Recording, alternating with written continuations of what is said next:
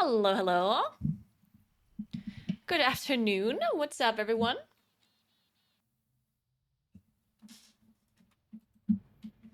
Oh my god, we're so close to the dungeon nerfs. So close. It's gonna happen soon. Thank you, app. Thank you so much. Glad you enjoyed the TGPU.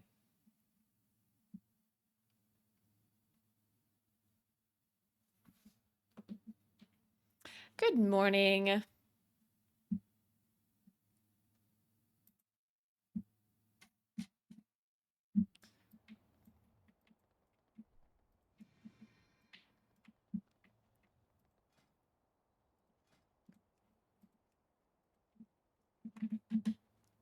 Alright, so plan for today is we stare at the LFG screen for a little while without getting invited. Ooh, there's a 28 Underat with Yeah and Jinx. I'm not sure if they want to invite a Moonkin.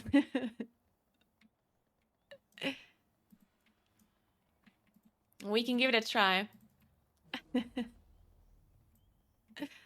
28 under would be nice. I already depleted one this week though. Wait, no, I depleted one last week. Or this week? I don't know, I don't remember. What are the affixes again? Volcanic Sanguine, oh true. Ugh, Sanguine's so annoying. Yeah, I'm still grinding under out for that belt. I was watching a little bit of Dratnos' video about the meta. I haven't finished watching it. But it's an interesting video. Maybe if we don't get invited to any keys, we can watch the video a little bit. Even though we talked about the OP meta for so long that at this point it's like, ugh. Isn't there something else we can talk about?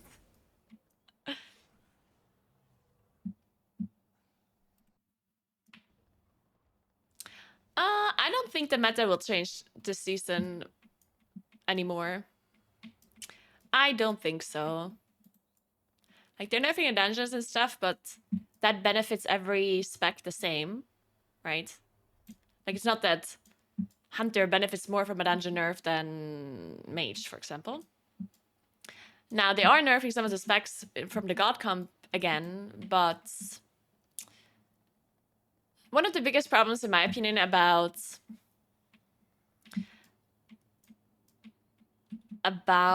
nerfs happening now, and I said this a few times already, is the fact that people have already established their highest key strategies and routes with this specific comp. And whenever you change a comp, then that could mean that you also have to change your strategy and your route, which is not something you want to do because that's actually incredibly difficult. It's very difficult to figure out very efficient routes and strategies. And we kind of already established, and we have a strategy already for each of the dungeons and a route for high keys. And that specific strategy and specific routes requires that certain comp, right? Except there's some exceptions. Like the mage, for example, is not necessarily required for any of the high keys, I would say, because the mage mainly provides the damage and not necessarily any utility that is needed. So the mage is the only exception here. But all the other specs in the comp provides a certain utility that is required for the route or strategy that the people are playing. So there's absolutely no reason to switch your comp unless it's actually much better than the comp you've already been playing, because you would have to come up with a different route and a different strategy, right? Which, as I said, is very difficult and takes a long time. So in my opinion, the comp, that the God comp, will not change at all, even if there's other classes that can compete. I just don't see why. Like, why would you make it difficult on yourself and come up with new stuff when you could just stick to the same comp, you know? Thank you so much for 5 months, Cheeto. Thank you very, very much. Hope you're doing well. Hey, Lopka, thanks for the prime.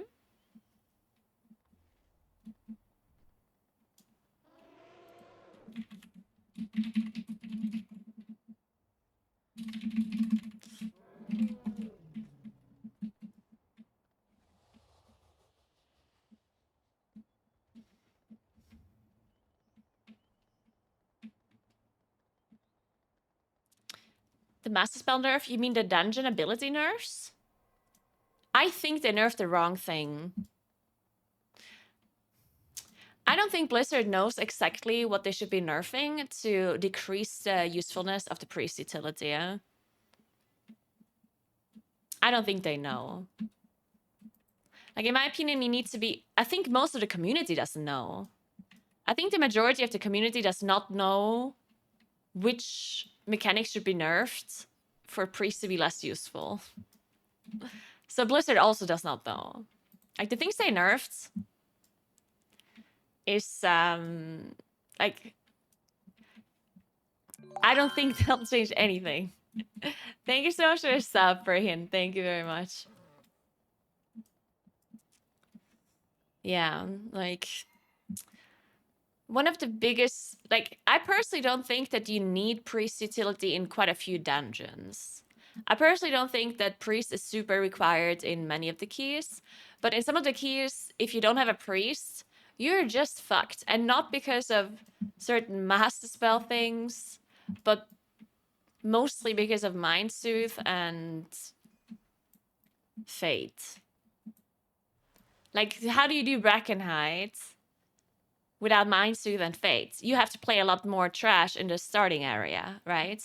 And the starting area trash is just really difficult and much less efficient than doing trash later.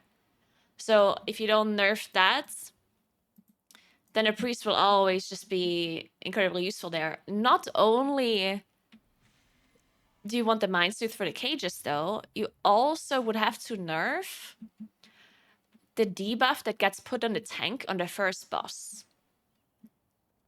Some people forget that without a Shadow Priest specifically, it can't even be a Holy Priest or a Disc Priest. It has to be a Shadow Priest that dispels the tank, because when the totem comes out, the tank will be CC'd with a magic debuff, and the only way you can get a tank out is by having a magic removal, which only the Shadow Priest can do because the healers are also CC'd. So the healers cannot dispel the tank. It has to be a damage dealer. And the only damage dealers that can do that is a Shadow Priest and a Warlock. Those are the only two. There's no one else who can do it. So, so you have to either...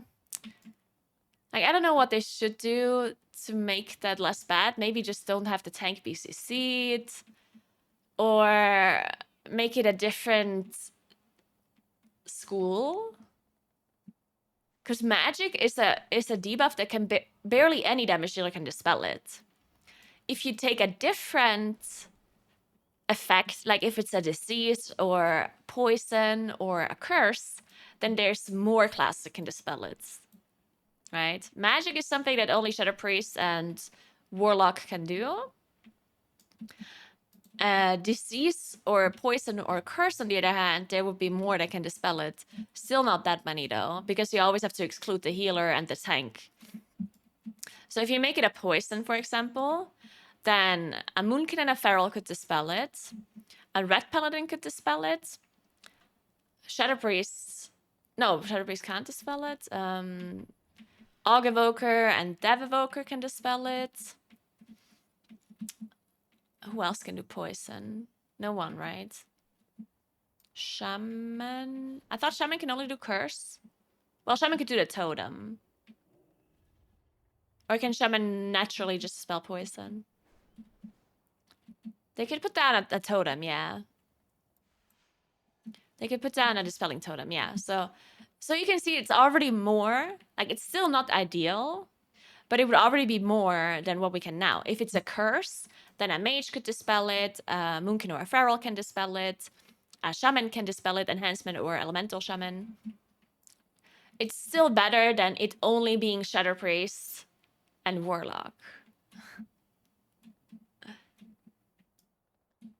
You would at least have more options, yeah. But yeah, it being a magic effect kind of... Or they have to nerf the ability somehow. Or change it, because the tank being CC'd for a long time is horrible. So yeah, I personally think they should... I don't know how they should change the cages. Maybe so you can click at them in combat. I think that would already be a good change. If you can open cages in combat, then a lot more classes can open the cages by using certain tricks. For example, like a rogue could, I don't know, go in, click the cage with evasion, and then vanish, right? Or even a druid could probably walk in, or a night elf druid could walk... Any night elf could walk in, somehow see the pack while opening the cage, and then shadow melt. Or a mage could open it and then invis. Like, Hunter could open it and then feign death, right? So by just making it so you can open the cage in combat, it already enables a lot more classes that can do it. Right now, the only class that can do it with a trash bag being next to it is priest. There's no other spec that can do it, or other class, which, yeah. So that's the first thing they should do. Cages need to be changed. Either they lower the amount of cages you need to click to enable the first boss, or they make you able to click the cage in combat. Those are the two options they can do in Brackenhide. Plus, make the debuff that sees the tank on the first boss be a different school effect, or some other change to make the master spell less required. Then, in Halls of Infusion, in my opinion, the most important thing in Halls of Infusion is removing the dragon's true sight. Because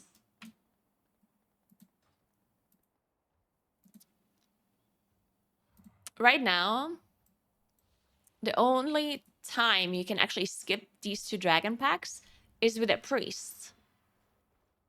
The only other situation where you could skip these dragons without a priest would be having two rogues. If you have two rogues, you can also skip it by shrouding and distracting the proto-dragon. But, I mean, what kind of comp would that be, running two rogues, just so you can skip these dragons? Like, that makes no sense, right? Nerfing the actual dot from the proto-dragon, in my opinion, is not actually that useful, because many classes can remove the dot without Master Spell. No, Invispot doesn't do anything. You cannot skip these mobs with Invispot. They have True Sight. As I said, you cannot skip these dragons with anything other than Mind Soothe or double Rogue Distract plus Stealth.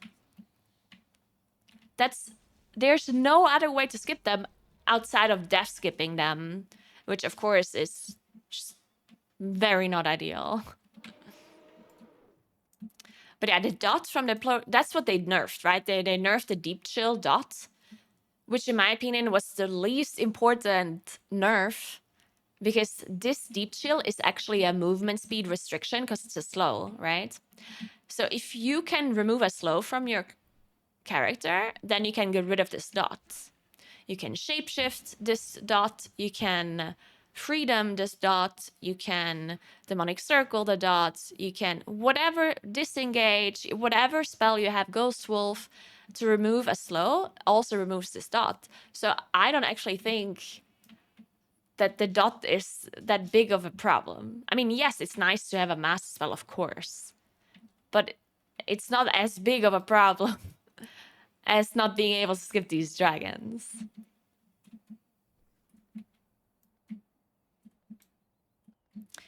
Yeah. So if they remove True Sight, you will still need a stealth to go through them, but that's easy because you have Invispot, you have Shrouds, you have Mass Invis. Like, all of that stuff will make you walk past them, right? Invispot doesn't need to be removed from the CD. Like, Invis Pot shares a CD with Damage Pot, but that does not matter. Like, having to use that Invis Pot is not, like, a big deal at all. The only problem would be that people don't have an Invis Pot. Or that they accidentally used the pot earlier. And then their Invis Pot is on CD. Like, yeah, sure, that happens, but, like, that should not be the biggest problem, right?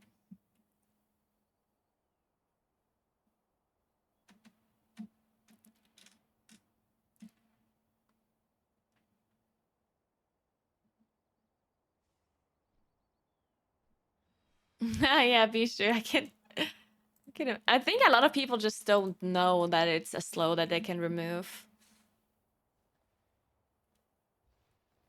Everyone hates to waste pot to Invis. I mean, yes, but would you rather require a priest in every single key to skip them? Or would you rather just be able to skip it with an Invis pot? Like... So yeah, the main changes are, in my opinion, remove True Sight from these proto-dragons. Number 1. Number 2, change the Brackenhide cages to either be opened in combat or reduce the amount of cages you have to open to spawn the boss. Plus, change the debuff on the tank that sees the tank on the first boss.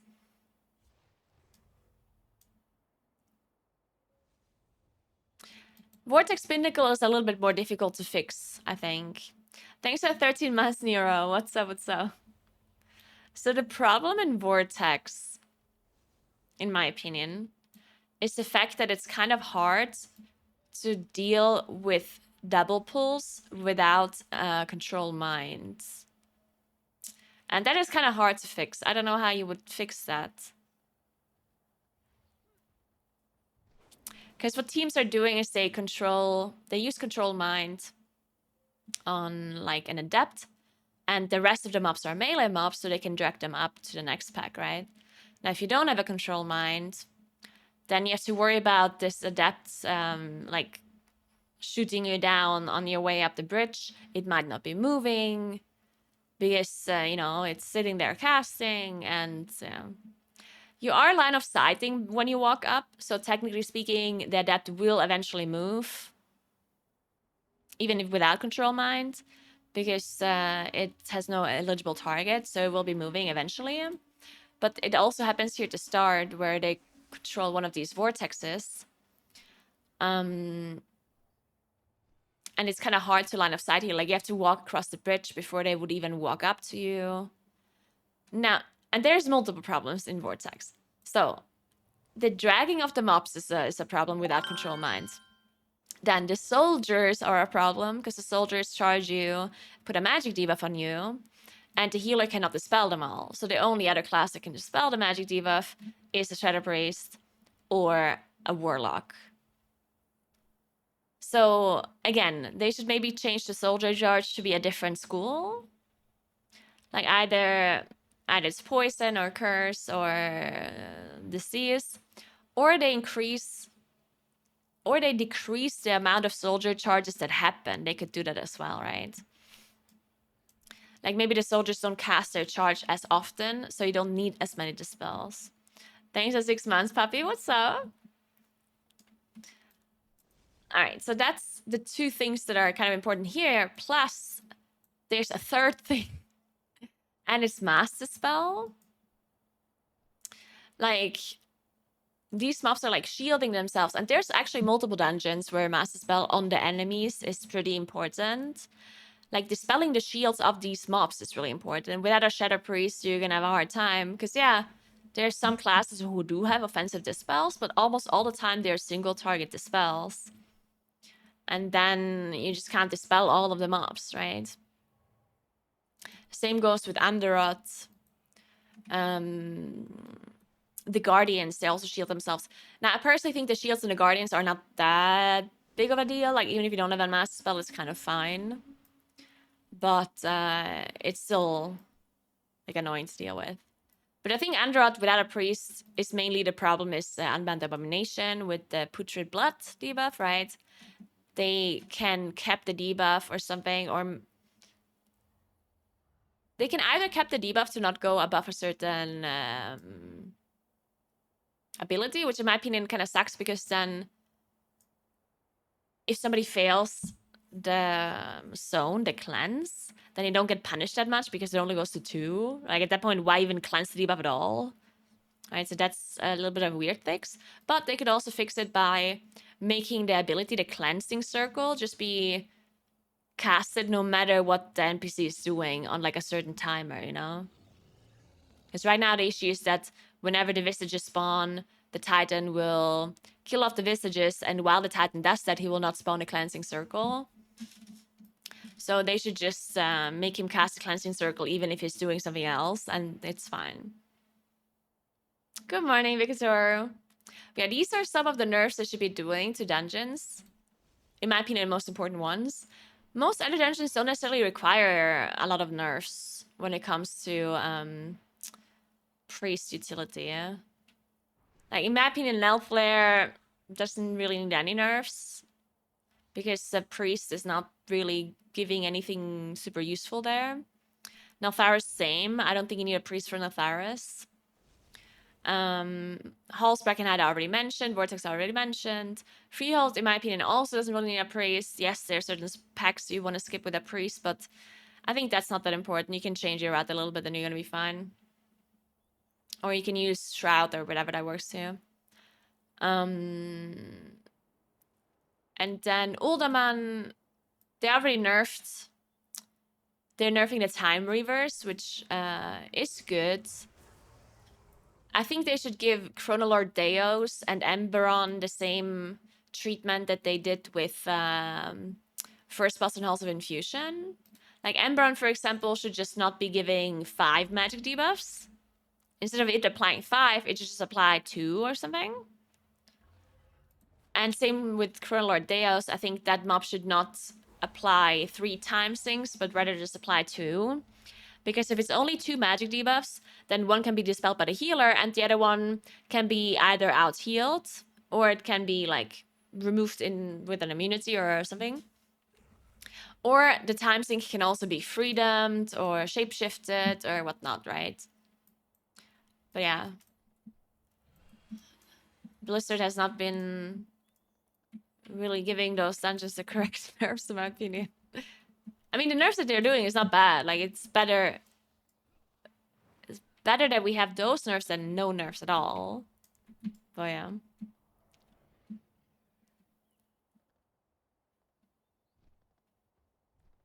Oh, augmentation will stay broken. But I personally think, like, if Aug Evoker stays mandatory for most keys, that's not even that big of a deal. Like, I don't want this to be like that forever. I don't want Aug Evoker to be required forever, right? But for this season, I don't mind if Aug Evoker's in every group. So be it, you know? If the rest of the comp can be changed and you can play other things outside of the Aug Evoker, then it's not the end of the world. The problem is right now you need the Aug Evoker and you need the priest for all of these things that I just mentioned, right? So if they just remove the priest from the equation, then you have 2 spots available for damage dealers that are not an Aug Evoker, and not just 1 or 0. Hey, Hatsalad, what's up?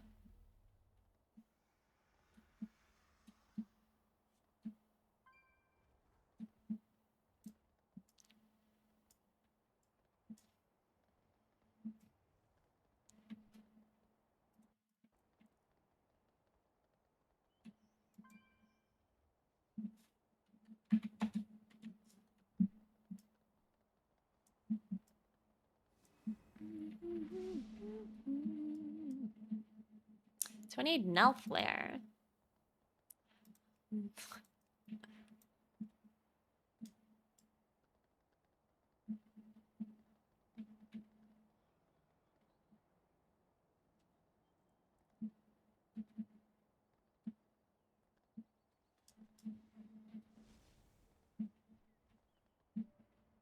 I mean, the thing with the priests, okay, like, I also agree that unique utility and niche abilities are really nice. But it does create a problem when it's the only class that can do such a thing. Like, people complain about the Rogue Shroud for so long, right? People said, oh, Rogue is the only one that can shroud the group. It's the only thing you can do. It's to skip mobs, blah, blah, blah. So what did Blizzard do? They gave us invisibility potions that you can use, right? So you just use invis pots, and they gave mage like mass invis as well. So now we have 2 classes that can mass invis, and we have invis potions that we can use, right? So we have, it's not only rogue that allows you, and there's stealth detection, right? Stealth detection is getting added to some mobs, so Shroud loses usefulness. What other unique utility do we have? Very little, I guess. I mean, the amount of things that are very useful in Plus that we only have 1 class of is actually kind of little. Like, dropping combat is also really useful in Plus. Stuff like Invis and Vanish. But we have multiple classes that can do that, right? We have Rogue that can Vanish, we have Mage that can Invis, and we have Hunter that can Feign Death, and we have Shadow Melt.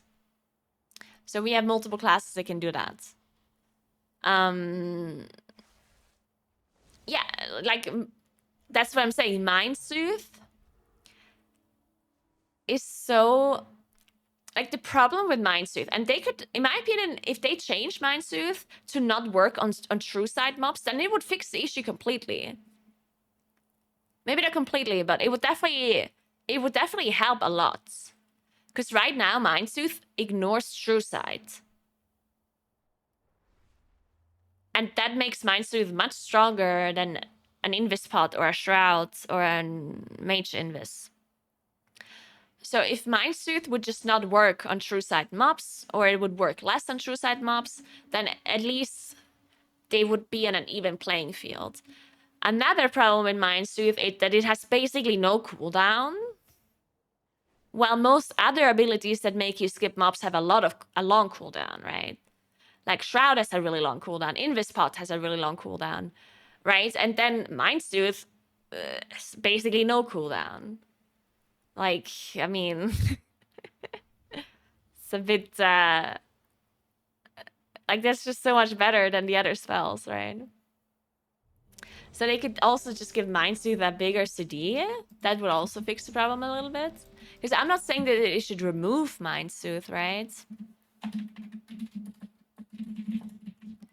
But at least make it so it's in line with the other abilities that allow you to skip mobs, right?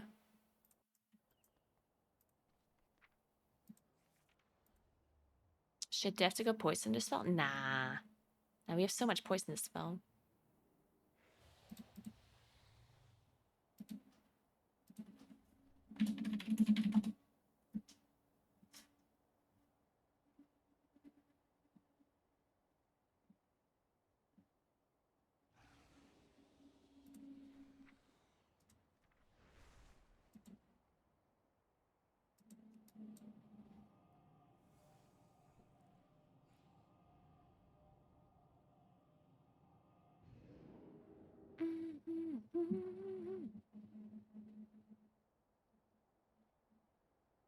And not to mention how good Control Mind is, yeah? I think Mind Control, when the priest was needed to actually sit there and channel it, in my opinion, that's niche enough that it can be really useful sometimes. But the fact that it just can control a mob, when no one else can do that, it just creates a situation where it's so broken. We even had this situation before, even when in Necrotic Wake, priests were mind controlling the mobs to get the cleaver, and it was super, super OP.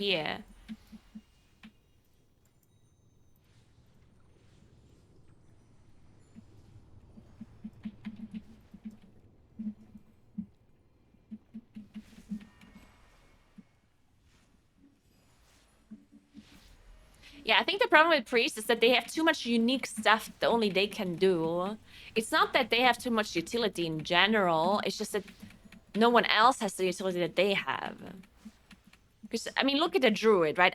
Me as a moonkin, I have so much utility. Like, druid utility is insane, right? Like, it's crazy how much utility I have.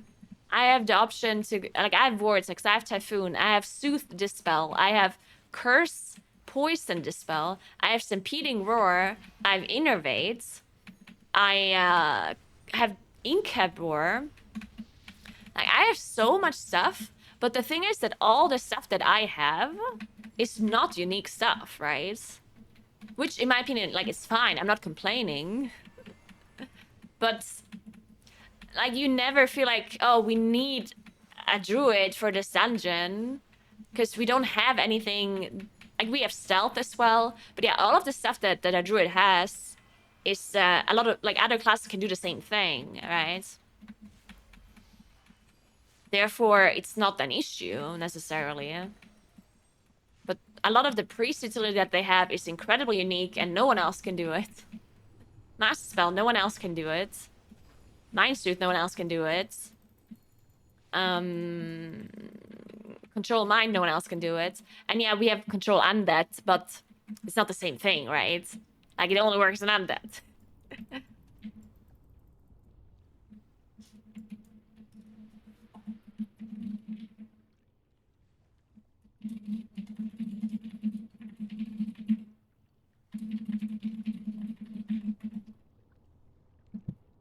I mean, yeah, of course we have Market of Wild, but I'm not talking about the class buffs. I mean, there's a lot of class buffs that are unique, obviously.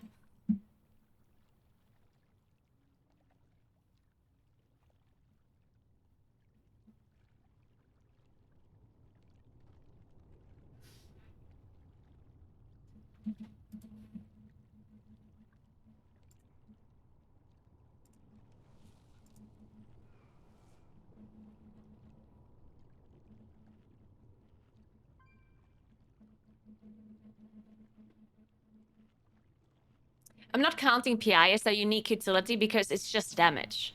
It's not utility. PI is just part of a priest damage. So I don't count it as a utility because, like, yes, of course it gives other people damage, but it kind of counts as their damage. It's like saying, it's like Augur Evoker damage, right? Or it's like Arcane Intellect. It's like, yeah, Arcane Intellect, of course, is useful, but it's just damage. And that one can just be balanced normally with damage adjustments, right?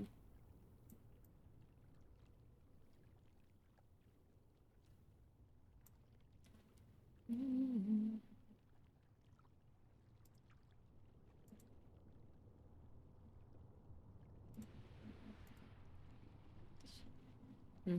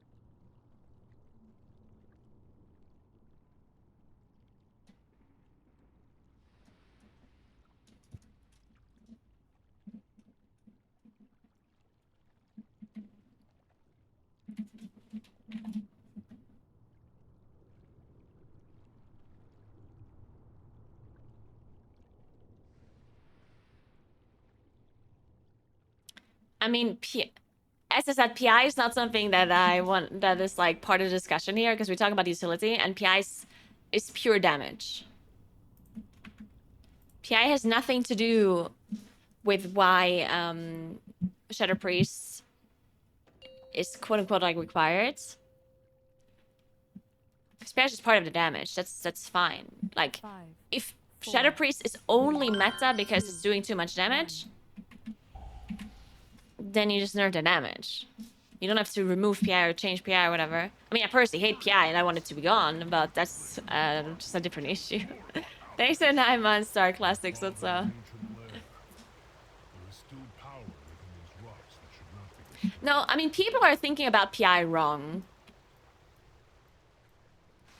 You're thinking about PI completely wrong. PI is not a reason why you take them. It's their damage in combination. Like, just imagine PI would be the priest's damage.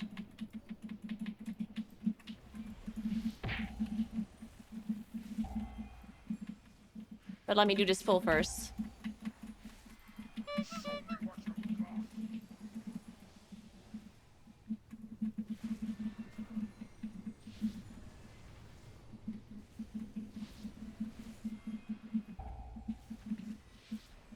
Shielded.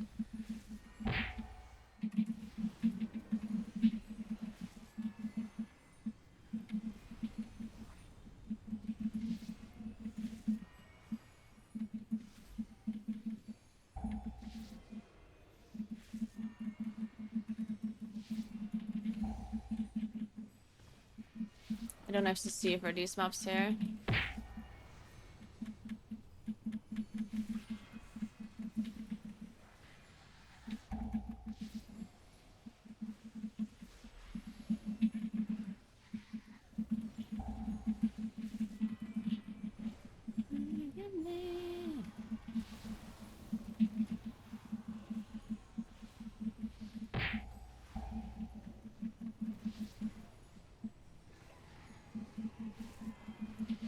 The Sanguine, though, huge.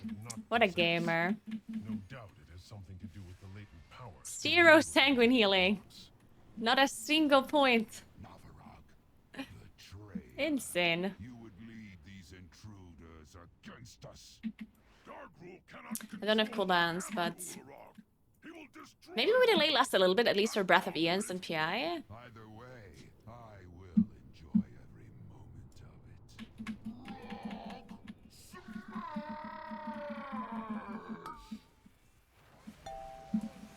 Okay, Breath is ready now anyway. This is fine.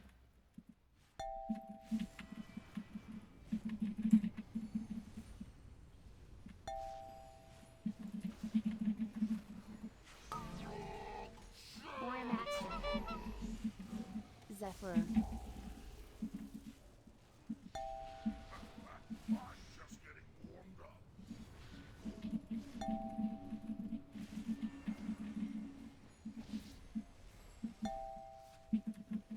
Might get one more?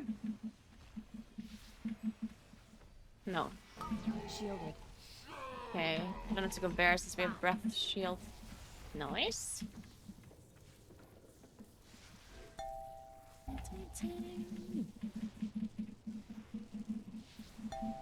I'm incarn soon. I'll use it for next. Actually, I'm using it now because these mobs don't look like they're dying. Yeah.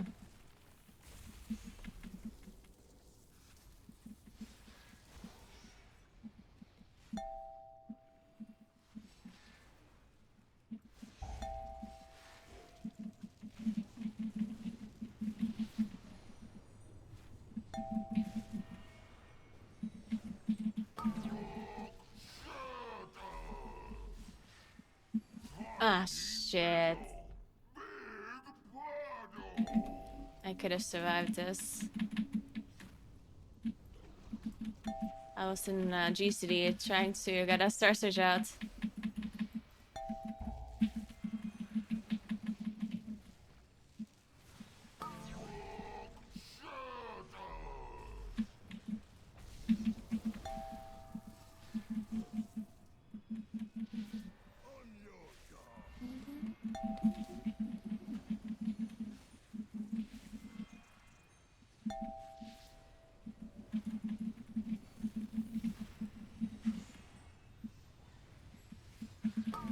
Nice. Zephyr.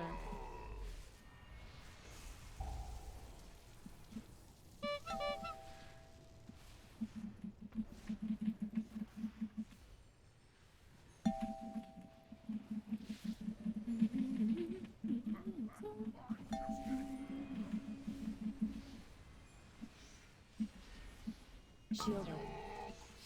Shielded. I have so many shields.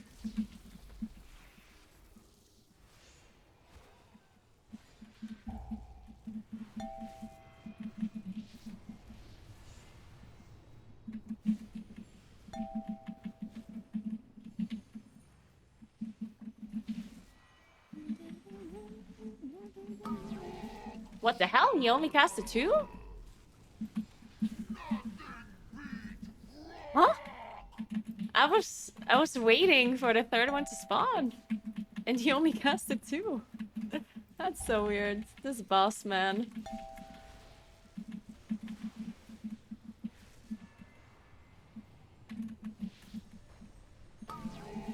Again, only 2. Very interesting.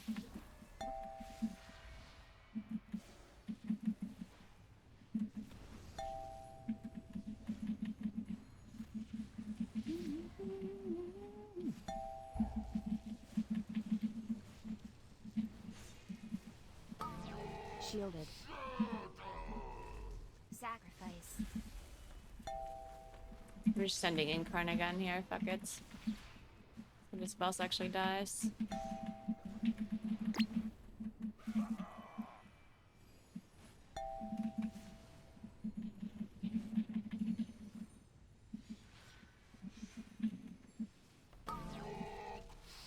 Zephyr. Gosh. Oh! Don't have a rest, that's very bad.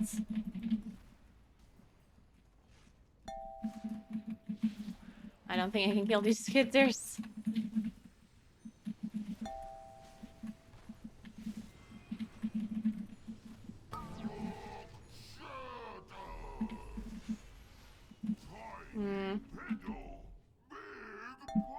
I tried my best. Fuck, how did he die?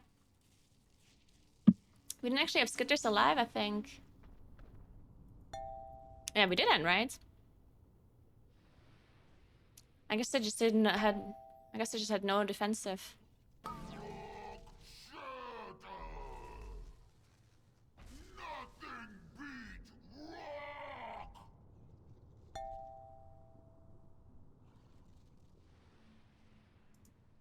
Hmm.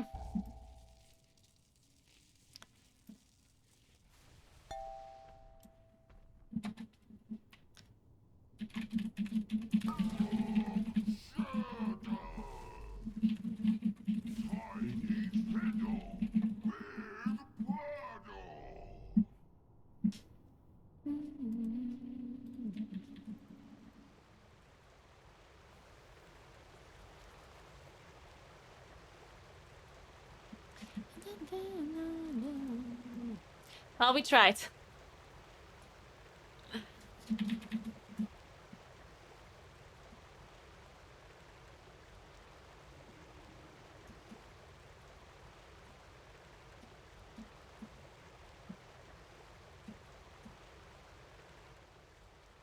Oh, I'm gonna have to turn on the fan, it's so fucking hot.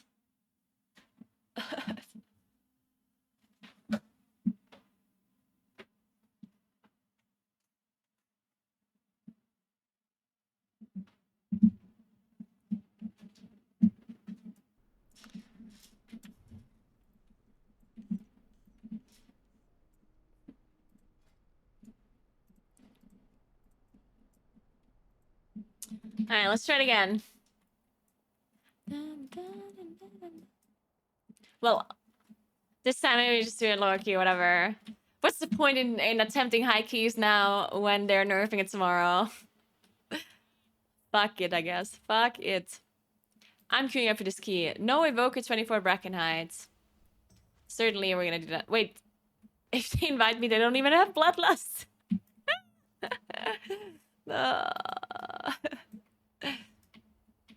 I guess they should invite me.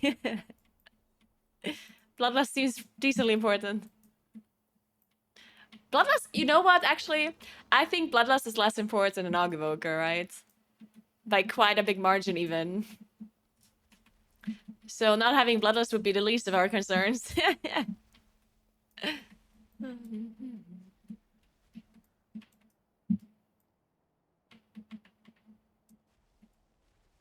Why is everyone suddenly thinking she's gonna move today? Yeah, I don't really know.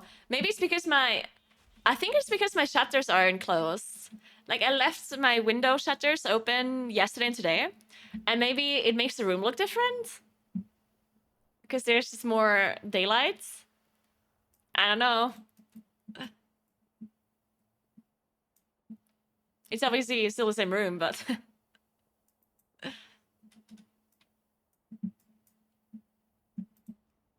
I can join this. This seems like a Moonking group. Use air condition? Yeah, just use air condition, guys. Why don't you just install an air conditioner?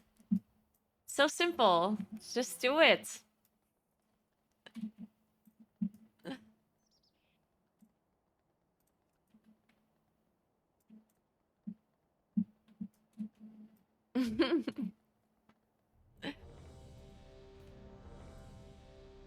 I was because I'm buying an apartment, yeah. So I'm poor. I'm actually more than poor, but whatever. That's not the point I'm trying to make. I was talking to like the architect about like how the walls should be made and stuff.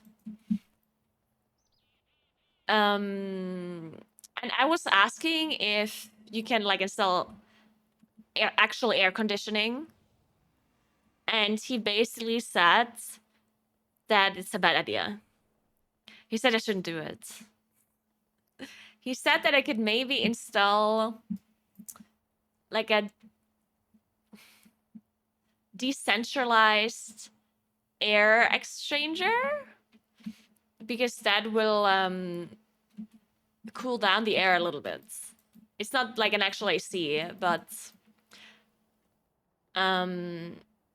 like the houses they built here, there's different kinds of categories for apartments they built, and it's called like nature A plus, nature B, nature C, or whatever. And depending on how you built the house, it will be put into that category. It's mainly depending on how insulated the walls are, what kind of materials you're using, blah blah blah, right? And the apartment they're building is going to be nature A, which means that there has to be not air conditioning, but like an air exchanger, basically, where air from the outside will go in through the system without you opening the windows, basically. It cycles the air through. And there's two different versions of this kind of air exchanger. One is like centralized and one is decentralized. The decentralized one means that it basically works like an AC unit that you put into like a window. You know what I mean?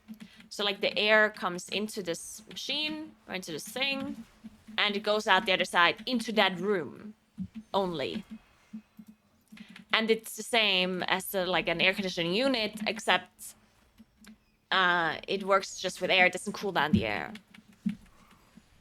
And because this apartment is gonna be nature A, it means that there's gonna be 2 of these units installed.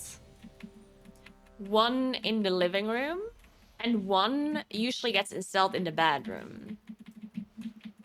But he basically said that I could move the one that is supposed to be in the bedroom, I could move it into my streaming room. So I basically have an air exchanger there, which again, it's not gonna be an AC, but it's gonna cool down the air a little bit. And maybe I just do that. Because I don't need air conditioning in any other room other than my streaming room.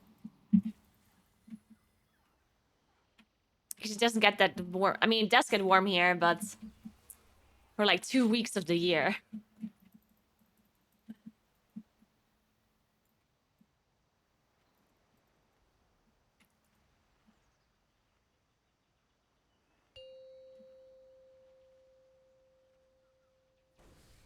Five, 4, 3, 2, 1.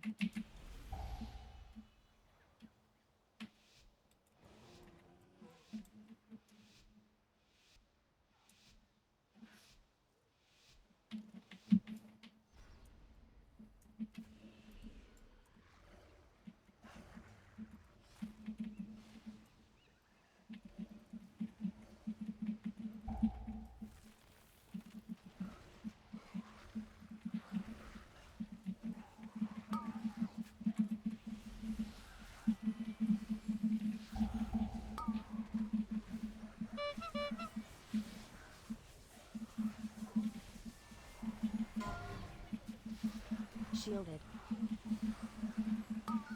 Oh, my beam didn't hit.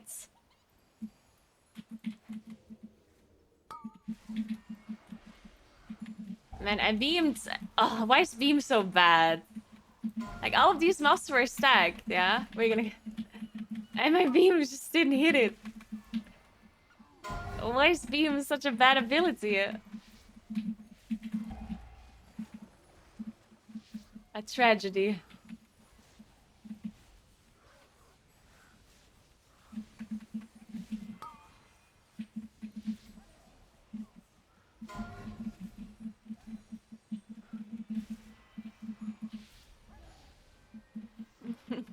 Hey, Brahin. I live in...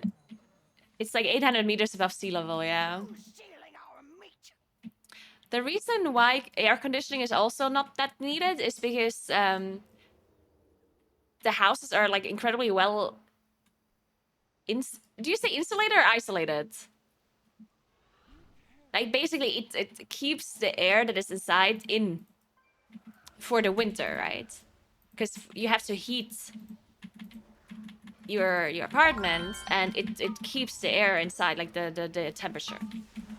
To make sure you don't have to pay so much for heating.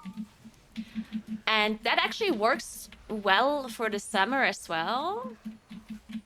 Because here, during the nights, it cools down quite a lot. Even in the summer. Like, even if it's really warm in the afternoon, it will cool down during the night and during the morning hours. So if you turn on your air ventilation or you open your windows in the morning and then you close your windows for the rest of the day, then it's not gonna get as hot as it is like outside. You know? You don't need... Like, of course, it's never gonna be as cool as if you had air conditioning, but it just all reduces the usefulness of air conditioning.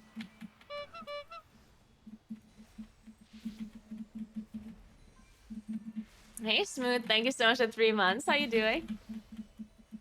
Insulated, yeah, there we go. I mean, yesterday was 33 degrees. So it currently is very hot here, but it's unusually hot for this time of the year. Like, usually it's already cooling down here at the end of August. We're having a heat wave right now. It's not supposed to be as hot as it is right now. I think it's like 7 degrees hotter than it usually is at this time. Kill them. Ruin them. Destroy them.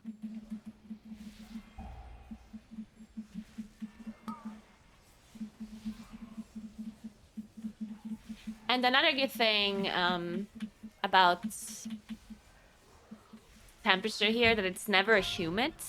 Because air conditioning also kind of helps with humidity, right? As far as I understand. But the air here is never very humid, ever.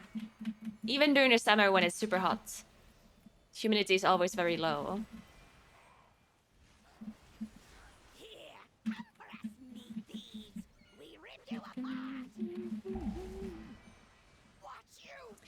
Funny thing about humidity is I didn't know what it is until I was like until like 3 years ago. Until 3 or 4 years ago, I did not know what humidity is. Like, I actually just didn't know what people are talking about. Like, people constantly say, oh, it's so humid, it's so humid. And I just didn't know what that word means. I didn't know what it is. Because here where I live, it's never humid. Ever. But then I went to Ohio in like April, I believe it was. And one day it was so hot and humid. I was so confused. Like, I stepped out of the hotel and I thought, like, I was like, what the fuck is going on? Like, you instantly, like, I instantly started sweating all over. And breathing the air felt like, I don't know what it felt like, but it felt bad. Wait, are we not dispelling the tank? Master spell? Master spell? Alright, thank God. But yeah, that was the first time I actually felt like high humidity. Yeah. That was literally like 4 years ago. So I was very confused on what people are talking about this whole time.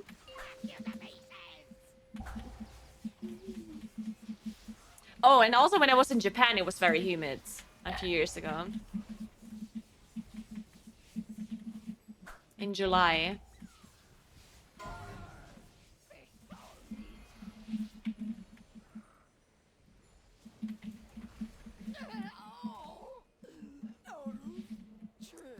I don't know why it's never humid here. It's probably because of the altitude. I don't know.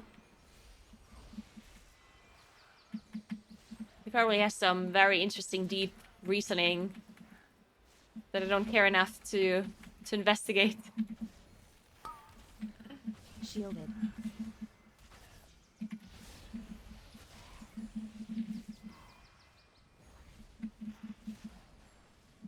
Butcher and slice.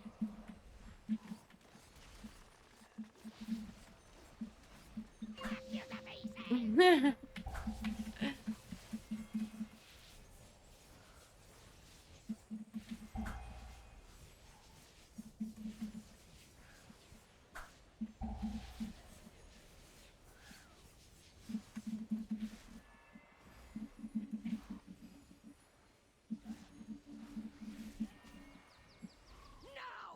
I've never seen it!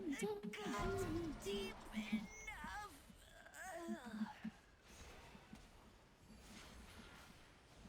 It has to do with altitude? Yeah, I guess. I mean, I guess that makes sense.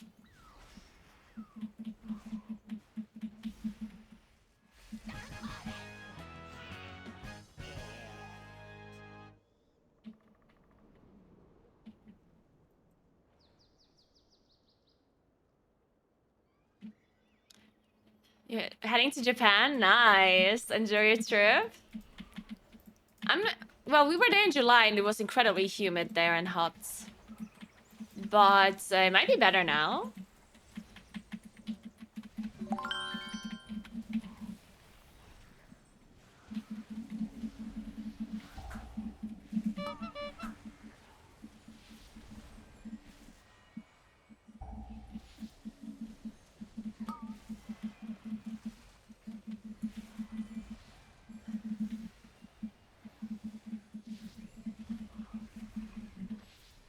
Thanks, Assassin. Thank you so much for 2 months. Welcome back.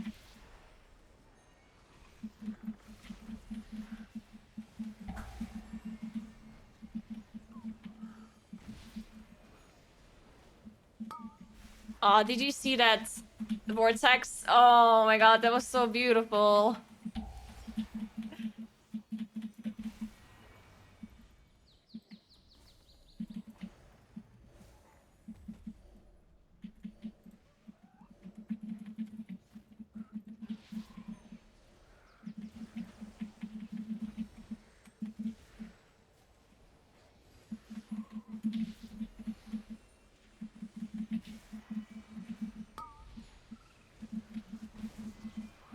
Cauterizing flame.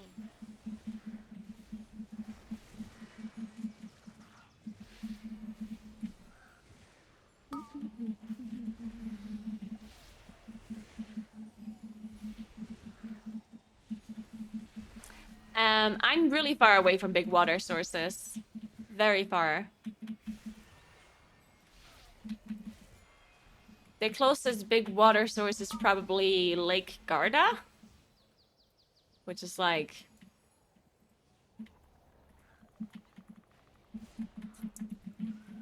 3 hours from here.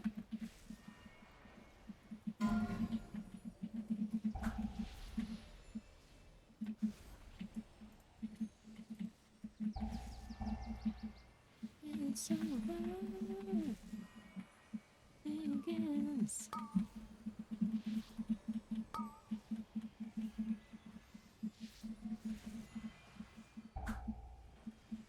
But I'm not sure if humidity has anything to do with that, right? Because there's very humid places that are also very far away from water sources, so... I don't know. I mean, it maybe contributes, but it can certainly be humid in places where water is pretty far away.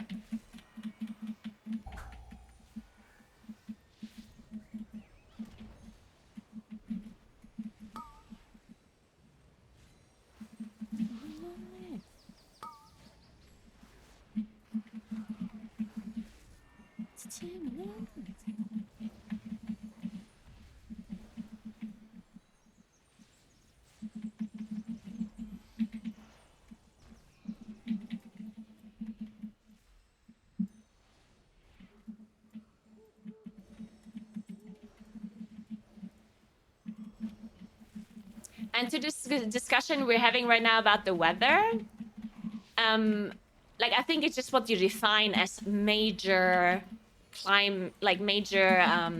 changes to a regional. Because that's what you said, right? You said that no one is going to live long enough to experience major changes. It just depends on what do you think major changes are. What do you define major changes as, right? Because we clearly already have changes that are noticeable. Are they major in your mind? I don't know. Like one of the biggest things here where I live. Okay, I live in the mountains, right? In the Alps. And one of the major changes regarding the climate is that the glaciers are melting, which is numerous what's the word? Things that happen after or something. Like this. Oh my god, what's the word?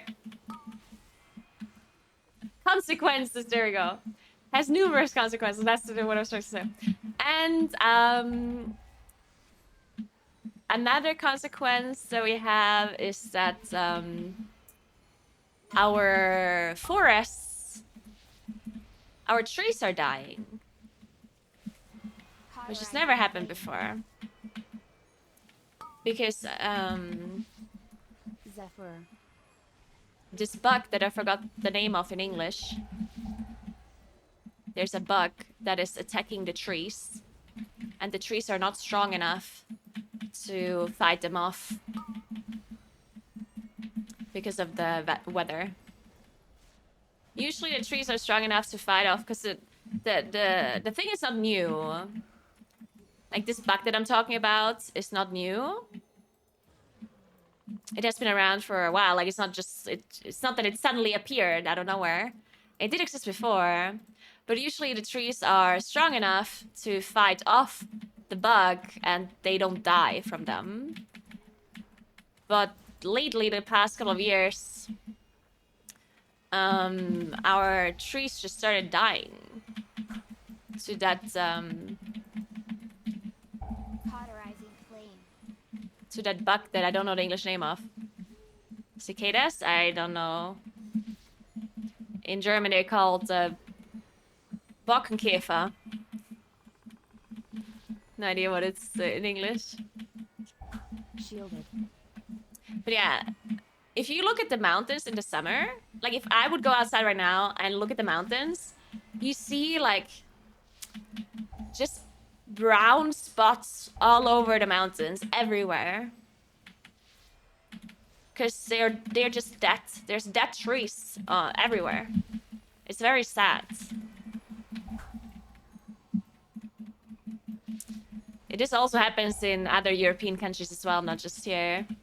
In Germany, there's full forests that died.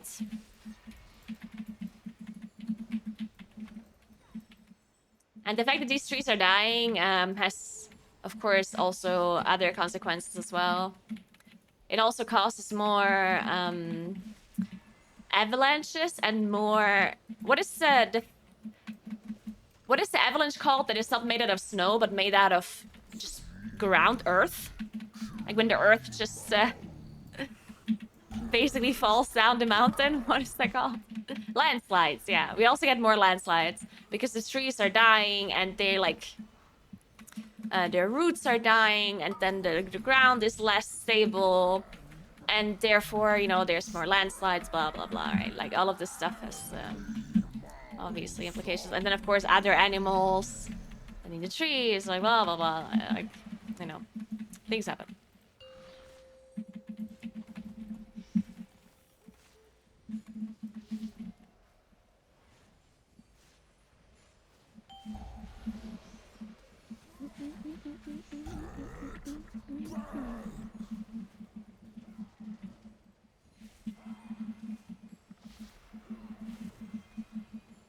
Shielded.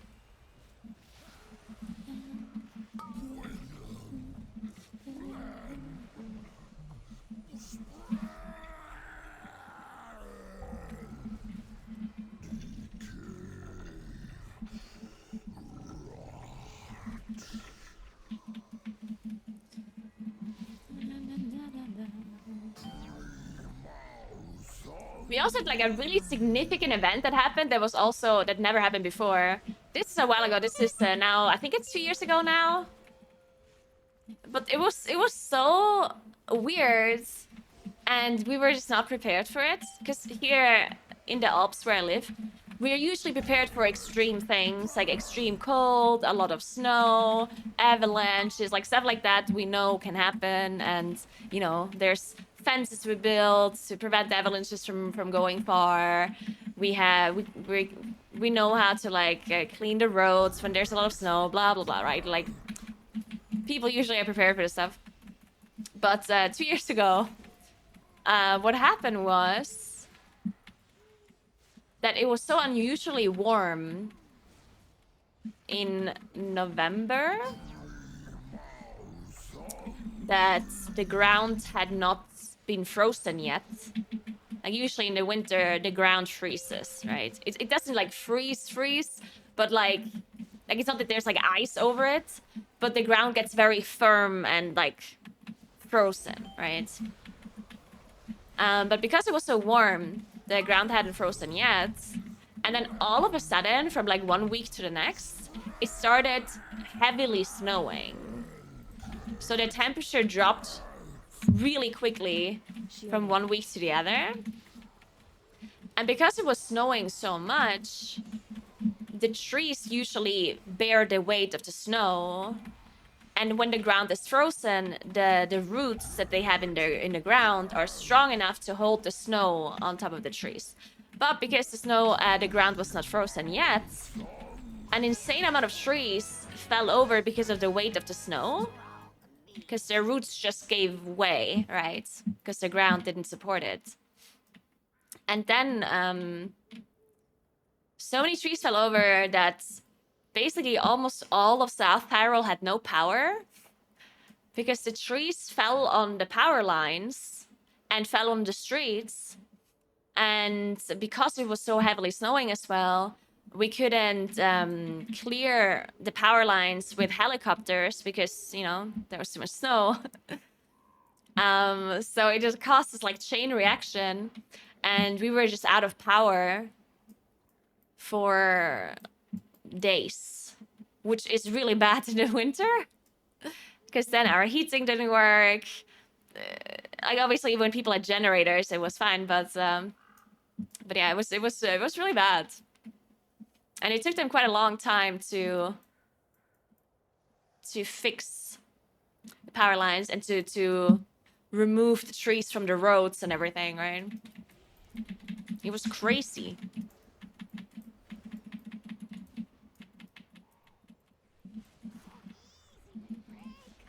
And yeah, the fact that a tree falls over is not new, obviously. Trees fall over all the time.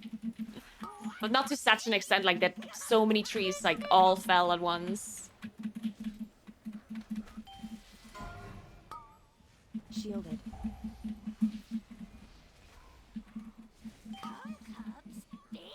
Why is this bear not moving? What the fuck's he doing? Rip them apart, beast! And not only did the power not work, internet didn't work. Like Wi-Fi didn't work. I don't know why exactly. I don't know why the internet's... Oh, and the signal didn't work either. So we had no phone signal, no Wi-Fi, and no power. It was like the wild, wild west. It was so interesting because we didn't know what to do. Like how, you know, it's like you didn't even know what happened. Like I remember I walked home because I was in like I was at my accountant actually for an appointment, and then the power went out in the accountant firm, and I thought it only went out for them, right? So I went home, and as I was walking home, I realized I have no signal and no internet. So I'm like, all right, weird. And then I went home, and I realized that nothing works. I have no power. And it's so weird because he can't contact anyone. And he can't read the news. So I was like, what the fuck's going on? So I just randomly got into my car and drove to my mom's place. But then my mom wasn't home, and then I was just driving around trying to find people. Shielded. I was like, what do I even do? Where'd it go?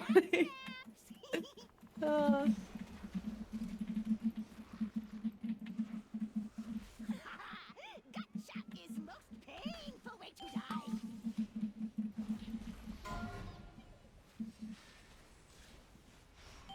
The sound of rat snaps. Killed the hunt leader. Clever meat. The bugs are a hoax. Yeah. Come to I feel bad for the trees. Poor trees. I'll wither your And the only thing you can do against these bugs, the ones that kill the trees, is like cut the tree and like remove it, right? And the problem is it's so hard to do that on a mountain, right? If it's just like it's already difficult to do that in a normal forest that is uneven terrain. Even then it's already like a difficult task, right? But try doing that on the fucking mountains, right? They actually do that. Like I've seen them in the spring. In the spring, I saw a lot of helicopters carrying trees around. So in the spring, they tried to get rid of some of the trees that were infected. But obviously just can't do all of them. There's just too many.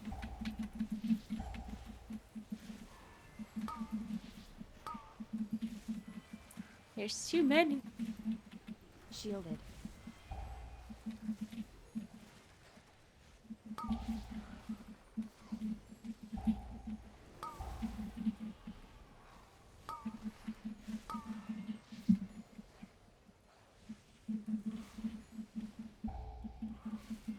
And this damage reduction is not nice. I'm doing 20% less damage.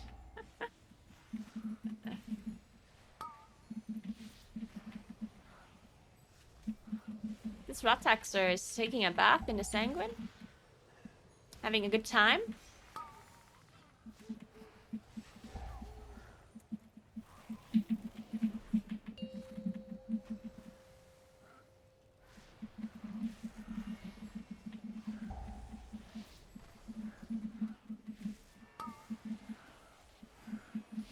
I hate this Shakira song. I don't know why. Not a fan.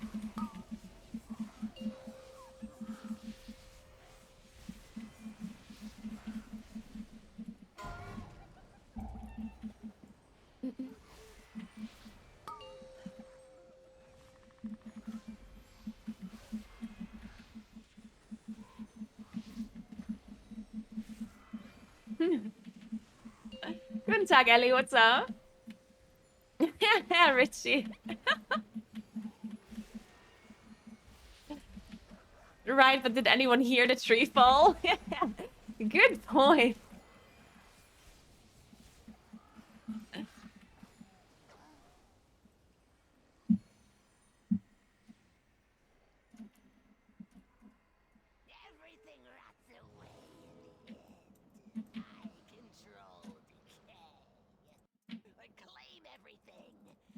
Wait, so what's the name in English of this bug? Somebody said it earlier. Bark beetle? Bark beetle? Yeah, what is it with this beetle? Like, does this beetle, like, is this beetle also an issue in America? Or is this only a thing here in Europe? Is this bark beetle an issue anywhere else? Is that like a thing somewhere else? Or I don't know. Don't give it to me.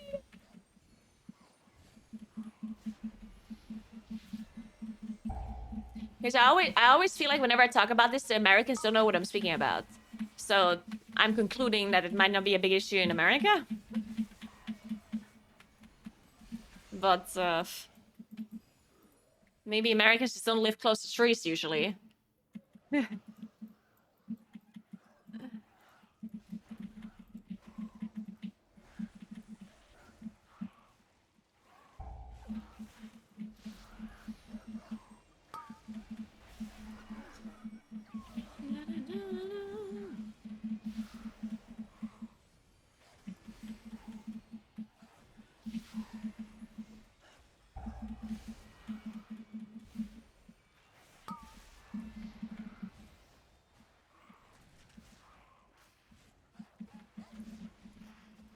I really don't want to proc this pulsar.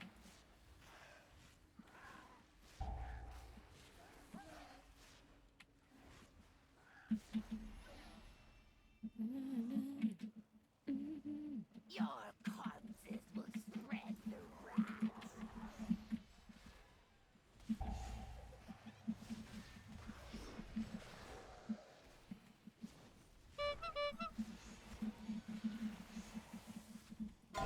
Power obeys me. Shielded.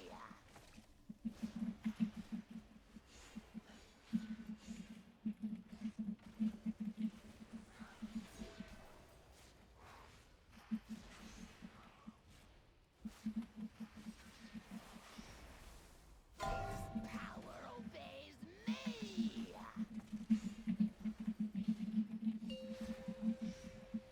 Zephyr.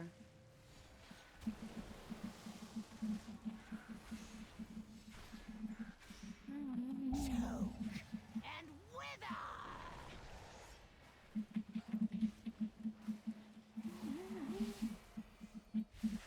Rot and die.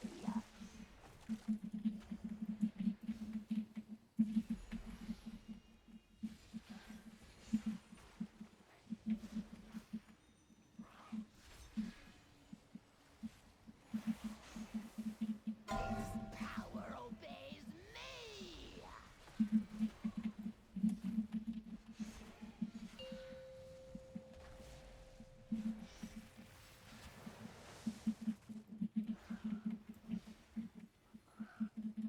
Choke and wither.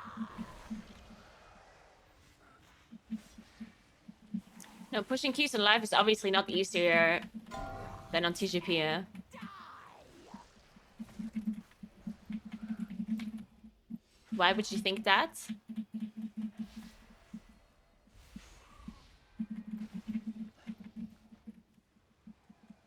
I mean, yes, you can't have avoidance, but you literally can have whatever gear you want, whenever you want. And you have infinite tries, which is the main reason why it's easier. You can reset the key and just go again.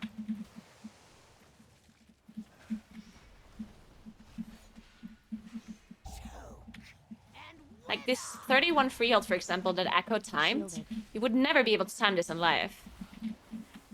Because Echo had to reset the dungeon like 5, 6, 7 times before they managed to kill the first boss. Because it's RNG on who gets shot. Like, they have to be lucky with RNG. And you would never be able to do that on live server. Even if you get a 31 freehold somehow. You would obviously never be able to just win the RNG on the first try. I mean, you can, technically speaking, but it's incredibly unlikely. Zephyr.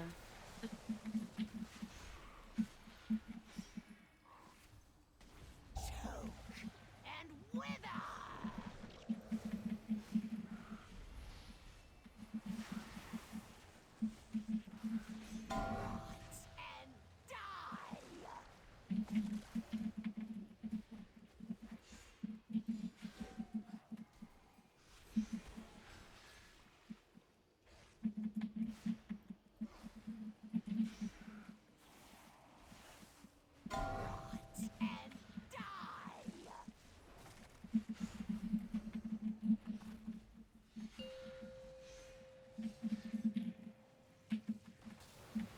shit, I wanted to cast this on the boss and then I cast it on totem instead.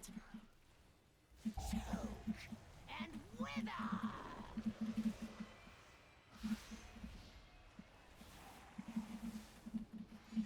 Yeah. And The only reason why they can do such high keys is because they can reset the key as many times as they want. They would never be able to do such high keys otherwise. the rot will come for you. And I will claim your wither. I mean, I don't want to say never, but at least not within that time frame that they have, right? If they had a long time, then they would probably be able to time them as well, but...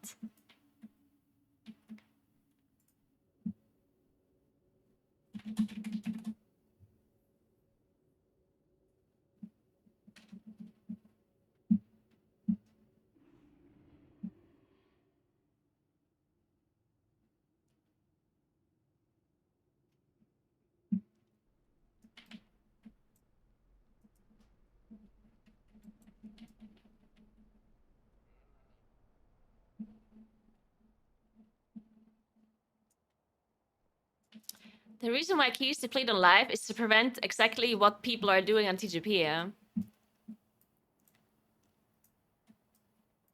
Like, the reason why they can do such high keys on TGP is because they reset keys over and over and over and over and over and over and over until they have their practice down, right? That's how they practice for TGP, yeah? Like, they spend days upon days on Tournament Realm and do the same key level over and over until they can execute the route that they want to do.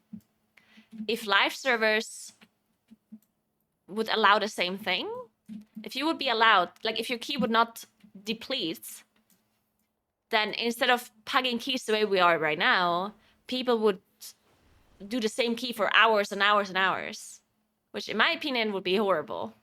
Like, I'm so glad that keys are depleting on live, because I would absolutely hate M+ if it was the other way around. Like, if I would have to spend... Like, if I join a group and then we say, okay, let's try this pull. And then we start the key, we try to pull, we wipe. Okay, let's go again. Let's do this again until we... And then you reset it like 5 times until you can execute the pull.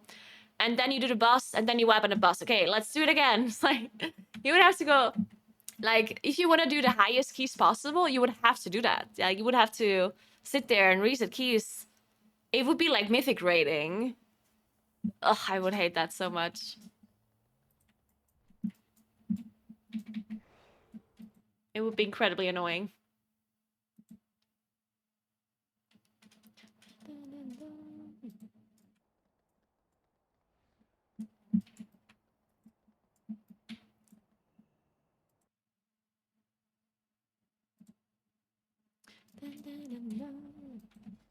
All right. I think it would be a good thing if keys would stop depleting below 20, though, right? Because this issue with redoing your key would only be a problem for high key levels, right? Like, it wouldn't happen on an 18 key. Nobody would go into an 18 key and reset the key numerous times until they have a perfect route. So I think keys depleting, or keys not depleting below 20 would not be an issue, I think. They should for sure deplete above 20, but below 20, I don't think it would be a problem. Thanks for the 2 months, Toby. What's up? What's up? Yeah, it's not even about practice either. You could also just enable some sort of brute forcing, yeah. I got what you need.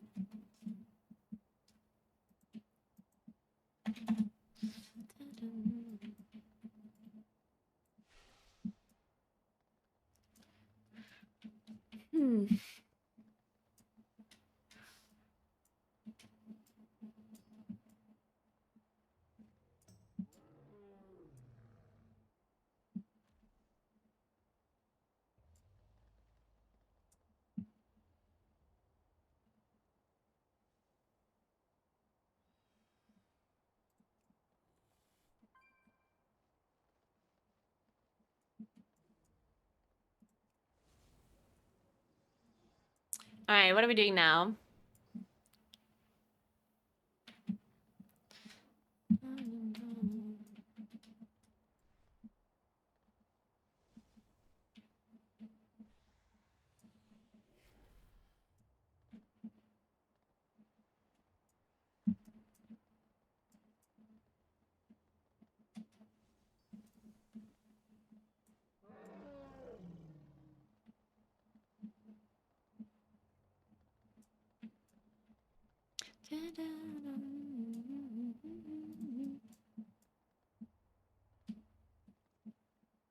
Yeah, we haven't depleted enough keys today yet. Only depleted one so far. Oh my god. We have to keep up with the deplete per hour ratio.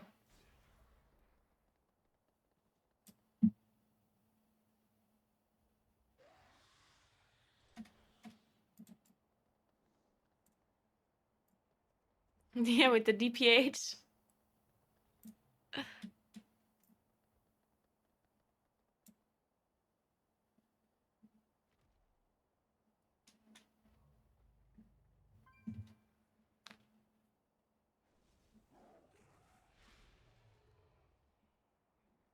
I don't care if I have enough keys for my vaults. There's absolutely nothing I can get in a plus anyway than a vault that I would need.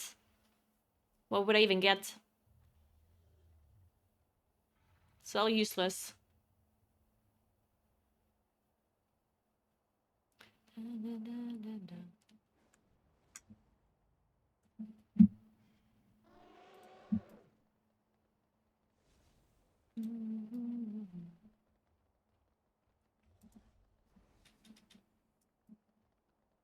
Turning a Bracken? I just did a Bracken high. So I'm gonna do another one.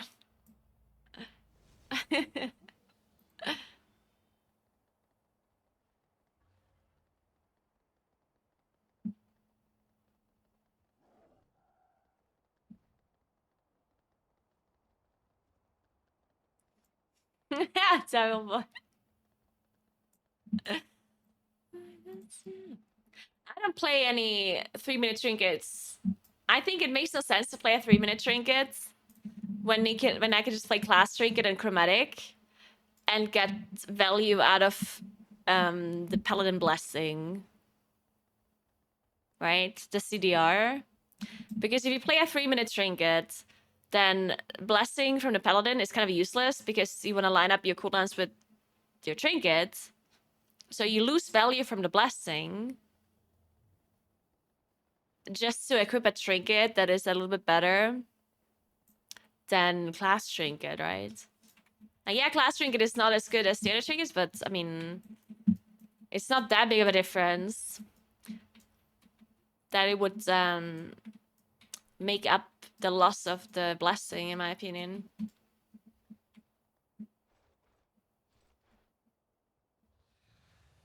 I mean, mirror is a good trinket, but as I said, it's not better than mythic class trinket, considering that you lose CDR from your paladin buff.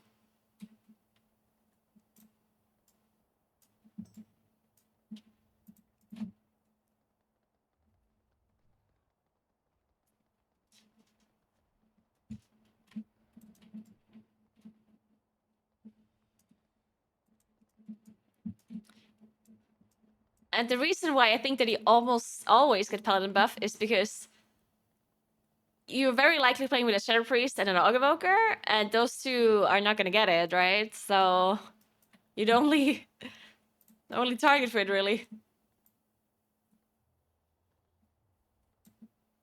The problem is, like, I never tell the paladins that they should give it to me, because some moonkins play with 3-minute trinkets, and then they tell the paladin not to give them the blessing. And some paladins think that you shouldn't give it to the moonkin, because some moonkins say they don't want it. Why don't I push with my guildish like preheat? Because they don't push keys. There's no key pushing people in my guild, except once in a while they form a group to get title at the end of the season. There's like 5 people that form a group at the end of the season to get title.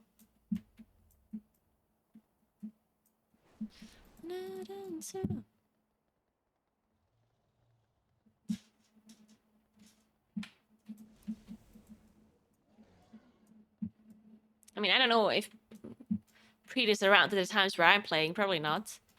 When I start playing, like, I usually start playing at around noon, which would be 2 a.m. for him? 4 a.m.? Something like that.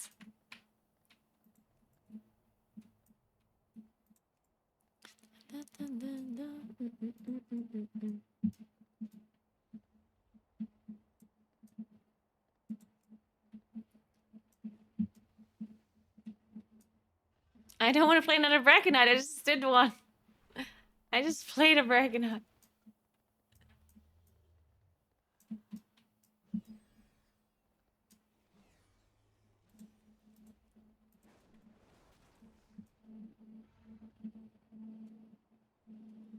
Luna Shrapnel is good if you Starfall. If you press Starfall, I mean, just look at the end of your... Okay, so what do? Is you open up your damage overall, and then you look how much damage Starfall does in your key. If it does a lot, like mine, then buffing it by 20% makes sense, right? If your Starfall doesn't do a lot of damage for whatever reason, then you can consider running a different talent.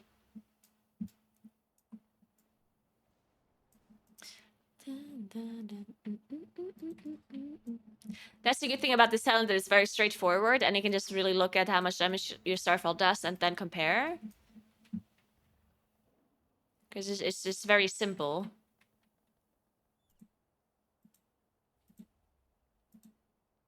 But the only thing you give up for this talent is like, you remove 1 point of Smolder to get this talent, right? So the difference is 2 Smolder or 1 Smolder. And having a second point in Smolder gives you more single target damage. So you gain 20% Starfall damage for losing a little bit of single target. But it's not like a lot. You can sim your character and figure it out how much single target you lose for it. You can sim your character with 1 Smolder, and you can sim your character with 2 Smolders. And then you'll see what the difference is on how much you lose.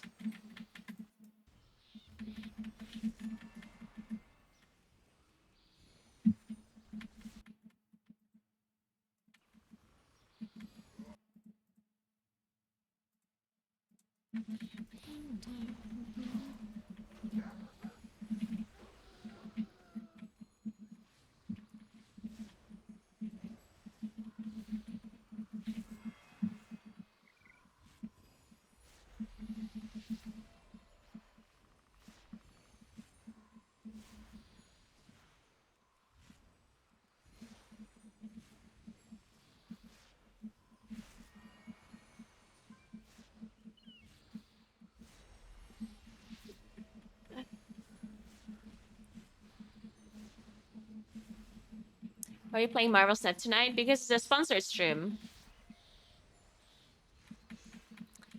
I've been sponsored. I checked out the game earlier because I never played it before. I just knew that it was a card game. And I played it earlier, and it actually looks kind of cool. Did you know that I used to be a Hearthstone streamer? That was actually the first thing I started streaming. And my stream kind of took off because I streamed Hearthstone. This is a long time ago at this point, like very long time ago. But yeah, I got a lot of viewers streaming Hearthstone. And I really like the game. I like card games in general. And I also like, what is it called? Like just like strategy kind of games. I really like TFT as well. And the game looks very interesting. It's a card game, but it doesn't, like, it's not like the other card game. Like, it's not like Hearthstone. It's definitely a little bit different. It looks interesting though. I didn't play that much. We're gonna check it out together later on. And at the reason they're doing a promotion, because apparently this game, Marvel Snap, That game has been out on your phone for a while. Like it's like an app on your phone, right? But they're releasing it now on PC. It's on Steam. So you can play it on your PC now. And that's why they're doing a promotion. That's why I'm being paid to promote it.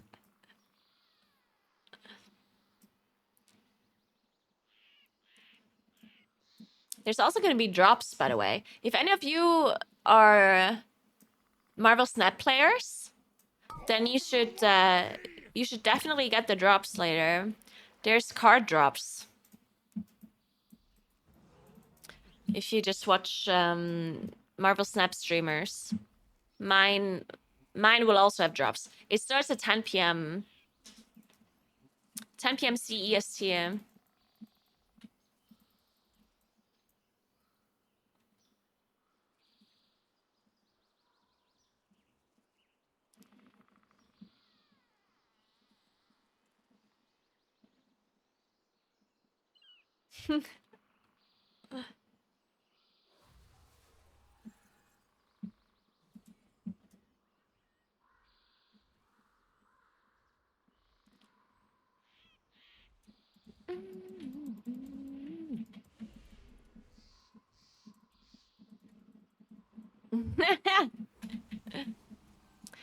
I think the reason why you do less damage on Rashok versus the other Moonkin probably has little to do with Moons versus Fury Balloon. It probably has more to do with first of all RNG. And second of all, it probably has to do with movement. But I'm really bad at analyzing logs myself, so I'm not gonna make a video on that. I don't know what to. I'm just really bad at log analyzing. I mean, I do it sometimes, but I'm very bad at it. Wait, is Smug tanking? Let's go. Don't go yet. Don't go yet.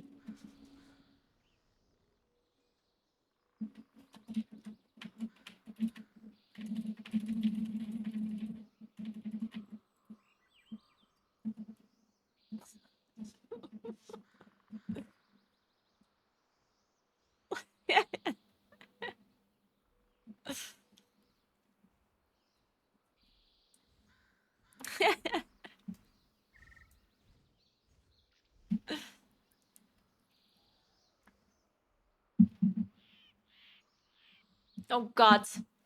I put sticky tape on my table so the cats don't go up there, and sometimes I put my drink on top of it. And while I was casting a TGP, and most of the time there's no camera on us. So I was putting up my feet onto the table. I had socks on. And then my sock was stuck to the sticky tape, like really hard. And while I was casting, I had to like forcefully like drag my foot off the sticky tape. And I hope that nobody had heard it. Oh, sorry, I moved. I'm sorry. It was great. Don't go yet.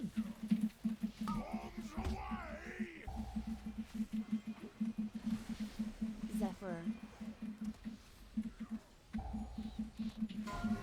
Shielded.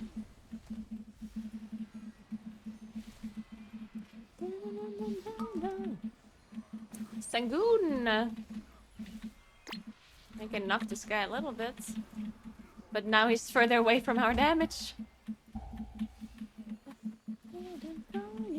We might get another shatter. There we go. There's no way I died to this, right? Okay.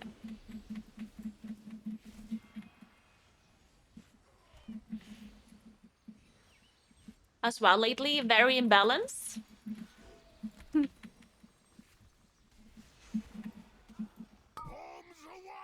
Don't go yet.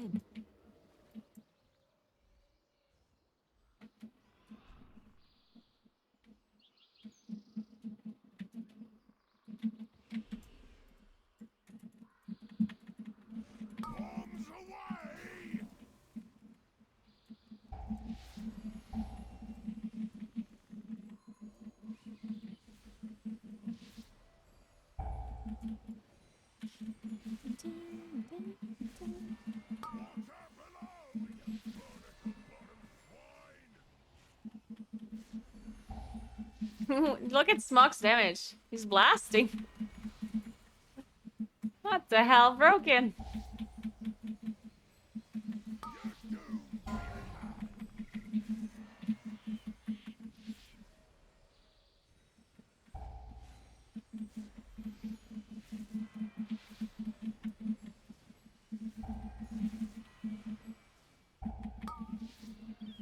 Guys, there's like an M+ tournament, a TGP style tournament. EVE Ascension. The one that I participated last time as well. The one that we won last time, actually. Somebody asked me if I want to join them, and I just kind of said yes, because why not? So I'll do that. I play with Jinx. The disc priest that I played with before. And I don't really know the other people in the group. Apparently there's an Aug Evoker that I played with before, but I don't think I remember. Shit. My ink run is on the 25 seconds CD. Why are Moonking cooldowns so long? Why is it such a struggle? Rallying cry. Wait, did I have Summers? Like Blessing? Oh no, wait, we don't have a Holy Paladin. Oh well.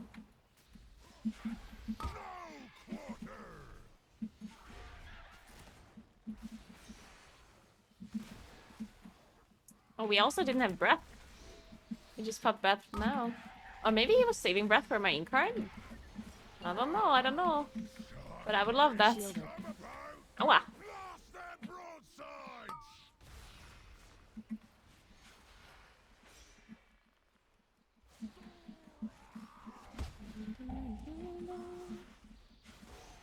This one's going right in your deadlights!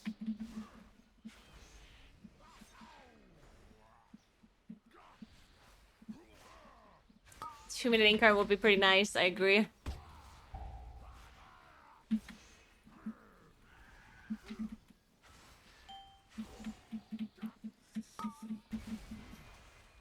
Oh, she was playing Preservation Evoker. Hmm. Oh, I think I remember now.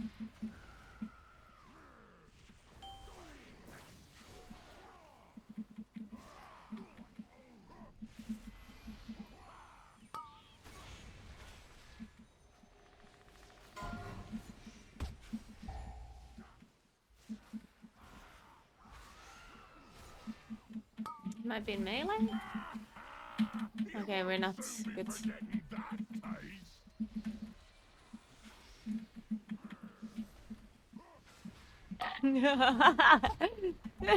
I'm baiting my priest. Poor priest trying to dodge my frontal. I'll scuttle your hide! Okay, now we're fine. I'm good, Sensi. How are you doing? Here's a shot across your poop deck! My damage, well, you have to consider that I get PI. And that it's obviously there's an Aug Evoker in the group, yeah. I would never be doing so much damage without an Aug Evoker, of course. I also have 448 item level. And I'm pressing my buttons correctly.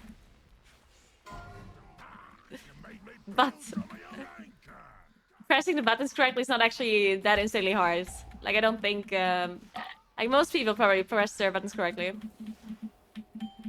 It's also key level. The higher the key... Well, I know it's not the higher the key, the more damage you do, but... Sorry, you smell like parrot guano! At some point, you gain max value from a Moonkin, and below that, you just lose damage. Basically, yeah.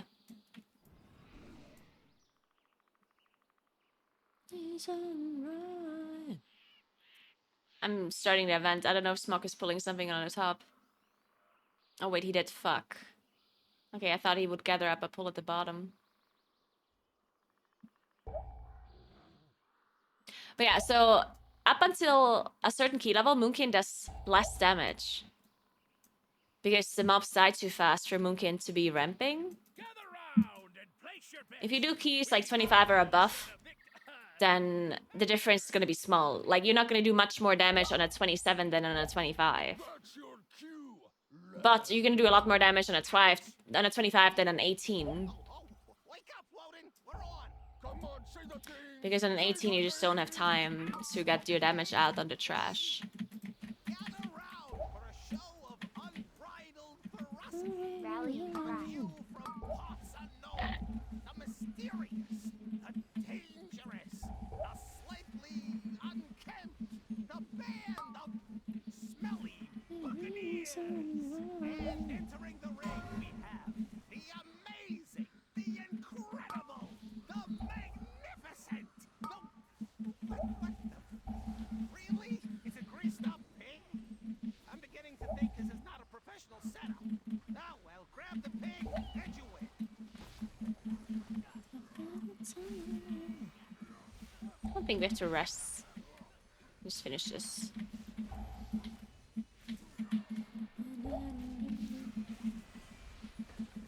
Can just knock this.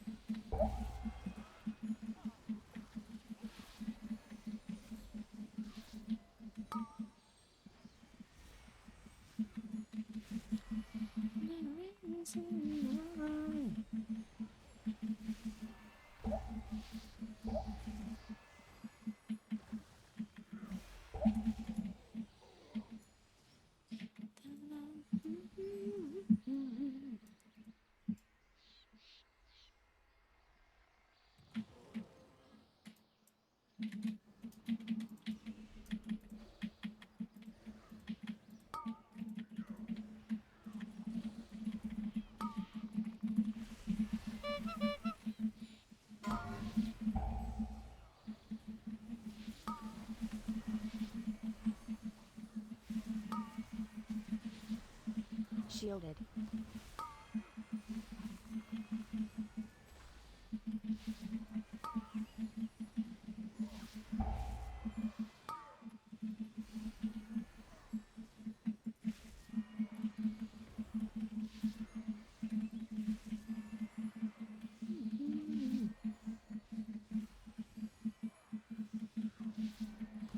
You're always here to remind her about me. Yeah.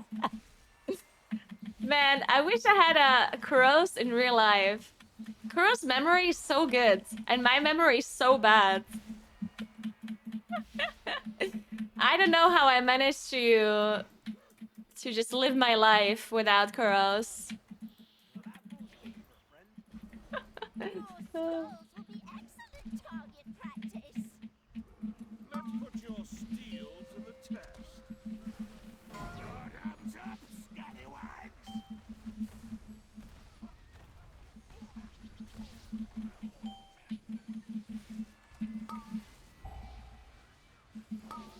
Oh, sorry. Oh, I hope it's on mute.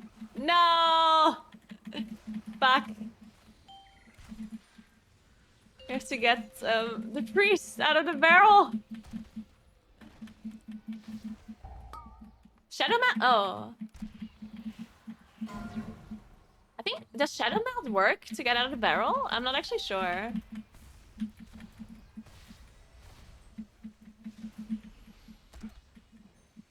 Wait, was it on the Revoker or on the priest?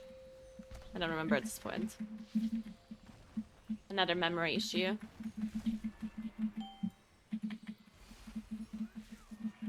Shielded.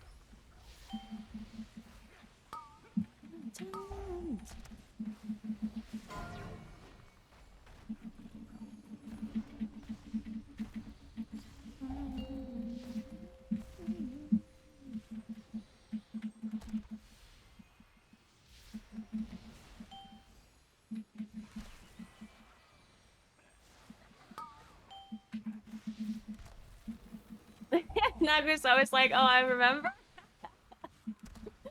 Oh, yeah, I don't know what's wrong with my brain. There's something wrong with my brain, dude. I feel like I feel like my memory doesn't work correctly. I will remember things and then I'll forget them again 2 seconds later.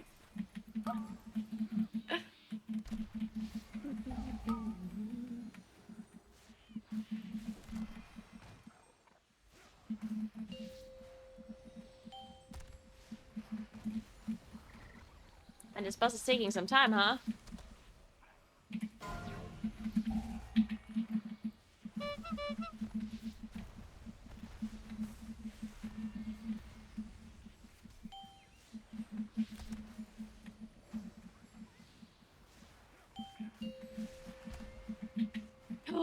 Oh my god. Oh, for a second I thought I'm not gonna get this disengage. Are we doing an Ace Last Hope pool, Smock? Nice.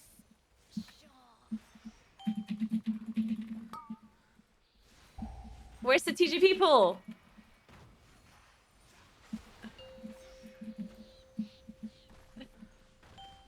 Bury me with my blade.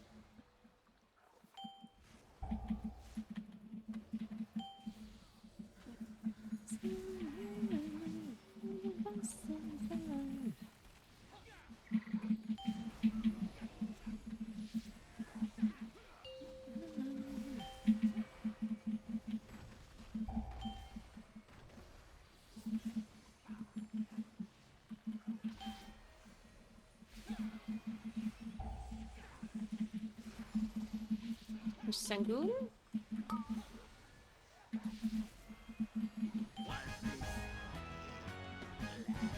Wait, Raoul does not drop Sanguine? Huh. I didn't know that.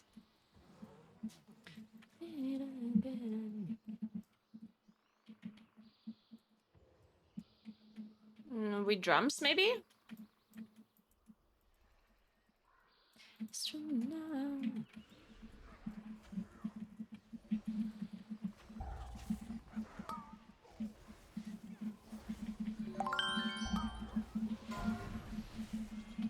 I just use drums, whatever.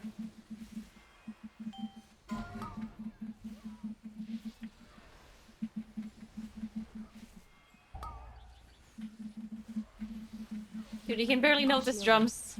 It's such a bad spell. It feels worse than PI. Horrible ability.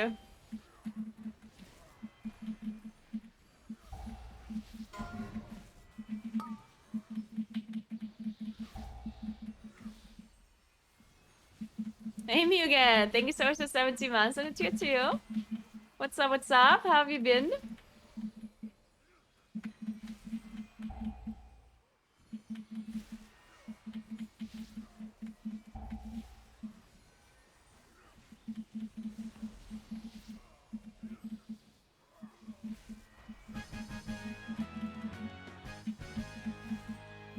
Well, look at that. They caught a pig.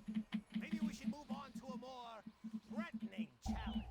From the sewers of Freehold comes a Tortolan brigand who makes it his duty to totally hurt you. Oh, we're doing the Crusher pool.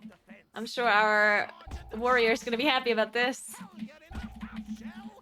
I'm gonna knock this Buccaneer away.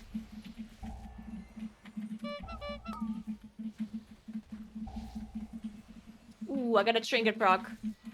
Ooh, this is great. Ah, shit, we don't have breath. Fuck. Man, if breath would have been up there, oh, it would have been great. I would have done so much damage. But it wasn't cool that. Oh, oh! Dude, what? I just jumped over the shell. Did you see that? The volcano just just shot me above the shell. Shielded. It was great.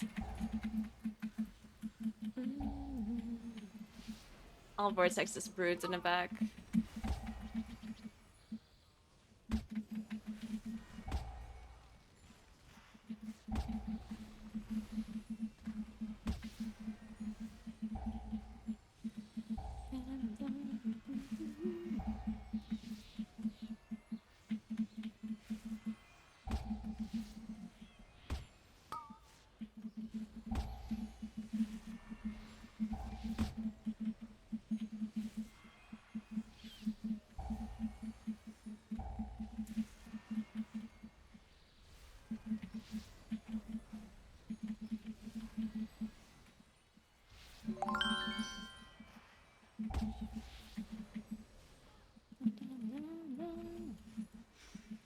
Hey, Trollandir, thank you so much for 4 months. Wig goes down. Are What a you? fight.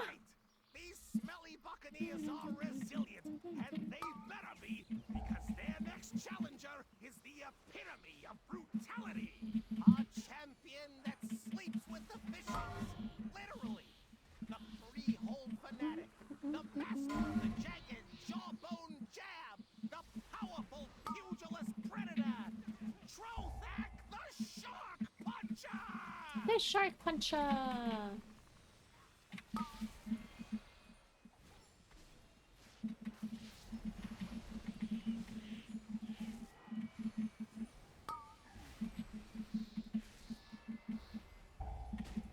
Finish up the harpooner. I will.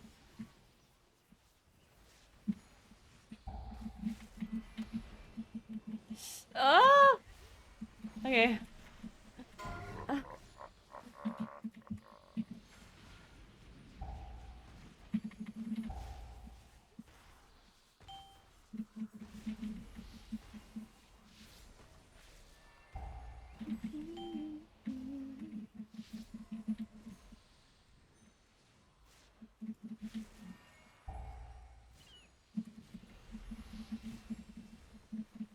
Ooh, a huge breath.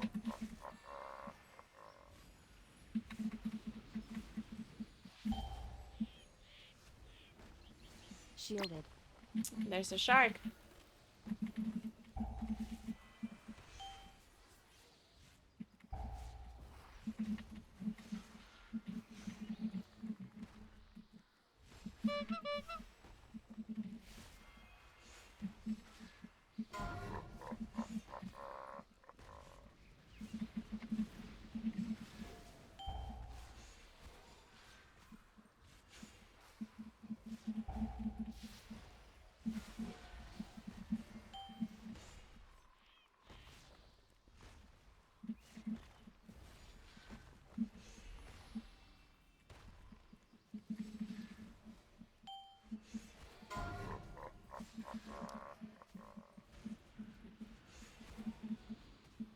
The affixes are gonna be...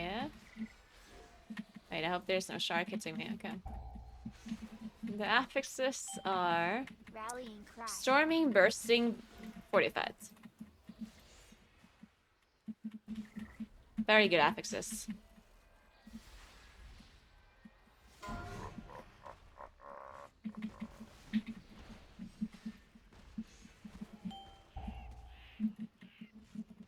I played with Paradox and Shadowlands? Really? Oh my god, there's no way I remember that. Shadowlands is way too long ago.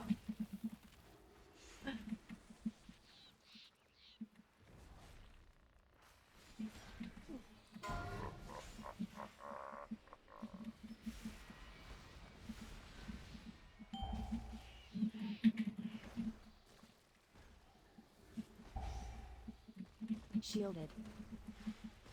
I'm gonna tank this into melee, good luck.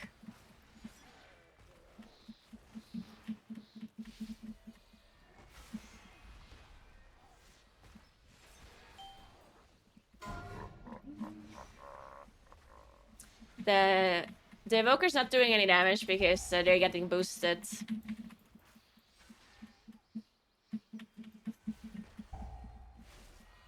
Just really bad at the game. I'm kidding it. Augmentation Evoker's a support class. They're buffing the other people's damage.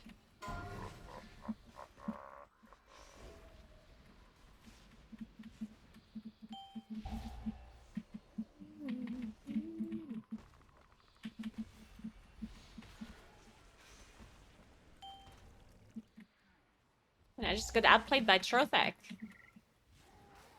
He charged behind me, so my cast didn't finish.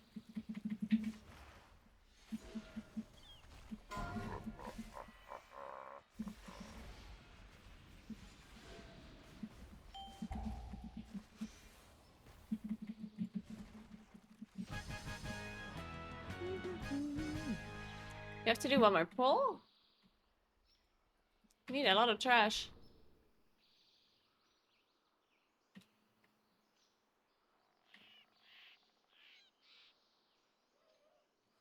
Mugen is really good.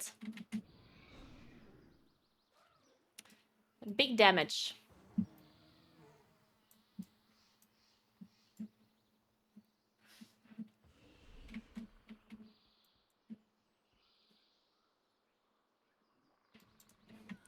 Yeah. The difficulty is not doing damage, the difficulty is getting invited into the key, alright?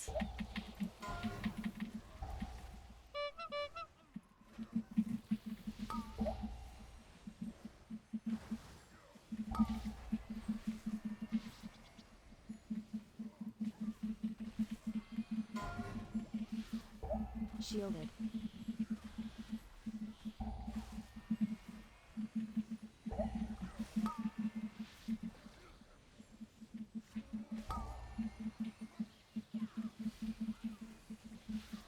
Rallying cry.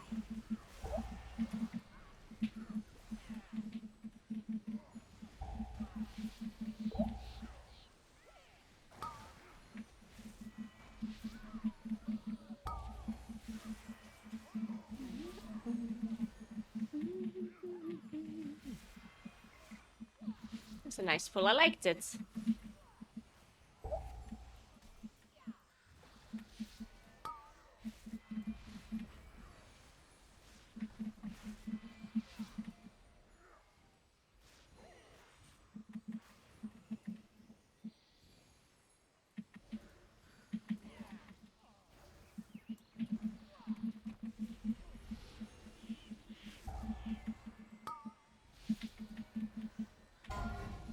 Zephyr.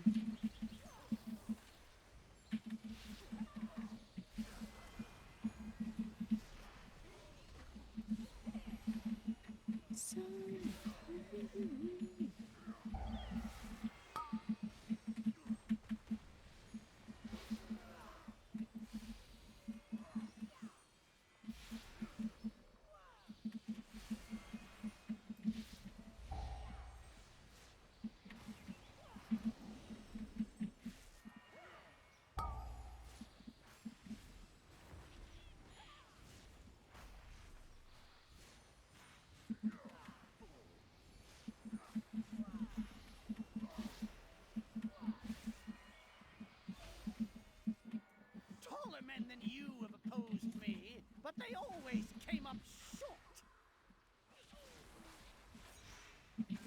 Aw, no smolder.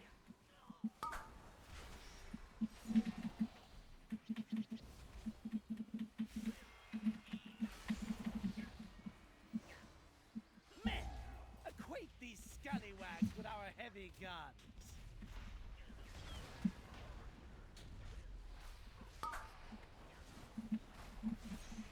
Swab the deck with their gizzards. I think Smuck is just tanking this one, right? I'm not gonna let you! Smuck completely disregarding the fact that he's playing with a melee. Scallywags with our heavy Just guns. walking into the grenadier.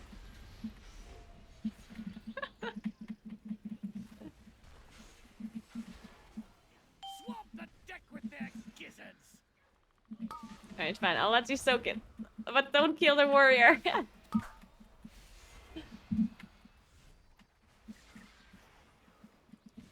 Men, equate these scallywags with our heavy guns.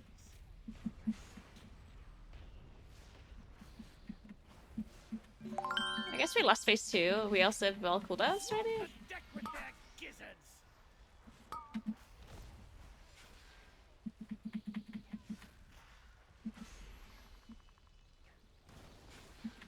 Hey Amrash, thank you so much for the 40 months. Blast these scurvy dogs to bits.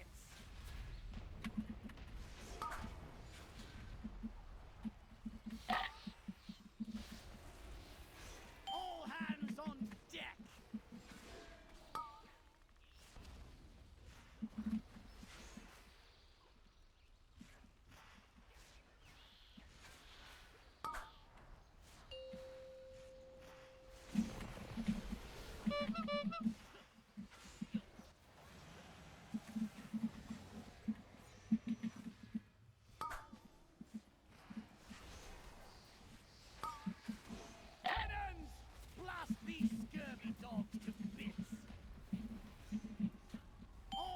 Shielded. Deck.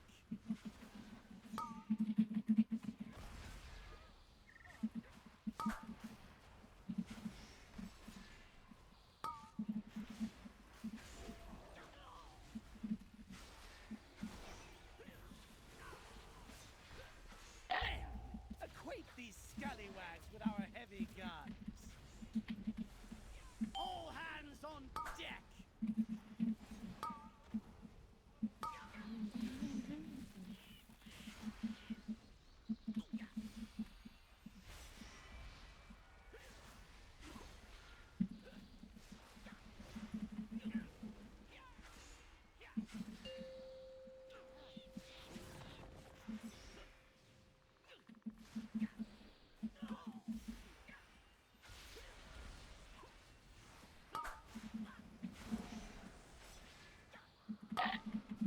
Cannons!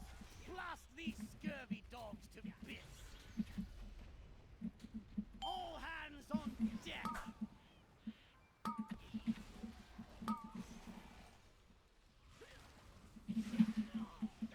Cannons! Blast these scurvy dogs to bits. Oh no. My warrior died. Rallying All cry. hands on deck.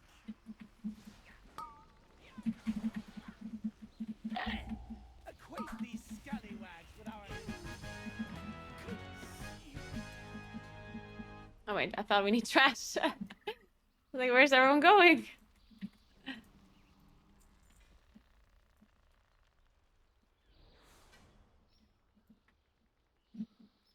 Yeah, look at this this non-meta comp that just timed to 25 key. Can you even imagine? 4 off-meta classes. Unreal.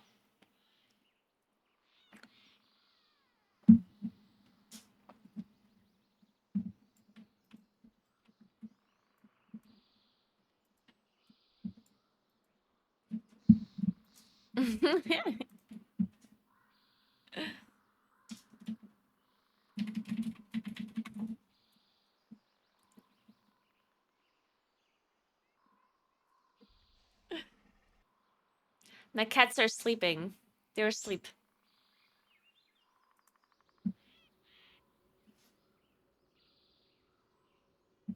How time if not meta?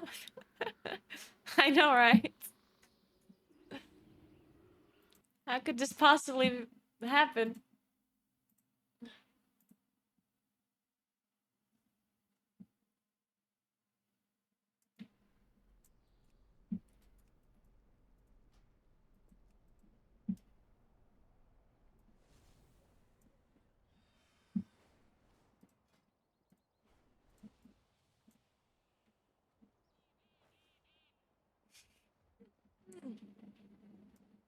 Man, another 28 underoath I'm not getting invited to.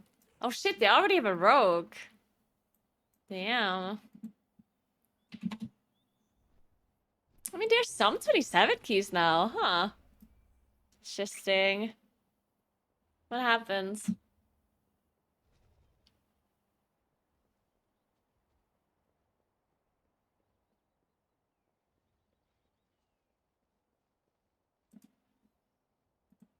I'm not raiding today, no.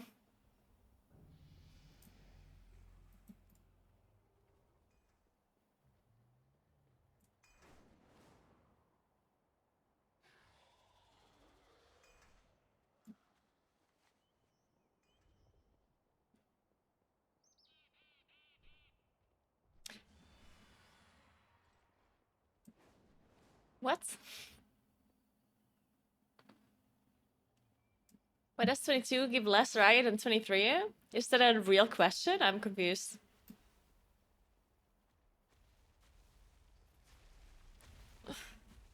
I'm very confused.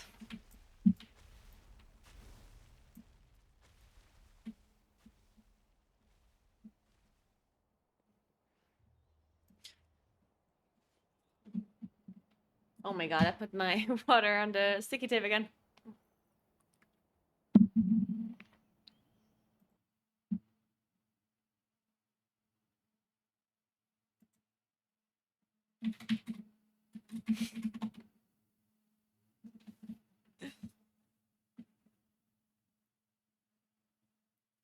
Alright, bear back 1 second.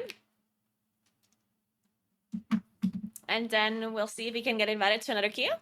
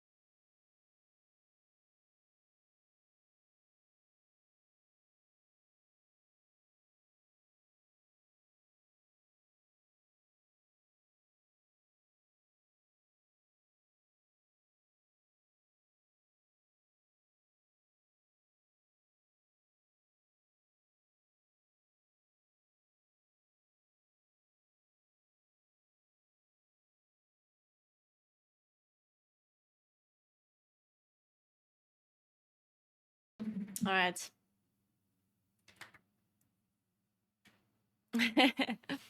Yeah, simming a character will always be the best. Yesterday in the evening, I installed some of the cat wall things into the living room.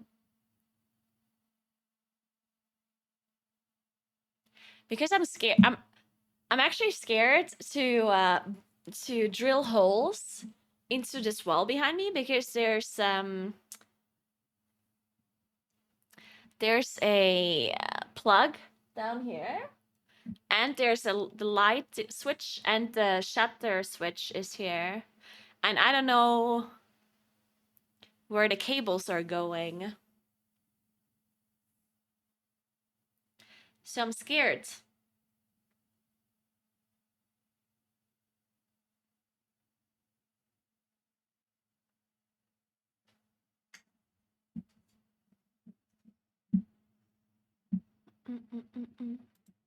Thanks for run, Maka. Thank you very much. Also, I think I built it a bit like too far apart. Because Moon is very scared to go up. I also put the stairs too far up in the air. Like, this is what I did.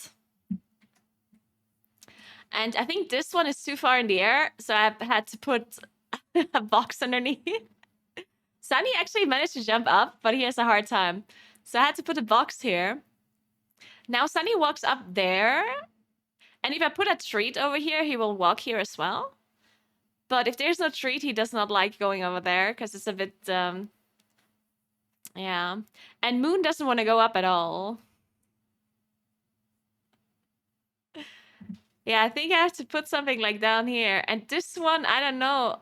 I don't know if they'll go up there if they're just a bit more comfortable or something. Because they can do it. They can go over, but it's a bit sketchy.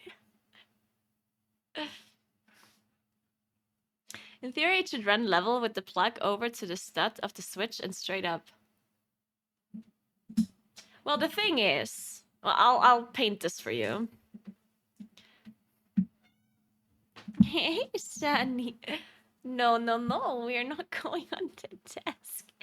Not the desk, my friend. Hmm? Not the desk.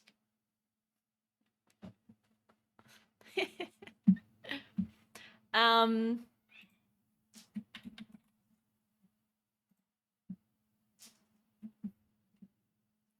So, the wall behind me, yeah?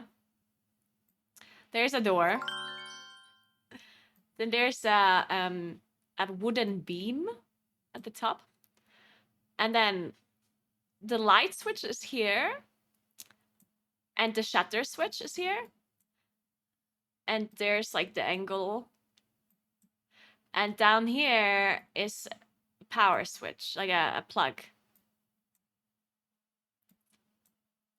So I don't know how these cables are running. Thanks to 10 months, Bias. What's up? I don't know. Like, usually the cables go straight up into either the floor or the ceiling, right? So as far as I understand, this probably goes down. And this one, I don't know. Probably goes down as well. Or it goes up. And I don't know. Like, I don't know.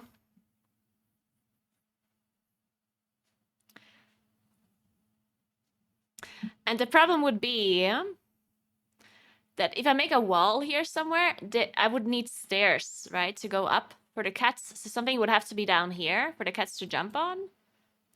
And I'm scared, like this whole area here, I'm kind of scared to drill into.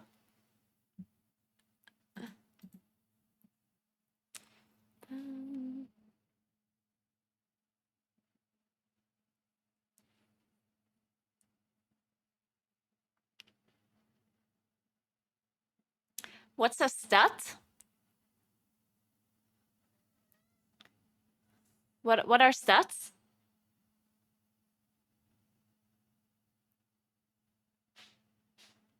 What is that? Yeah, I don't know what that is. I mean, I probably just don't know the English words.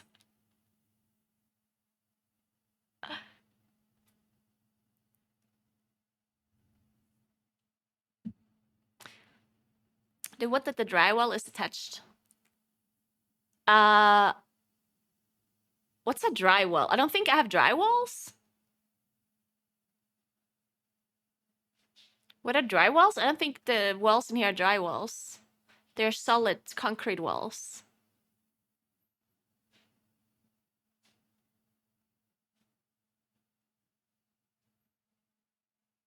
Drywall means that there's like, it's like Gipswand, right? Gipswand is drywall, right? In German? I don't have drywalls. They're all concrete.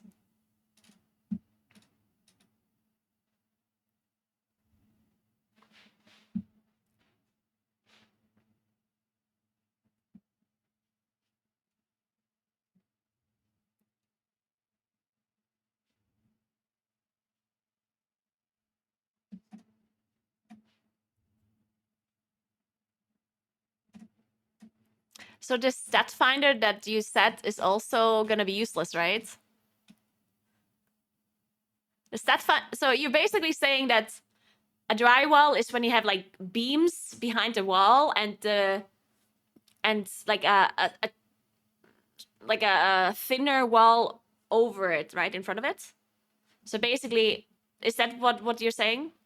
So that there would be like a beam here or something behind the wall, and that there's like a stat finder who would find these beams that I can drill into that? Yeah, but I don't have that. These walls are like, I don't know if it's concrete walls, but they're like you know, something like that. So I would have to find the...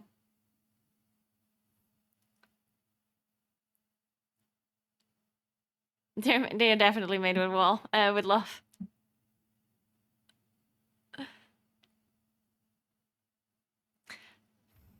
So the problem is not the depth of the wall, because the wall is really thick. Like, it's gonna be like this. So the depth of the wall is not the issue. The issue is just where the cables are. Because they could technically be anywhere. I would assume that they go straight down from the outlet, right? Or straight up. One of those two things. But, I mean, since there's one here and one here, I don't know if they, like, connected them somehow. Like, I don't know if there's one over here, maybe? Because technically speaking, the cables could go here and then over there and then down. I don't fucking know.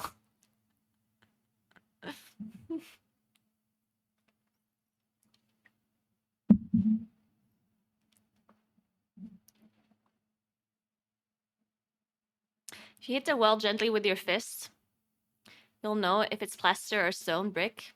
It's one. I'm sure that it's not a drywall. It is a solid wall.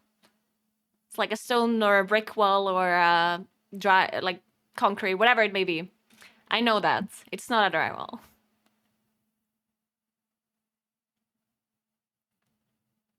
If you drill into a cable, you're gonna have a shocking sound. Yeah, I'm sure. Yeah, it might not be concrete because usually the concrete walls are the walls that hold the house, right? So they might not be like full concrete, but they're probably like brick walls, right? Because the concrete walls are only like the walls that hold the house, right? I guess.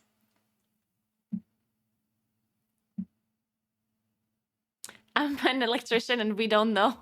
The rules are always to go horizontal and vertical, but we open electrical stuff and look where the wires come in. Okay. So I guess there's no way to really know.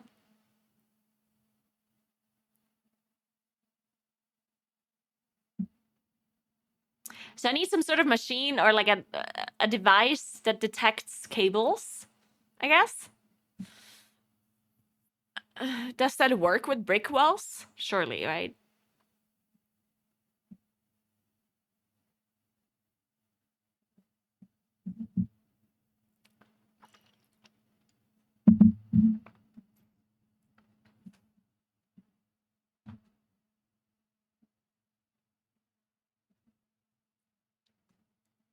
But yeah, I had a great time drilling this into the other wall. I just drilled into the other wall without looking. Because I drilled this into the wall in the living room, and I did not look where the wires are, because this... I was just, like, hoping for the best, because this wall has no outlets. So I was thinking, certainly if there's no outlets, there is no cables in the wall, right? And thankfully, I didn't drill into any cables. But yeah, I mean, who puts cables in a wall without outlets?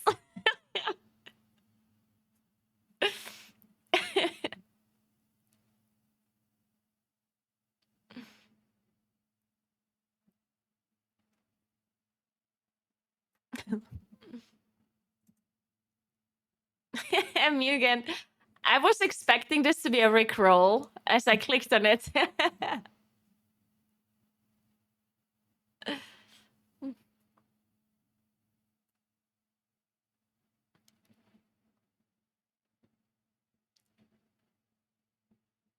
Nice, Osas, congrats. Also, this is a, like, the what is it called? The top of a house? The thing that is on top of a house? I keep forgetting the name of that word in English. I don't know why. The roof? Yeah. I keep forgetting the word. I don't know why. But yeah, this apartment, like, has the roof on top. And I'm not sure if it's more or less likely for the cables to go up the roof then.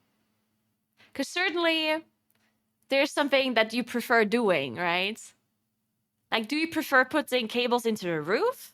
Or would you prefer putting it into the floor? Probably the floor, right? Logically thinking, the roof is not great to put cables in, right? So they're probably in the floor. I would assume, but I don't actually know, obviously. Because why would you put them in a fucking roof? Because then you have to make the cables really long. Because they would have to go over, right? So it would kind of be weird if you put them in a roof.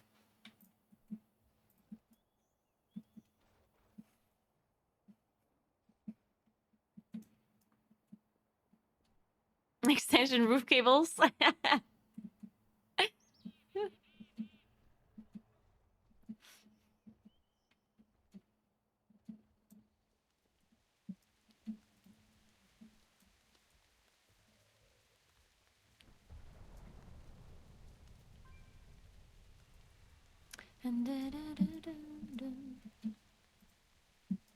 I also don't have I don't have floor heating, which is actually very common here where I live. But this apartment does not have floor heating. So I guess I'm a little bit less likely to cause any damage to floor heating. Because I don't know how to do that, where the cables go there.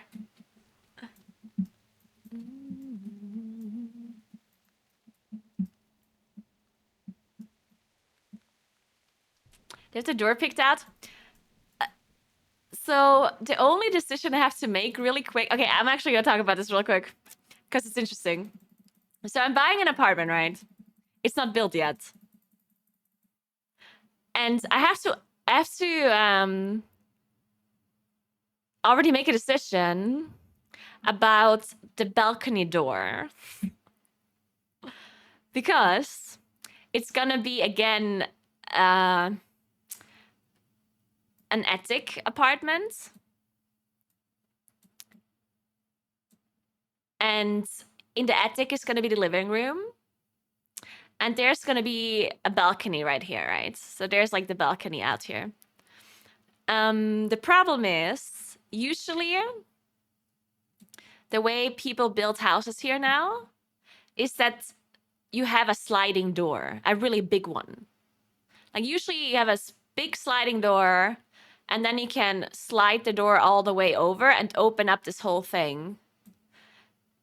But that does not work since it's an attic. Like if the room was like this, then the door would be able to be moved into the wall here. Like you just move the door into the wall, and then you have all of this open. But since it's the roof, this door cannot be moved out of the house, obviously. So my only option is, if I want a sliding door, I would only be able to slide, like it's both made out of glass. Like this would be a window and this would be a door. And then I can move this door into the other door. So this is open. Or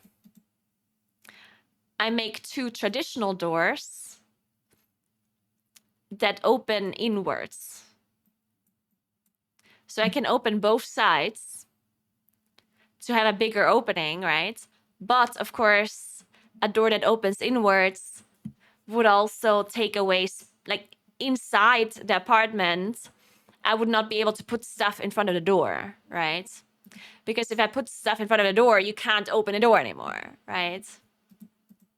So the advantage of the double door is that I can open more space. But the disadvantage of that is that I have less space inside. If I take the sliding door, I have more space inside because the door opens within the wall. But I have less space to open. I personally am leaning towards the sliding door. Because I don't think the opening of the door needs to be that big. Hey, Moon, you want to come up here? Come. Come here. Okay, he changed his mind.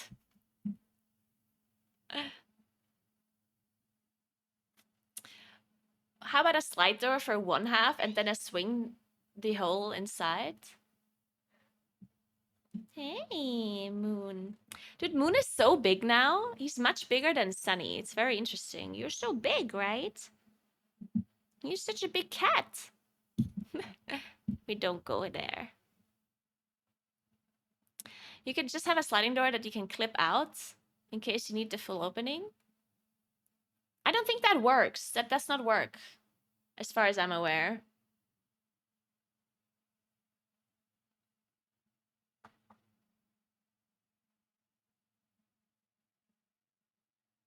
Like, if the door needs to be able to slide the other door into, then it cannot open, as far as I understand.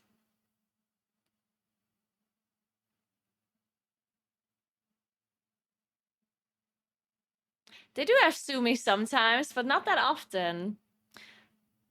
Look, you look into the camera. Look, Moon. You're a star.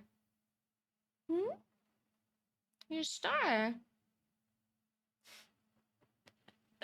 You're such a big cat. Not on the desk, Moon. No. You can stay here, but not on the desk, okay? Thanks for the 5 months. How? What's up?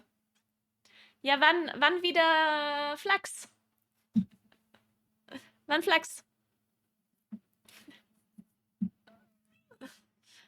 I would choose sliding for space. Yeah, I think I'm gonna go with the sliding.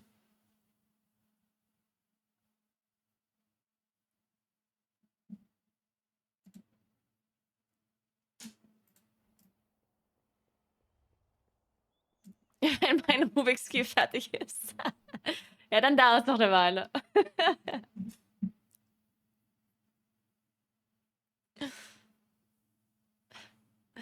They have slide and stack pasture doors. So well, are beautiful multi-slide options. Those are all pricey options than the more traditional ones, though. Slide and stack. What's that? Like, okay, so I think whatever options you guys told me are just not available here because I spoke to the people that make the windows, and they said those are my only actual options. Like, so I'm basically assuming that that's the only thing that actually works for this house because there's some things they have to do within the house, like the doors have to have certain requirements because the house is built in a certain category. As I said earlier, like it's called like Nature A, which means that they have to use certain materials. It has to be insulated a certain way, blah, blah, blah, right? So those options are the options. Like, there's no other thing I can do. I mean, I could have no window at all if I want, I guess. That will be an option. But the only reasonable options are the sliding door and the double opening door.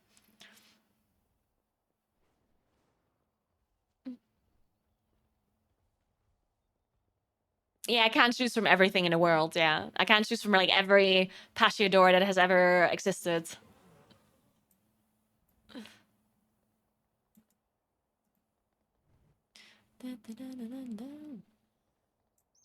Also, I mean, one of the issues that I didn't tell you is that there's a pillar in the middle. Like, this middle area here has a... Like, there's a pillar that cannot be removed. So you cannot make, like, three-way doors. Like, I wouldn't be able to make a door like this, where there's, like, a part here, a part in the middle, and a part here.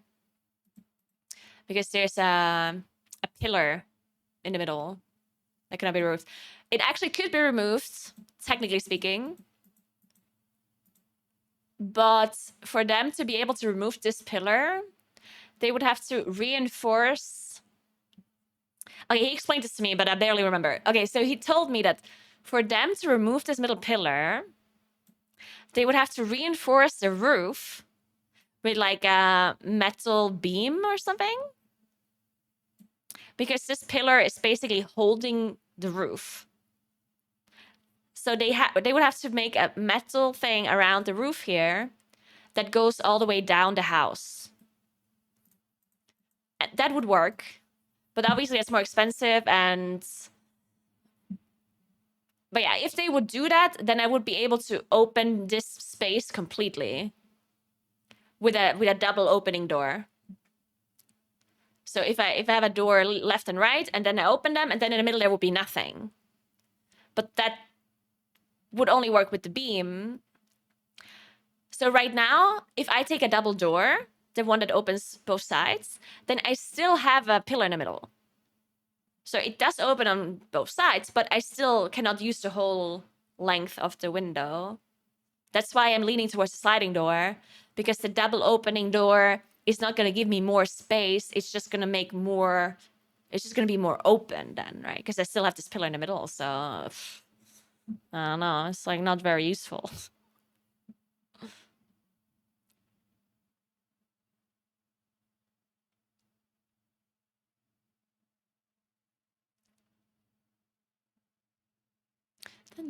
Oh, no, they're paying for it. Well...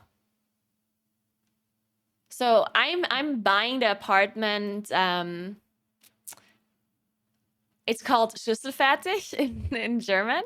It basically means that everything is... so the floors are included, the windows, the doors, and the essential, like, stuff. Like, there's not going to be a kitchen. There's not going to be...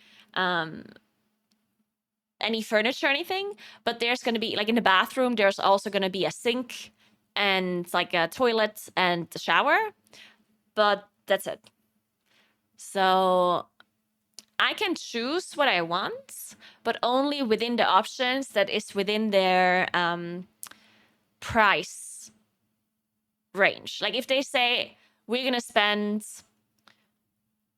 $5,000 on doors, euros, obviously. If they can say 5,000 euros for doors, then I can choose whatever doors I want, but they have to cost 5,000. If they cost more, then I have to pay the price that is over that, right? So technically, I can choose whatever I want, but I'll have to pay extra for things that are more expensive than what they're choosing, or what their price range is, at least.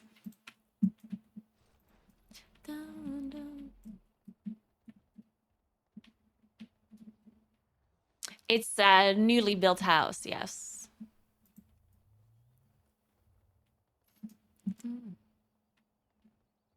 You can buy houses without windows, doors, and essential stuff? Probably.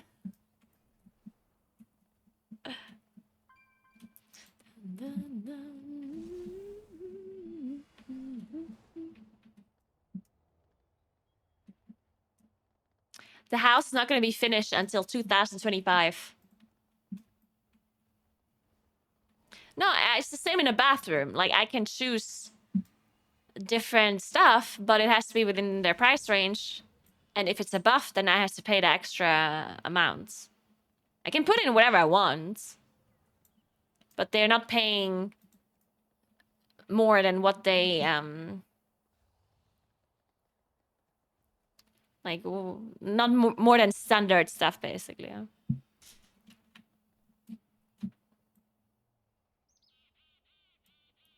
Tiles in the hallway? No, I think the floors are all gonna be wood.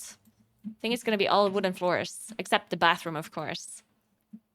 I liked it a lot, honestly. I don't like tiles in any other area than the bathroom. Hardwood floors are just they're just nice. I like them. There's going to be floor heating as well, so it's also not going to be cold.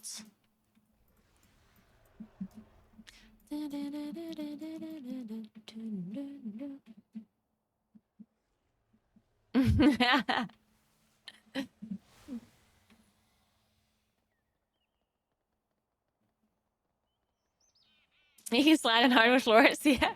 That too. Also, I don't think I'll go with a bidet, because that's... The thing is, I don't get my money back. Like, I don't know why, but here where I live, people just always have a bidet in their bathroom. And it's so standard that they'll build it in. Like, they just... Like, it's just standard. And the way I'm buying the apartment, it's... Like, they planned on building in a bidet that I have to pay for, even if I say, no, I don't want it. I'll still have to pay for it, because I don't get money back. Like, let's say, for example, I choose a floor or a window that is cheaper than what they wanted to spend, then it's not like I get the money back. If they wanted to spend 1,000 euros on a door, and I choose a door that only costs 800, then they don't give me 200 back, basically. So if I don't want a bidet, I still have to pay for it. But I just don't... I never used it ever. This apartment has one too. And I never use it, ever. So I don't know, like, so what do I do with it? A second toilet, yeah. Yeah, I'd rather have the extra space. I don't use automated litter boxes. I use a pine pellets hop-in litter box that I kind of DIY'd.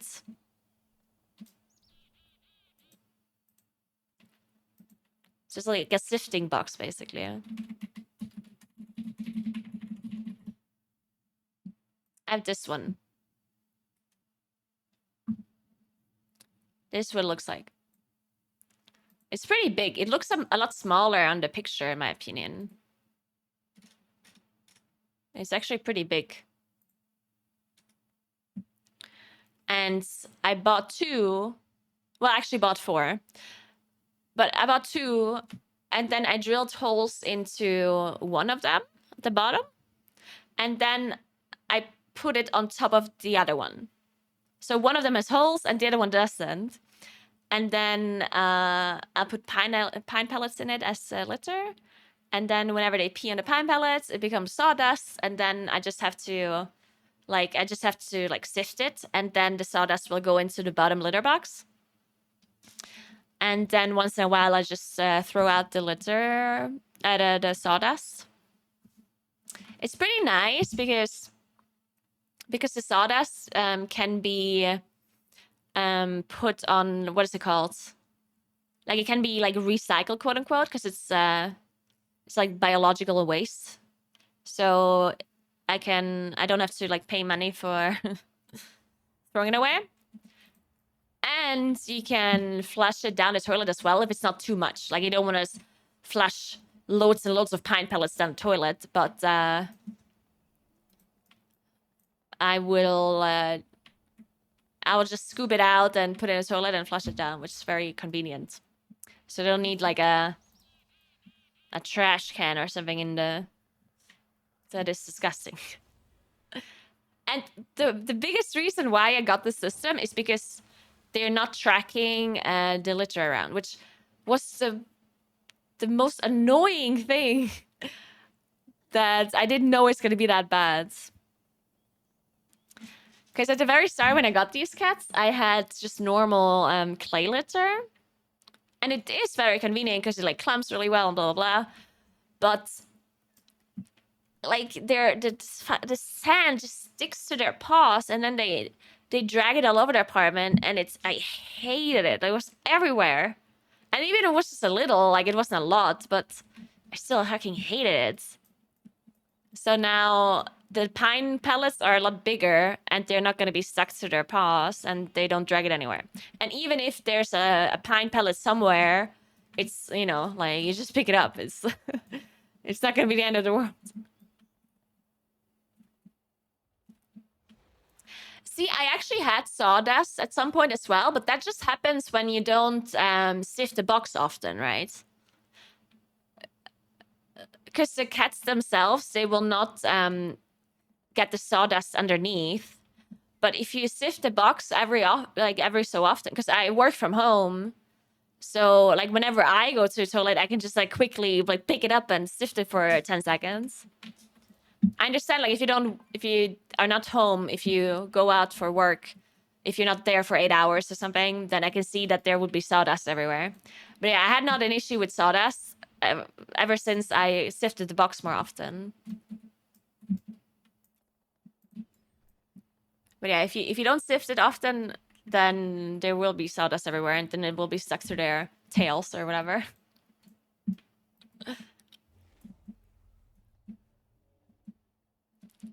It sounds like you used to drill a lot. Yeah. I love drilling holes into things. Hey, May, what's up?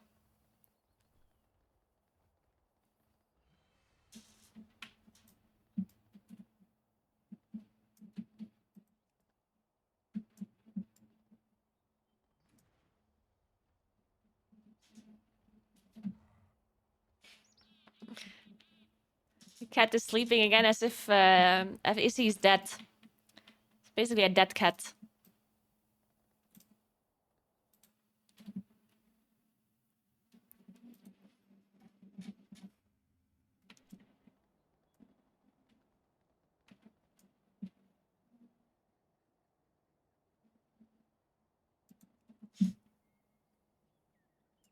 Alright, what are we doing now?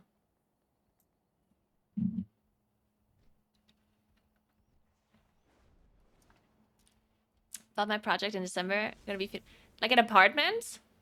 Or is like a different project that we're talking about here? Man, I'm so stressed out about this apartment already. Because first I didn't want to buy it, and then some people said I should, and other people said I shouldn't. And then, like this whole, like, it's so stressful. Because obviously an apartment costs a lot of money. And I have to get money from the bank. And then I talk to different banks. And I don't know which one to take. And it's incredibly complicated about, like the, what is it called? The percentage that you have to pay them back. Like the extra. Interest? Interest. Yeah, so the interest is like complicated to understand. And then the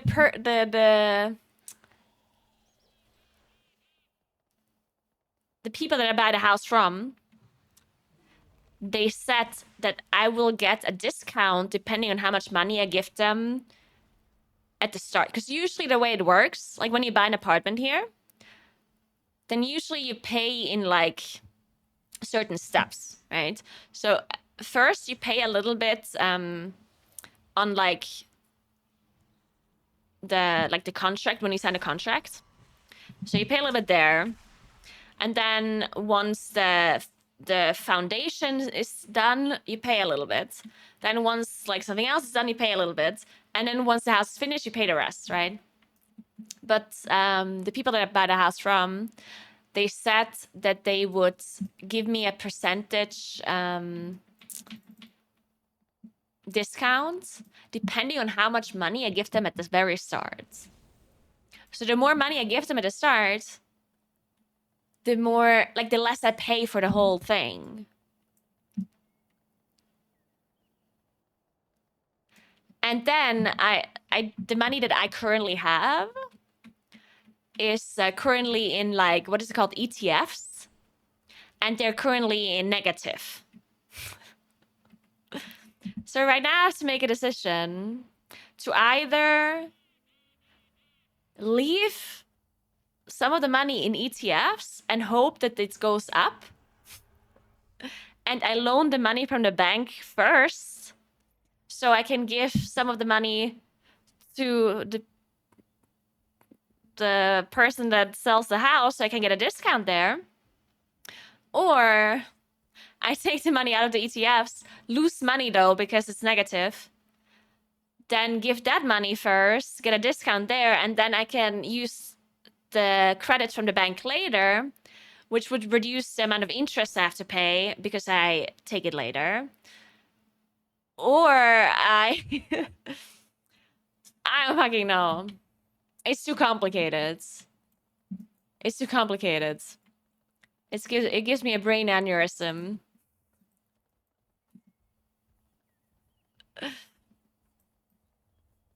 Yeah, the reason they give me a discount if I give them more money to start is because they have to loan money from the bank as well. Right? Like, they have to loan money from the bank to build the house. Because they can't ask me to give them the full amount of money at the start, right? So that's why they have to loan money from the bank to build the house. And once it's built, they'll get the money back from like the people that buy the apartments, and then they give it back to the bank. But the more the people that buy the apartments give them at the start, the less money they have to take from the bank, and therefore they would save interest, right? And that's why they're saying that I would get a discount. That doesn't sound that shady to me, though, right? I feel like that makes sense. That doesn't sound shady.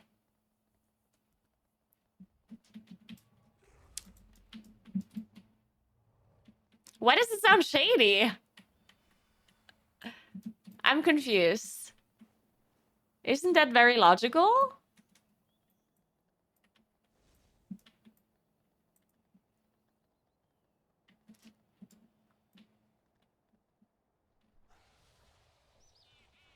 Nanorax spike tongue is not a very good trinket.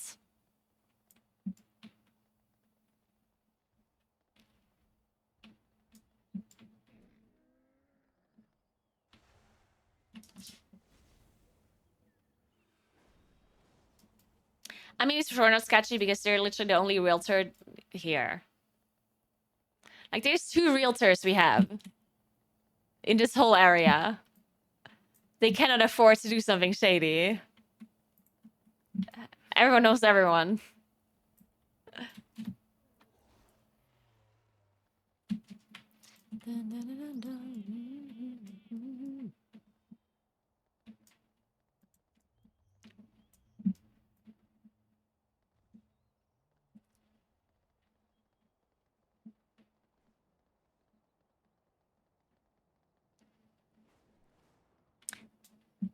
I mean, the fact that they give me...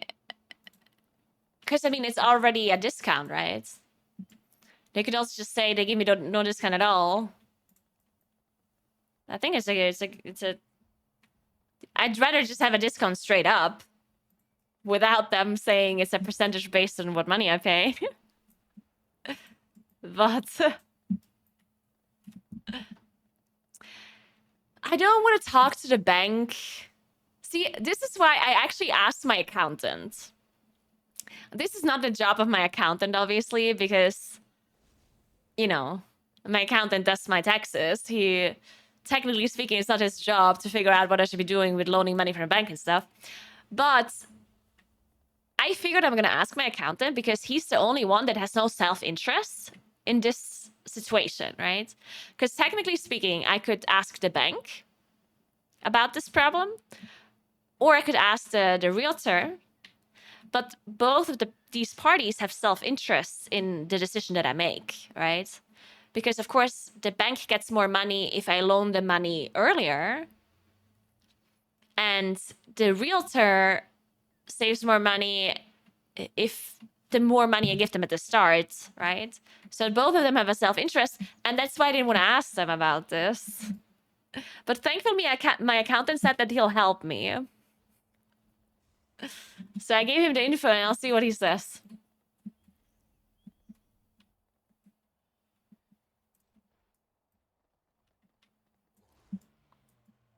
What happens if they have to spend more money than expected and the bank don't want to help them with that? I mean, the bank will help them with that.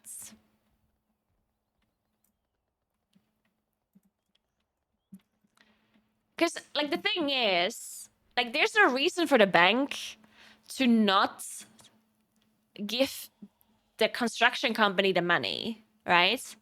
Because they will already have signed what is it called? Like, what are these contracts called? When you sign for like buying an apartment, even if it's not finished yet. In German, it's called Kaufvorvertrag. So you're basically going to a oh my god, what is notar in English? Notary? Okay, so you're going to a notary, I don't fucking know. And you're signing a contract that you're gonna buy the house for that amount of money once it's finished. They do that here, right? So the construction company will have these contracts signed, and which basically means that I'm kind of bound to buy the house or the apartment later once it's finished. And the bank will have these contracts, so the bank knows that the construction company will get the money from the people that buy the houses. So therefore, there's no reason for the bank to not loan them more money if they would need more money, unless the project would end up costing more than what the people that pay the houses pay. But that's never gonna happen, right?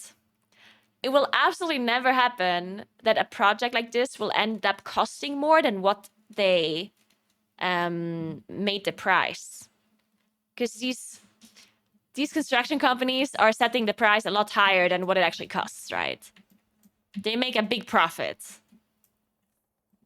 So even if it costs them a little bit more, it's never going to be more than what they earn in the end. So the bank will for sure give them the money if they would need it.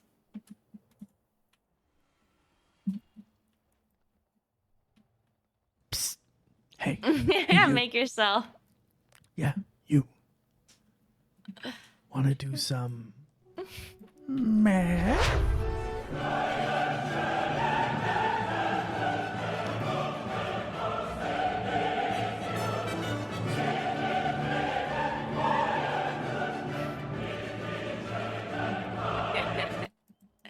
And I think I'm also getting the money back if they end up getting bankrupt.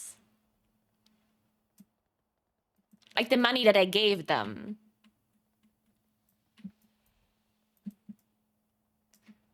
As far as I'm aware.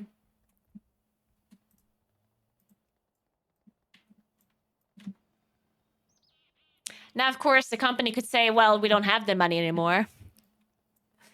But there's always, like a company will always have like some sort of insurance that will pay, or any kind of savings once they sell their, like maybe they have to sell their fucking offices, and then they have to pay me back with that money, but they'll have to pay me back somehow.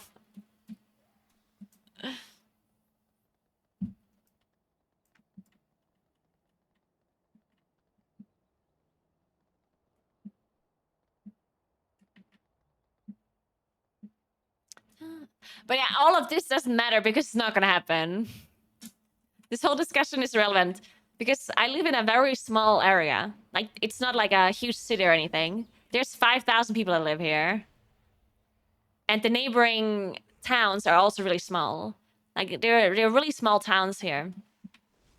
And if something would actually happen with like a project like this, then literally any other company will help to make sure that that shit doesn't go down, right? Like, maybe the people that are, maybe, like, if something goes wrong with a project, then Either it would just take longer to finish, or the bank would loan them more money, or I don't know, the people that work for them will make it cheaper. You know, like it's never happened that a project like this randomly just got bankrupt and the people didn't get their money back. It just doesn't happen. It's just not a thing.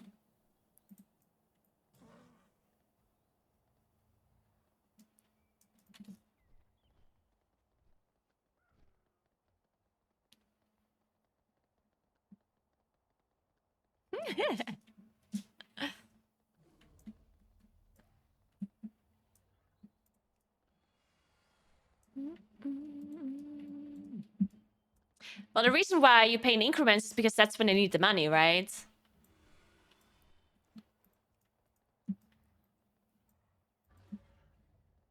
They're not loaning the whole amount of money that they are that they need for the whole thing, right? Like the construction company is not going to loan millions of euros at the very start of when they start building. They're gonna loan part of the cost to start up, and then they'll get the money from the people that buy the apartments in increments, and then that money they use to finish the house, and then at the end they get the full amount, and that's what they pay the bank back, right? Because usually the start is really expensive for them, but it's not reasonable to ask for people to pay that much for the foundation, for example, when you're paying for the finished house. Thanks for 3 months, Dino. What's up? What's up?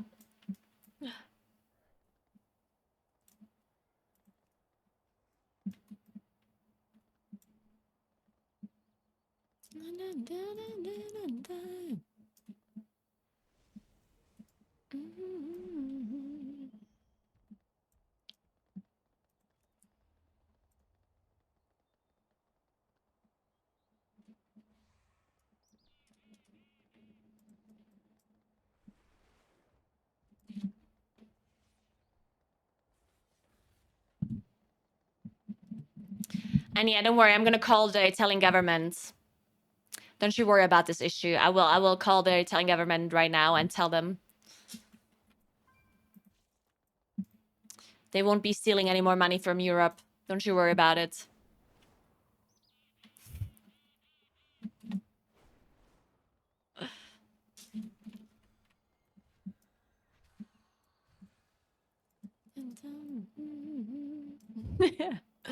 Yeah, it's a speed. I have it on speed dial.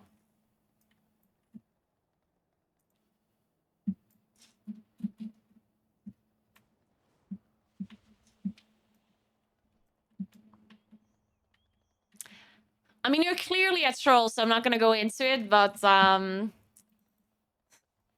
can't believe he just calls every Italian person lazy.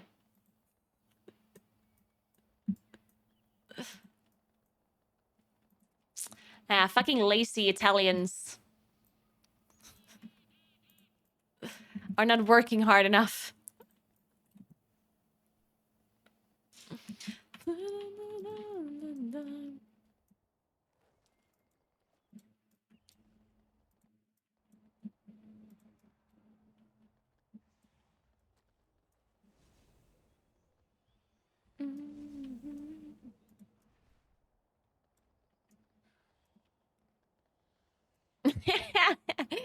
Yeah, why are you on Twitch middle of the day? Why aren't you working? Hello? Why aren't you working all day, every day?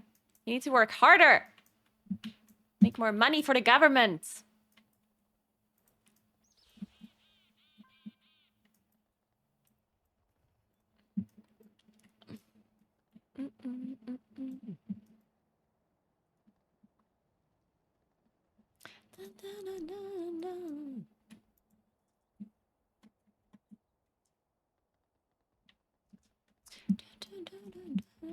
But yeah, so anyway, that's happening right now in my real life, in case you're wondering. In case anyone gives a shit. But at least it's gonna be a cool apartment. I hope. I haven't gotten the thing yet. The apartment is gonna be cool for sure, from the outside. From the inside, I'm not sure. The architect is gonna draw something up for me. It was so weird when I spoke to the architect. because architects have like different brains, I feel like.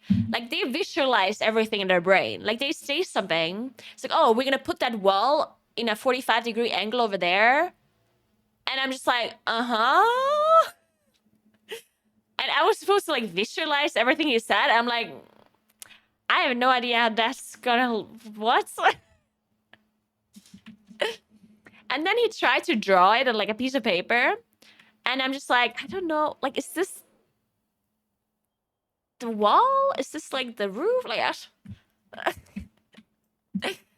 and he was like it was very cool because he seemed like a very passionate person. He was like super passionate about the things that I had ideas with. Like, for example, I said, oh, can we possibly like have the stairs be like the opposite way? You know, so like you go down on the other side and you go up on the other side. And he was like, yeah, we could do that. But like there's the roof and then there's like the, and there's oh, and then you have more room. And he like kept talking for like 10 minutes. And I'm like, I didn't know it's such a big decision to turn the stairs the opposite way. I didn't know there's so many things attached to the stair position. And then like every time I asked about something, he had all of these like ideas. And then the one thing I said this at the very end, because I always thought it was incredibly cool when you have these kind of lofts. I don't know if it's called like a loft or like a gallery or whatever. You know, when you have 2 floors, but the floor of the second floor is not fully covering. Like it's not 2 completely separated floors, but it's like 1 floor at the bottom and then half a floor at the top. And then the stairs go up and you can see from the top down, basically. Yeah, loft, okay, yeah. Like I always thought, oh my god, loft is so fucking cool. Like I would love a loft. So, but I never, like when I was talking to the architect, I didn't mention that because if I create a loft, then I would take away space from myself, which would be pretty stupid, right? Because it takes away living space, right? Like I literally take away half the room of 1 floor. So I didn't mention it until the very end.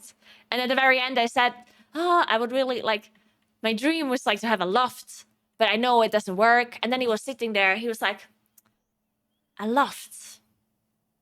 So he was thinking for a little bit. And then after a minute, he was like, you know what? I think we can make a loft. And I was like, huh?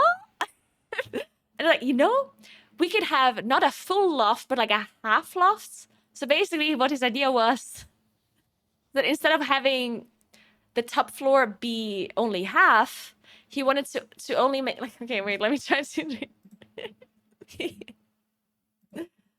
So his idea kind of was, I didn't fully understand it, but what he meant was if this is the top floor from bird view, like if I'm watching downwards right here, then what his idea was is that have this part here open.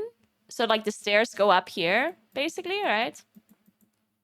And that this part here, there's like a, I don't know, like a fence or whatever. And I see down into the kitchen. So you basically, once you have the kitchen down here, and up here is just living space, like just like a living room. And then it's just like, that would be kind of cool. But, so yeah, the space that I'm taking away is just this part here, which is not that much. And then there would be a balcony here. And at the bottom too. But I don't know. He said he's gonna draw it and send me like the thing, and then I can decide. But I don't know if that's gonna be nice or not. But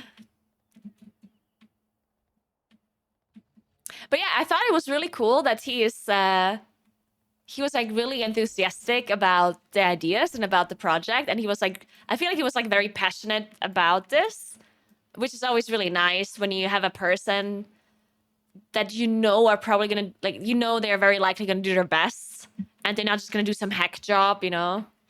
So that was kind of cool. It was a German dude. Well, a South Tyrolean dude, which is... He's still Italian, but yeah. German speaking.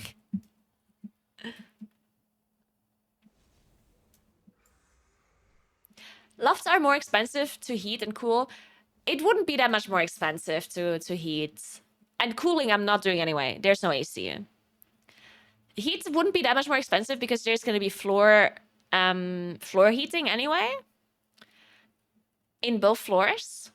So the fact that it's open, like this area that is open, is not gonna... It's not gonna make it much more expensive. There's also gonna be a fireplace in the living room upstairs. So I might be able to just completely shut off the floor heating upstairs and only let the fireplace heat upstairs.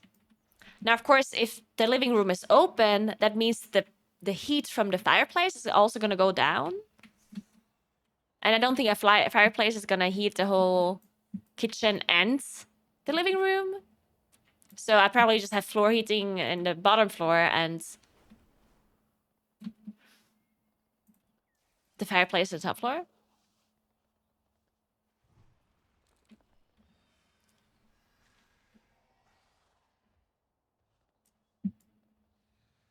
Yes, the floor heating is considered in the budget. Yeah, it's all part of it. The only thing that wouldn't be part of it is the fireplace.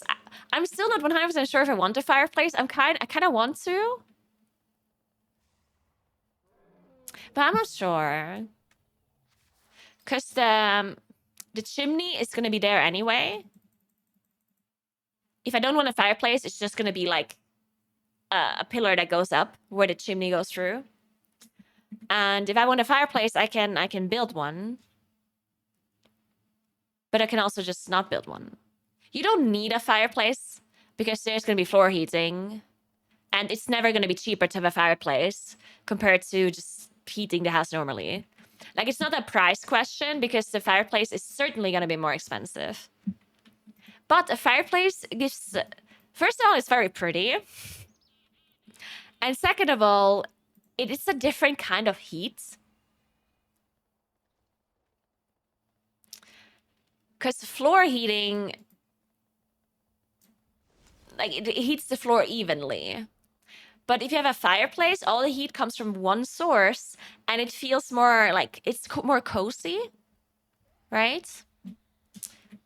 So I don't know, but fireplaces are very expensive. I don't know if I want one. It's for sure more cozy, though.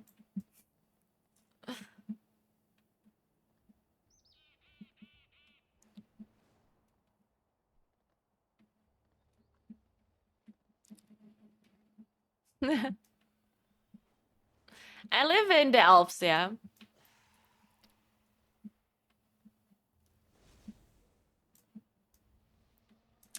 I mean, there will be floor heating no matter what. No matter if I get a fireplace or not, there will be floor heating. The fireplace would just be in addition to the floor heating.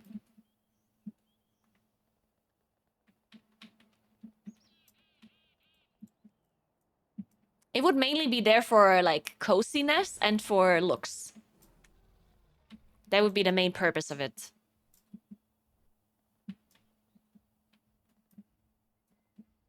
The interesting thing about... And it depends on how the architect is going to draw it. I have no idea. But at the moment, the way they drew the initial idea of the apartment is that they drew... Okay, so I'm talking about the top floor. The one where there's the living room and the kitchen right now. All right, so this would be the top floor. You have the stairs here, right? So you come up here. Then there would be a toilet here. Right. So this would be the toilet. And then there's like a kitchen is supposed to be here. And then there's the balcony. And then the thing is that there's here in this area is where the chimney is. Like, it has to be there. I cannot change it because the chimney goes all the way from the top to all the way down, right? So even if I don't want a fireplace, this chimney is going to be here. Or at least it's gonna be a pillar. It's gonna be like a wall, right? Where the chimney goes through. And it's kind of like in the middle of the room. I can put a couch here, right? And a TV here. And if I make a fireplace, then I could make the fireplace like this. And then there's the fire here. And that'd be kind of cool. Thanks to yourself so enough. Wouldn't that be super cool if there's fire here and there's a... Right? I can also make a two-faced fireplace that you could see out the fire here too. But I don't think I would need that. I don't need to see the fire from the kitchen. Kind of whatever. I think I'd only want to have it here. Thanks for 29 months, Grizzly. Thank you so much. But yeah, he's gonna draw the thing because I always wanted to have a kitchen island, and that kind of doesn't fit here because it's too small. Like then the path would be kind of weird. And I really want a kitchen island. That's kind of cool, isn't it? And the eating table, dining table has to go somewhere as well, like here or something. I don't know.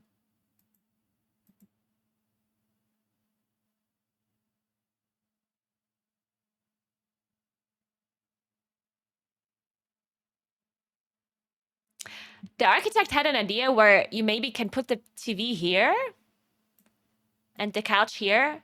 I just don't know how far this is. Like, I don't know how much space there's between this, but it's not a lot. Like, it's not like 5 meters or whatever. Because I don't want to be like super close to my TV, right? So depending on how much space there is, you could put the TV here and then the dining table here, you know? And then you can make the kitchen bigger because then you don't need the space for a dining table. So technically speaking, you could put, I don't fucking know how you would do that. I mean, you could put an island here or something. I don't fucking know. It's always so hard to imagine these things. I don't know, for me at least. I don't know, because whenever you look at these plans, I feel like they always draw the smallest sizes for everything. Thanks to 20 months, man, eating potato. What's up? I'm only ever backwards.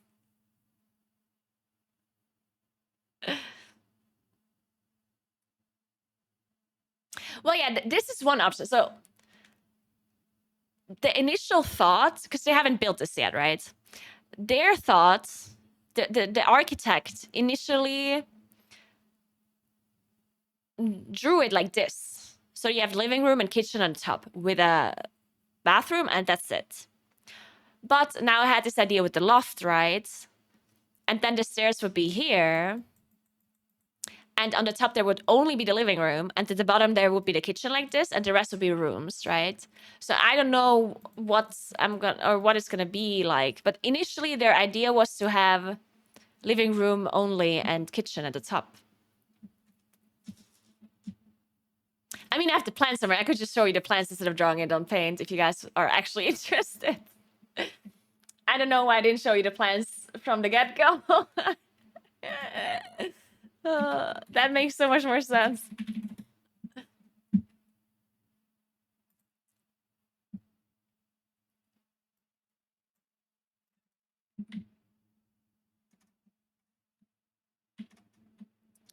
How do I assume this? Why is this so weird? Okay, wait.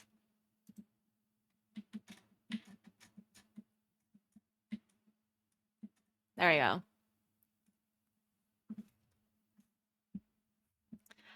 All right, so this is what it looks like. Or this was their initial idea, at least. So this is the fireplace that I talked about, right? The chimney that is here. And this is a, what is it called in English? The thing where you put food and stuff in it. But I told them to remove it. A pantry, yeah. This is supposed to be a pantry. But I don't want the pantry. I don't need that. I'd rather have more space. So I told him to remove this area here, this room. And this is how they drew the kitchen. And there's supposed to be the thing here. And the TV is here. But it's not, like, the room is not that big. It's 28 or 29 square meters.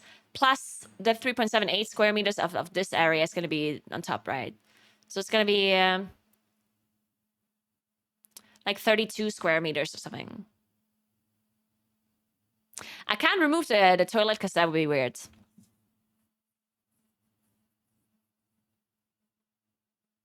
And I also had like the idea that maybe switch the living room and the kitchen. So the couch is here and the kitchen is over there. But the problem is that they have a gaube, which I do not know the English word of. You know when you have a roof? Okay, wait, I'll draw this. You know when you have a roof like this, but it's like this? A gable? Maybe? So the room, like this room, like the room inside is just bigger, right? And there's windows here. So basically, on the kitchen side, you have two windows. This window and this window. And on this side, there's the ceiling, right? So it makes a lot more sense to put the couch to the ceiling and the kitchen to the gable, right? Because the kitchen is a lot more important to be able to have like full space. While the couch area does not, you don't care that much if the ceiling is not that high up. Like if the ceiling is behind you, it doesn't matter that much, right? So you can't necessarily switch it around. Yeah, Mugen. What's the purpose of that roof thing? Wait, was that a joke? The balcony looks huge. The balcony does look very big, but it's not actually that big because of the roof. You see it from here on out, it's only 150 high. So from this part to the end, it's shorter than 150. So it's not really the only area they can really use is this middle area here. Which it's still big enough, but it's not gonna be like huge.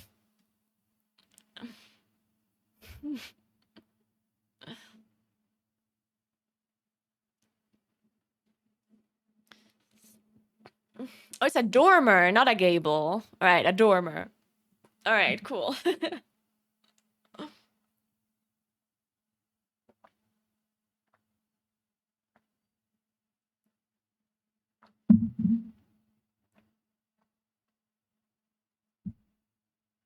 I wish I could get the other apartment because there's another apartment that is much bigger than the one that I'm buying. It's this one. Look how much more space they have. There's so much more space. It's insane. I want this. Yeah, loft would be for sure a little bit awkward. Yeah, the idea would be for the loft is that you make this part open, right? So that the top would only be living room. And the stairs would not be here, right? The stairs would be here. Because this is where you enter the house or the apartment, right? And right now the stairs are here.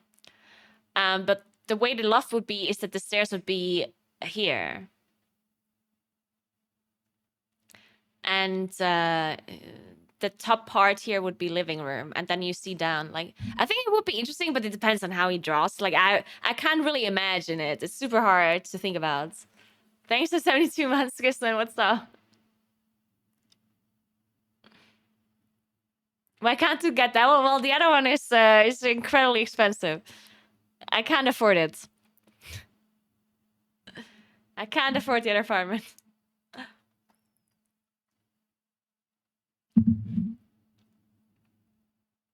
The ceiling height is not going to be an issue on this side because this is the side that has the dormer. So this side here of the room has full ceiling height. It's gonna be 2 meters, 220, 240. I don't know how big it is. But yeah, this side has full ceiling height. It's just this side here that has the smaller ceiling, right? But yeah, the thing is as well that if you go up here, then there's, yeah, I don't know. I don't fucking know. This is too complicated. You always have to think about like where the windows and where the power outlets and where's the bathroom. Like, I don't know. This is so complicated. It's not a high building. There's only 3 floors. So there's gonna be like there's the wait. Do you count the first floor as a floor? The one where we enter, just like the one that is on the ground. Is that a floor? Okay, so there's 1 bottom floor. 1, 2. Okay, so there's 4 floors. 4 floors. It's not a big building.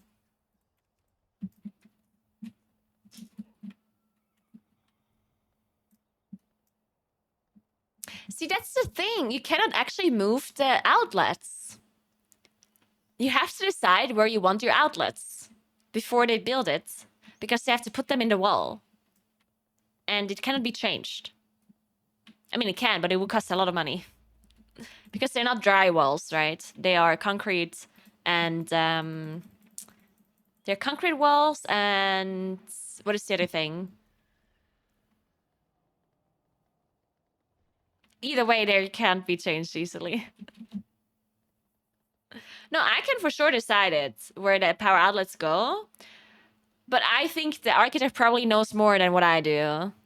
Bricks, yeah. I'm honestly just gonna go to this electrician dude and be like, okay, where should I put my outlets? And he's gonna say here, here, here, and here. And I was like, yes. Because I just can't imagine where they should, like, I have such a hard time imagining stuff like this. The only thing I know for sure is when, in my streaming room, I know that I want, like, a certain amount of outlets and stuff like it to make sure I have enough, right? But I have no idea how many outlets I need for like the living room and the bedroom. I don't fucking know.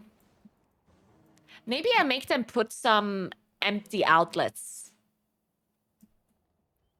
I see that a lot in newer apartments nowadays. Thank you so much for the sub, Xaibo. The old apartment that I was in, not this one, but like the old one that I was renting, had a lot of like empty outlets. So basically, it was just covered by a flat piece of plastic. And if you open it up, there was already like a hole for the cables in there. So if you ever wanted to add an outlet, you could use those things. And you don't have to like drill open a wall or whatever. So maybe I just let them put a lot of those in. Because it's always better to have more outlets than you need compared to having less outlets than you need, right? Me again. Exactly like that. Yeah.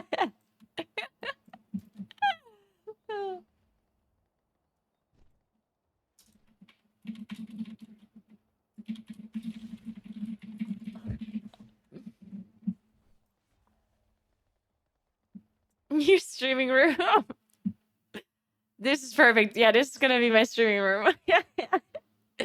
They're also so ugly too, the outlets. Like these like old school outlets with like the metal thing. Oh, so ugly. Ugh.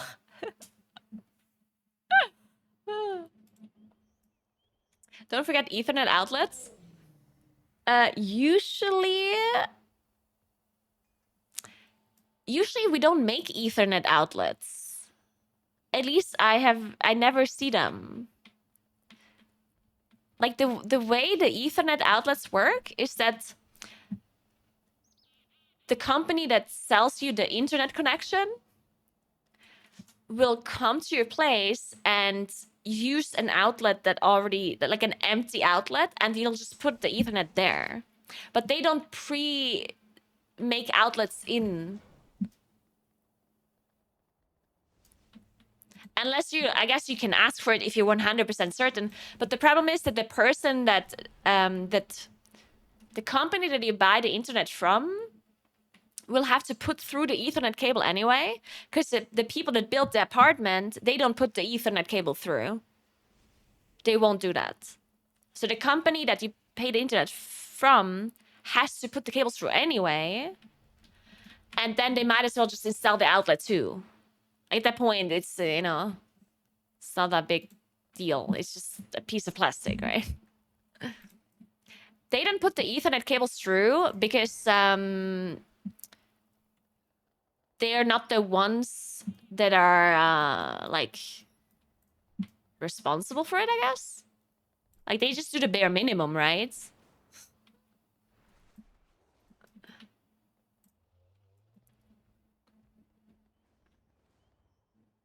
The builders only put the bare minimum into your apartment.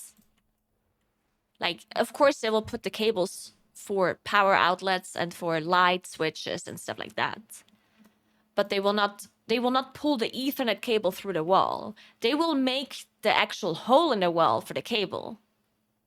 But they will not pull the cable through. Because it also depends on which company you buy the internet from, right?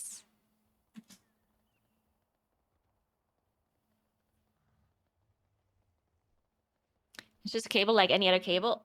Well, it's not, because it has to be connected to the correct thing. Like they don't even have fiber connected to the building right now. Like the fiber cables will have to be moved towards the apartment building, first of all. And they are not doing that either. What do you mean, no? Yes, I know that. No. I know for a fact that where they built the house does not have an Ethernet cable there. It's just not. They have to pull it up to the house. It's not there. Because they are building the house in an area where there was no house before. Right?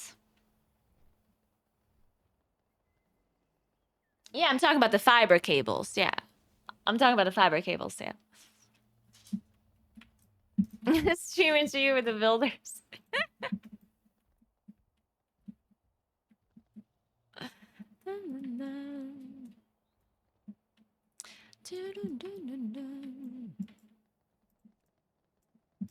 I mean, the reason why they don't pull up the cables is probably because, like, maybe some people don't want fiber. Like, as I said, the people that built the house do the bare minimum that you need to live. They're not, because they always make you pay for everything, right? Like, when I say, hey, I want to buy this house or this apartment, then they tell me, okay, it costs X amount of euros. And the net price included is basically like the walls, the floors, the windows, doors, the toilet, like the essential stuff, but nothing more. And pulling the Ethernet cable through to your outlet is not something you need, and so they don't do it. They just won't do it.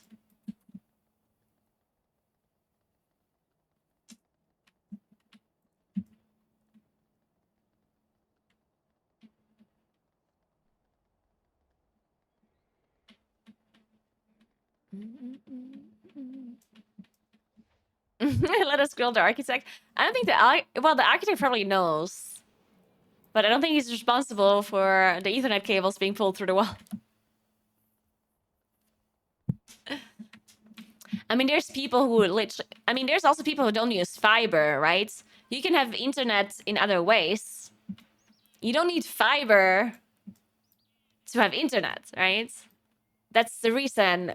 Like, fiber is not required. You can literally just use any other form. So why would they pull Ethernet cables through? Or, like, fiber, Ethernet connecting to fiber or whatever, when the person might not actually use it. I mean, there's LTE internet, for example, where the internet, like, I don't know how it works, but you have like a router. It basically works with signal, not with cables. It's usually much worse. But some people use that because it's cheaper.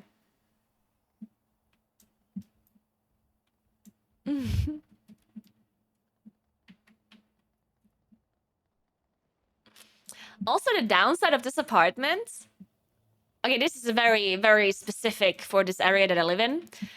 Almost all of the apartments here or houses here are using power and heating from something called Fernwärme.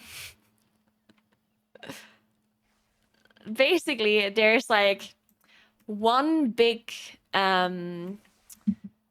what is it called? Like the things that make power, electricity. Yeah, there's like one big thing that makes electricity from different kinds of sources. It's not a generator. Well, I mean, it might be called a generator.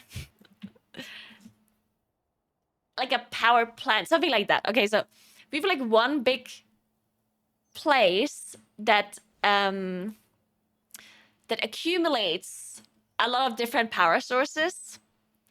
From, you know, we have a dam from like water and from this and from that, and then they sell the electricity to private houses, apartments.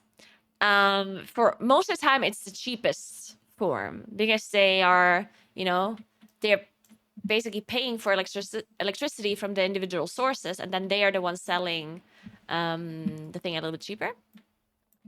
And almost every single apartment and house here has that.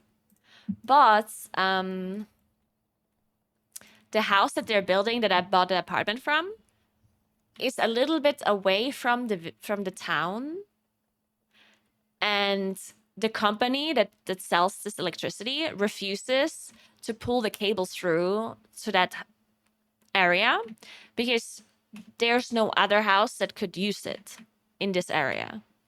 So they just refuse to do it. Which means that this apartment or this house has to be heated and powered by wood pellets. There's going to be a wood pellet something. And that's how they're going to heat the house. Which is interesting. But I thought it's actually kind of convenient. Because if I have a fireplace in my apartment, then I could make a wood pellet fireplace. Those exist, right?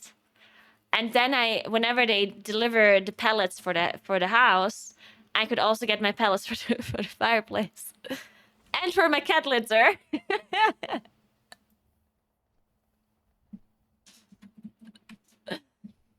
Yeah, wood pellets are not super uncommon. Wood pellets are a pretty common way of heating, yeah.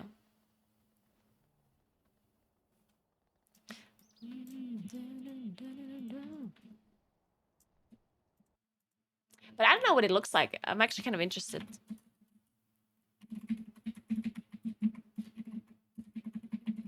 I'm Googling this now.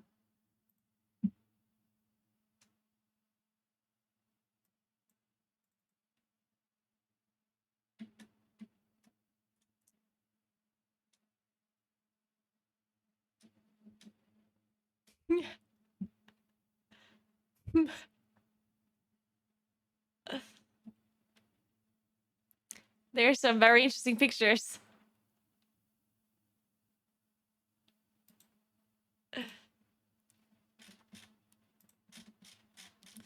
All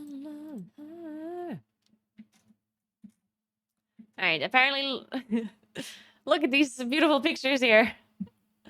So apparently, you'll just have an area where you put the wood pellets, and then there's this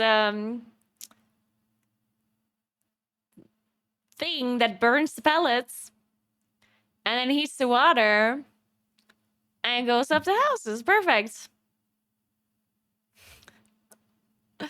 Beautiful. Such a beautiful drawing.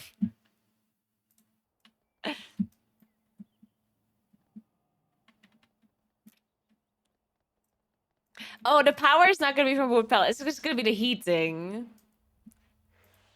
Electricity is gonna be from... I don't actually know what it's gonna be from. I have no idea.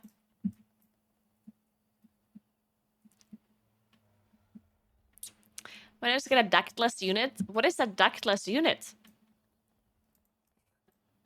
I don't know what that is.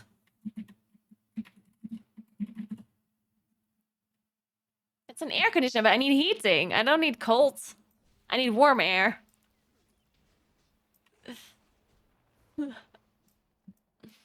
I need it warm and not cold.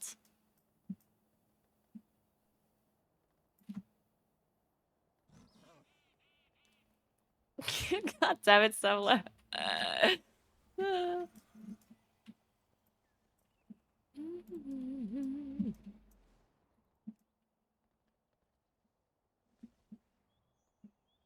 That is heated technology before they built the pyramids? Well, surprisingly enough, fire does warm up water.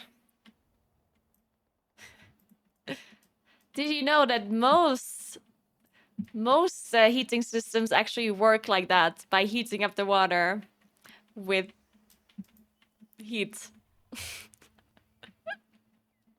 Why are people confused by this? There's no way you guys are surprised by this system.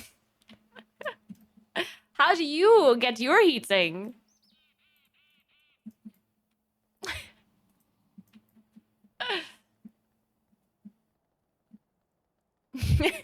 Standy.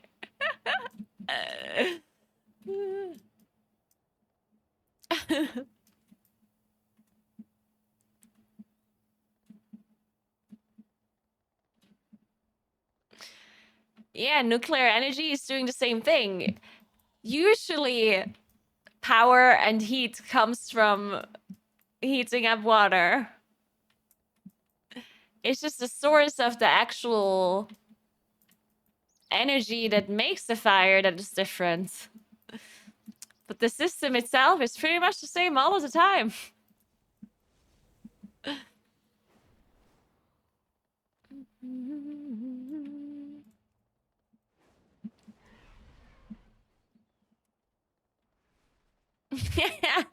That's a good point, Mugen. You're heating your water with electric heat strips?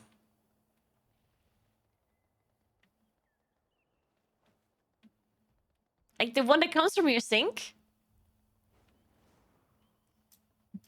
That sounds interesting.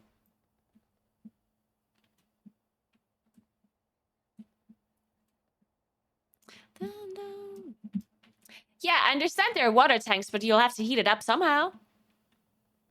So there's water tanks and they use electric heat strips for it. Interesting. I mean, it probably all works the same way. It just depends on what's cheaper, I guess. Do you want to spend more money on electricity or do you want to spend money on wood pellets? Thanks for 70 months, Johnny. What's up?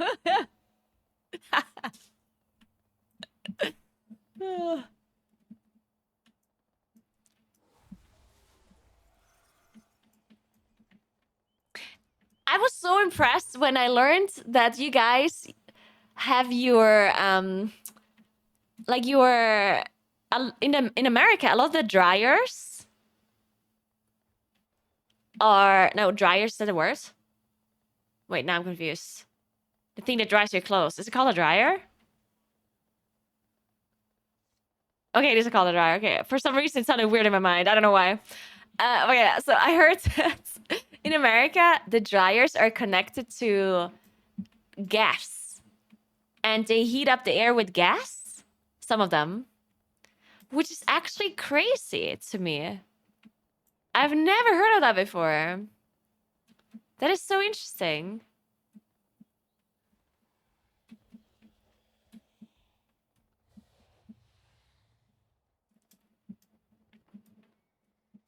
Hey, Wilderness Bear. Nice. I'm glad my tips and tricks are helping you out. That's awesome to hear.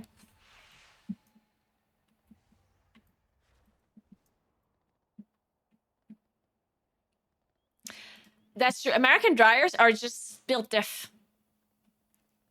They're so much better than any dryer I've ever seen in Europe. And I don't know why. Like, I don't understand it. Certainly, it's not rocket science, right? I don't know why the European dryers all suck. It probably has something to do with how they built the houses or something. I don't fucking know. Like, maybe... Like, if American dryers are using gas, some of them... Like, maybe it's just, like, the way they connect. Because if you just buy a dryer, a standalone dryer, that only plugs into an outlet, then I guess it's just weaker than a dryer that you connect to, like, air... Like, what's it called? Like, airways, where you can, like, you know, pull air out of... outside, inside, or whatever.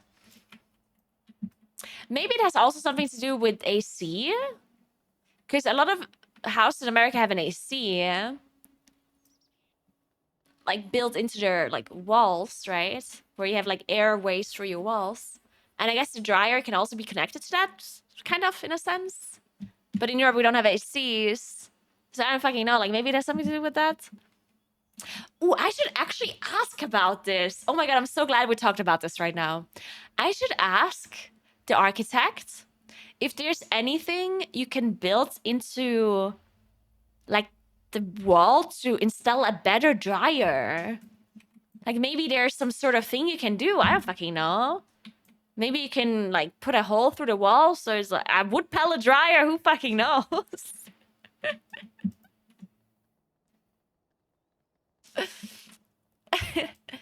No, American dryers don't work here. Because, like, the dryers that I'm talking about are not just connected to power. That's the thing I'm saying, right? Like, it's not just a machine that you plug into an outlet. There is, like, stuff there, right? You need to have an event? I don't know what that is, but yeah. Venting, yeah, venting. That's what makes it so good, right? I know that there's electrical dryers that only work with electricity, but they just don't work as well. They just shit. I want a venting dryer.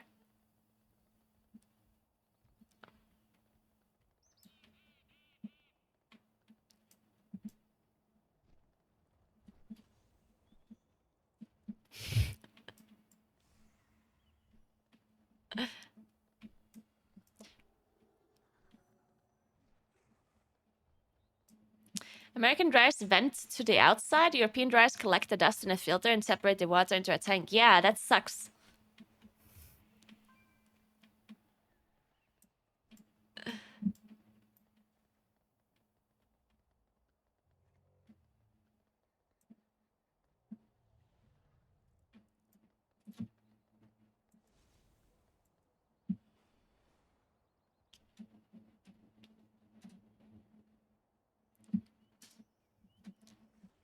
We need this architect on stream.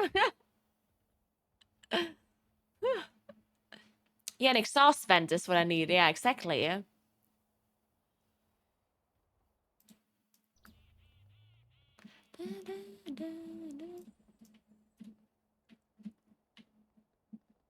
Yeah. Yeah. I could have a washing room with a dryer in it. And a vent something. I already forgot what it's called. This could be perfect. American dryers also vent the dust to the outside, filling up the ventilation pipe with moist fluff that makes the ventilation worse and worse, and then you need some guy to come clean it.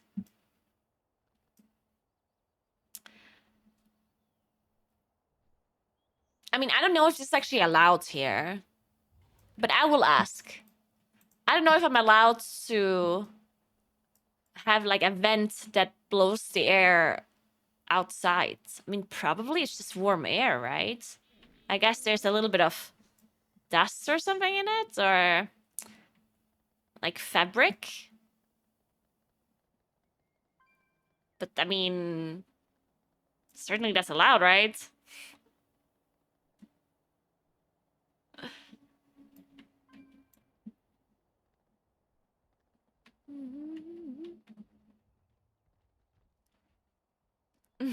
Sandy.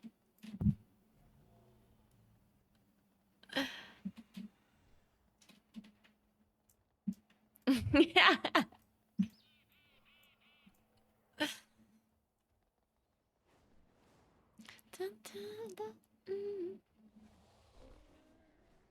Are you talking about oh my god, what is it called in English? Are you talking about ground energy? Like it basically the energy comes from like the pressure from the earth. Geothermal, yeah, there we go, that's the word. And no, because I don't make this decision.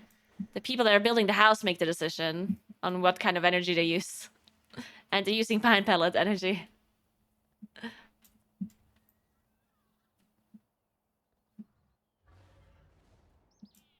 Energy from dirt, yeah, there. Sounds fancy.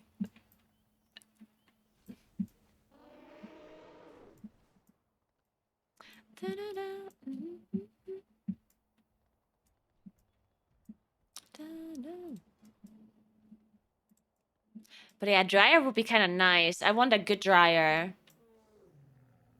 An American dryer. They really have that down. They really know how to make dryers.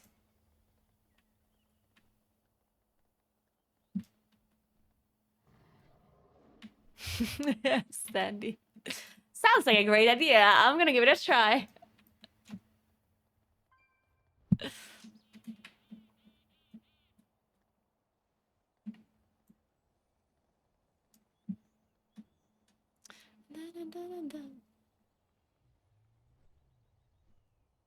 Just make your perfect apartment in Sims 3. That does sound like fun. I should do that.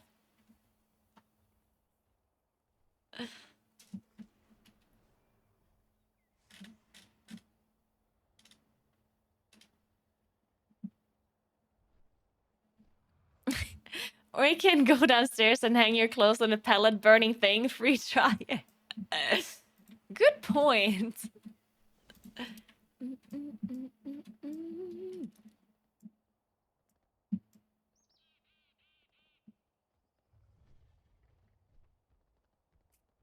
I went back to just using a washing line and hanging up my clothes. That way I don't need to iron them after drying. They get incredibly wrinkly in the dryer.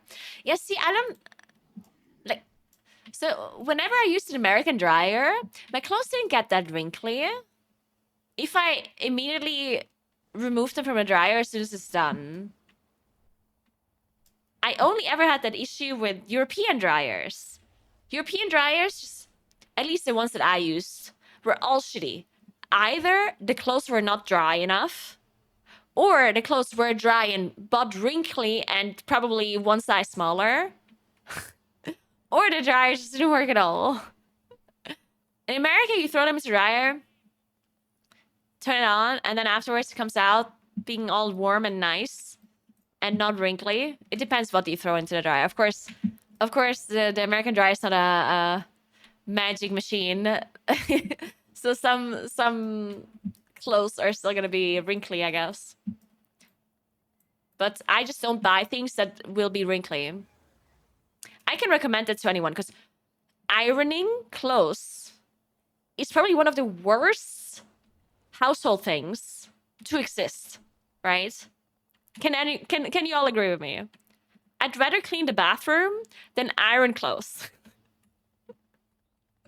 Who the fuck wants to iron clothes? Nobody, all right? So, whenever I go clothes shopping, I will just refuse to buy clothing items that are likely to be wrinkly after washing them. Like, for example, these kind of like... I mean, thankfully, I'm also not somebody that has to wear dress shirts. Because dress shirts fucked up. You have to iron them, right? Or steam them or something, because otherwise, thankfully I don't have to wear dress shirts. So I don't buy dress shirts or anything that resembles a dress shirt. Because no fucking way I'll iron that thing. So I'm just not gonna wear it anyway. So I might as well just not buy it in the first place.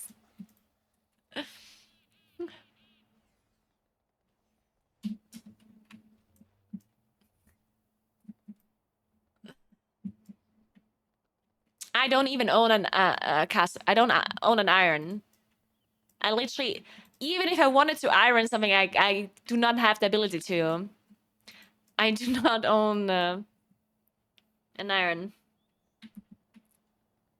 That's just not happening.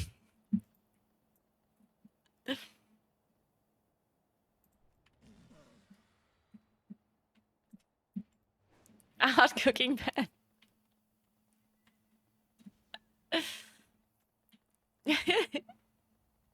You say flat iron? That actually works.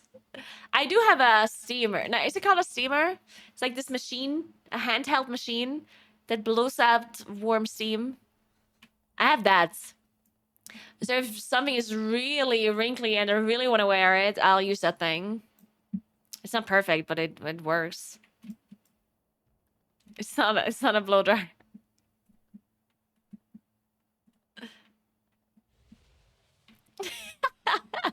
Johnny. Oh.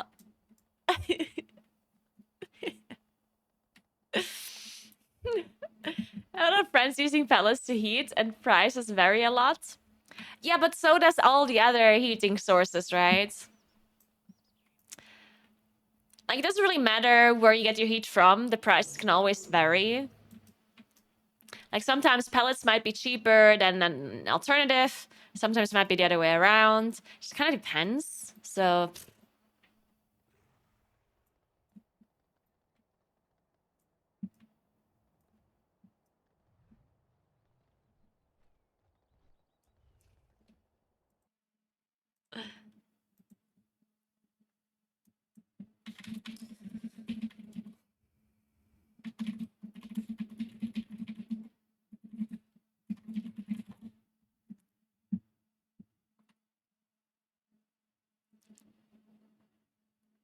So currently, wood pellets are the cheapest in Germany, at least. I don't live in Germany, but in Germany it's cheaper. In Germany, you pay 5 cents per Kilowattstunde. I don't know what that means in English.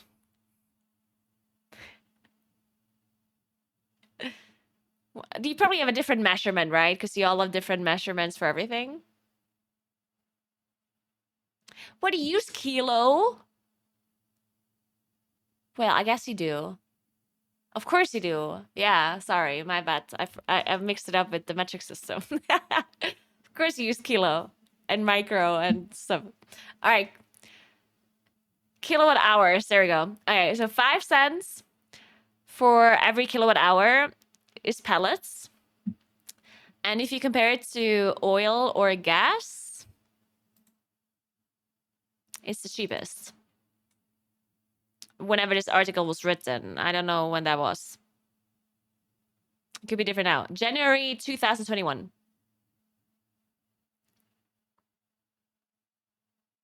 And apparently the price does not vary either. It says that the price of pellets has been the same or very stable for a couple of years already.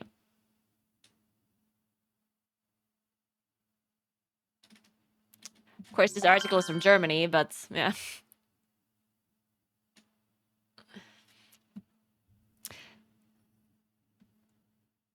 Gas is 6 cents per kilowatt.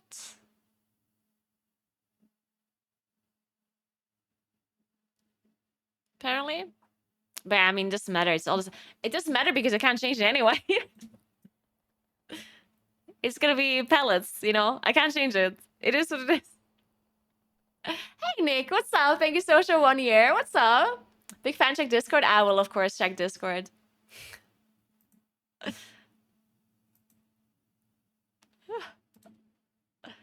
Okay. Checking.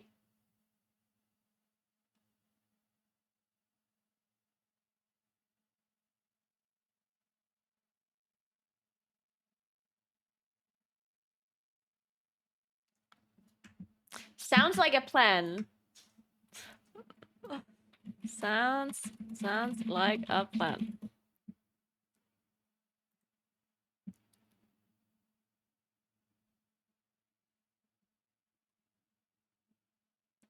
Oh wait, shit.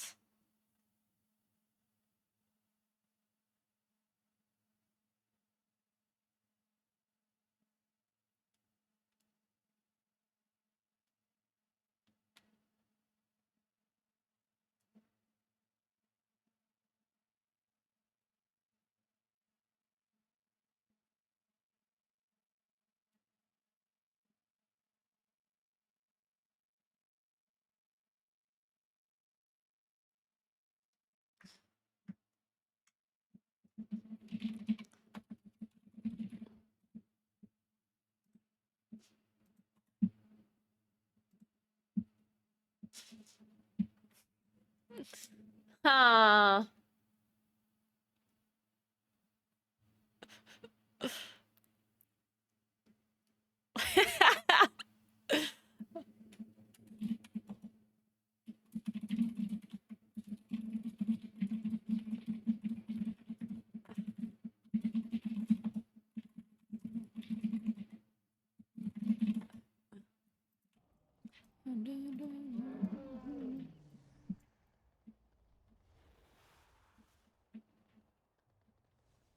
Get a bike with a generator on it and pedal for your life. I mean, that would be a really good motivator to actually use the bike.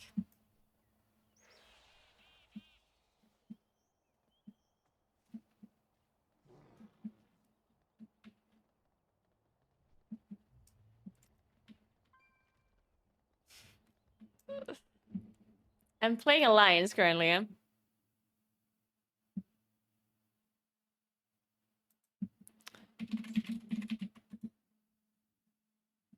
Wait a second.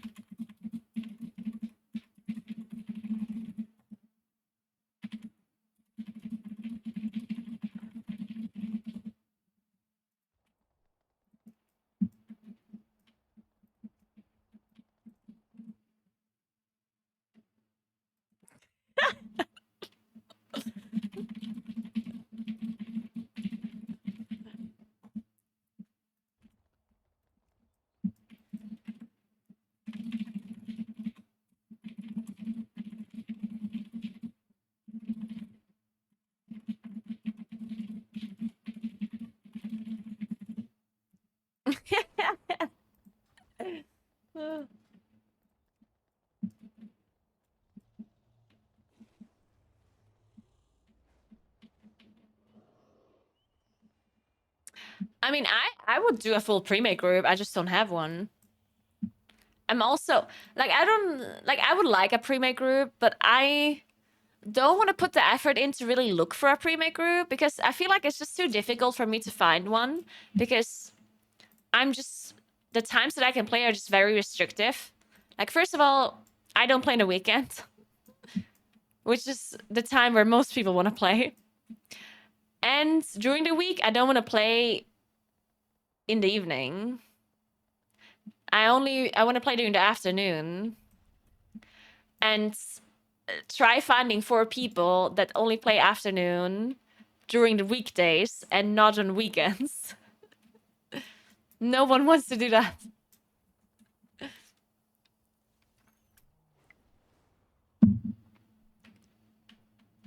JB would be one of the only people that can do that. But JB also plays on a weekend, I think, no? Or is he also off on a weekend?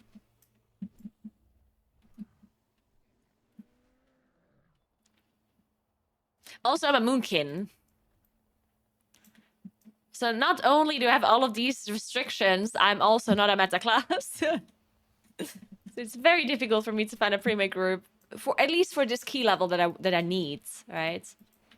Now, of course, if I want to find a pre-made for, I don't know, 25 keys, I'd probably be able to find that. But not if I want to do 28 keys. Then it's probably difficult. The meta will be the same thing as it was before. Don't hold your breath. Why am I toxic? Just the meta will be the same for the rest of the season. The just accept it. Just accept it.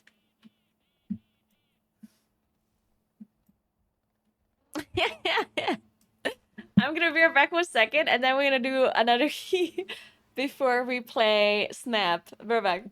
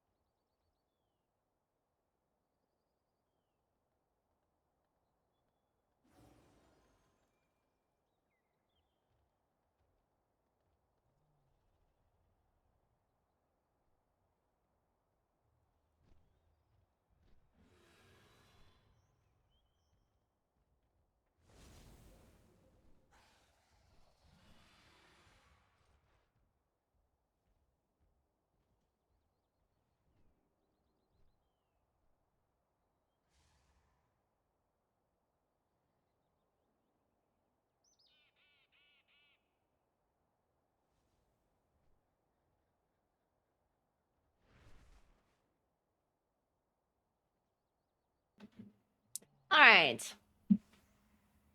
Thanks for Prime Crunch, appreciate that. And thanks for Prime CC. Thank you very much. All right.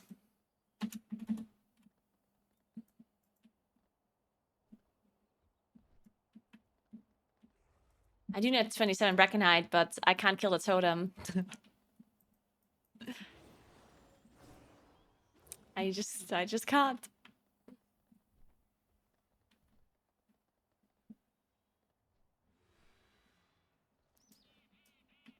Necrotic was less annoying than Sanguine?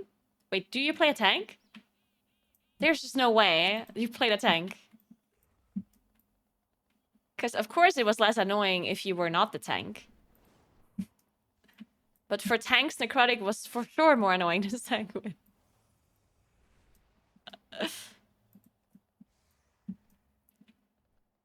I mean, you play a tank and think Necrotic was not worse than Sanguine? It's the same thing, except Necrotic requires you to kite more. It's also bad for all the damage dealers. Because the mobs are constantly moving around.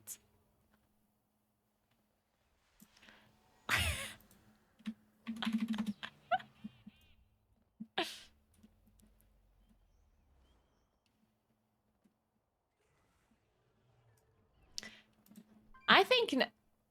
I mean, Sanguine can be annoying, but I think...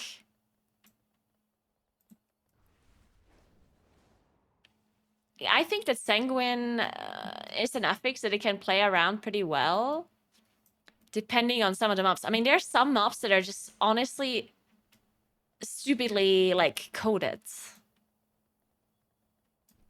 Like, if Blizzard would code some of these mobs better, then it wouldn't be that big of a deal. But, like, for example, the oak trees in Breckenhide, they sometimes stand still without even casting anything. And it makes no sense. They just stand there. AFK. It's so dumb. Also, Blizzard codes some mobs to run away when they're low HP. And I do not understand why they still do that.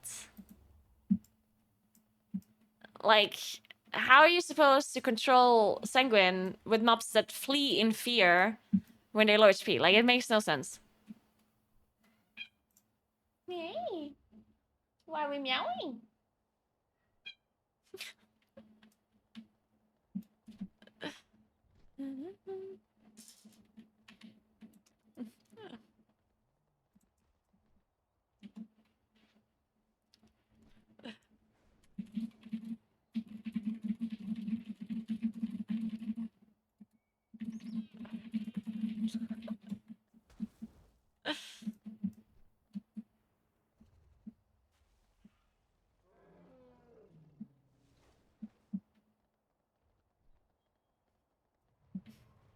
Also, there's no shot you said inspiring was okay.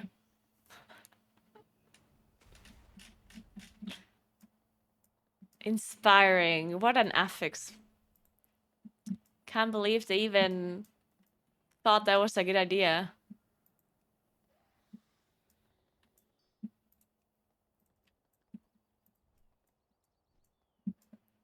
Hey.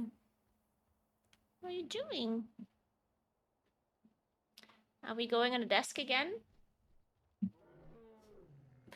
We said no desk. No desk, Sunny. Oh, sorry. I didn't want to... I'm sorry, cat.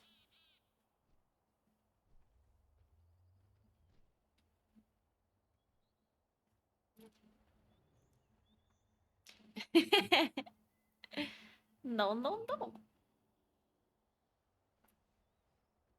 I know you want to go on the desk. I know. But you can stay here in my lap.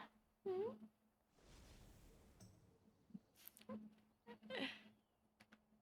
You can stay here. Isn't it comfy here?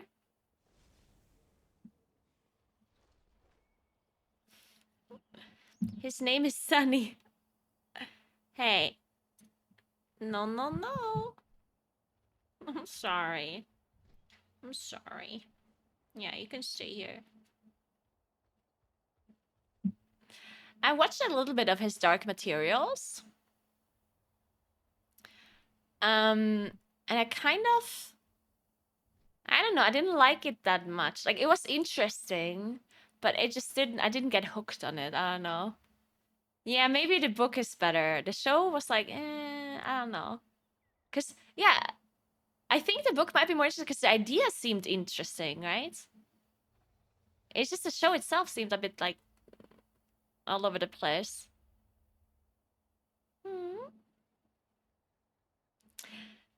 It's Sunny, the cat that is sitting in my lap right now, just always looks like he's about to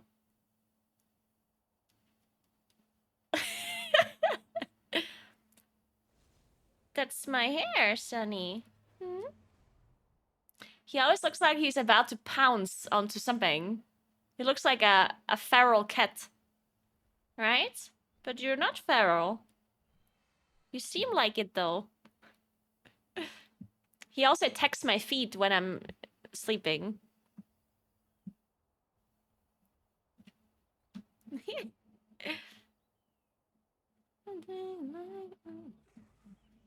That's my cable.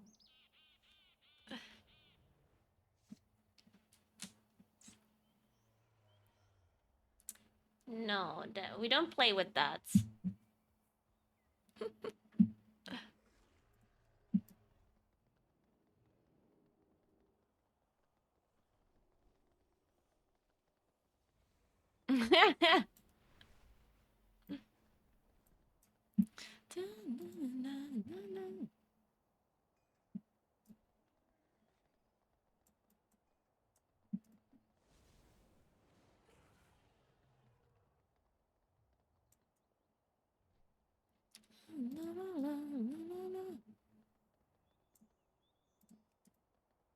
I'm currently, because I always listen to audiobooks, right? I don't read books, I listen to audiobooks. And I'm currently listening to some like podcasts, but they're not actual, like they're kind of like they're acting. It's basically like a movie without seeing it. like they're not just reading a text, they're like voice acting it out, you know what I mean? So there's like different kinds of people that are speaking, and then there's other noises. Like when they open a door, you hear like a creak or whatever. And when they're on the road, you can hear car noises, stuff like that. And the ones that I listen to are pretty nice. It's pretty cool. Voice books? I mean, I guess. It's pretty interesting. I like it.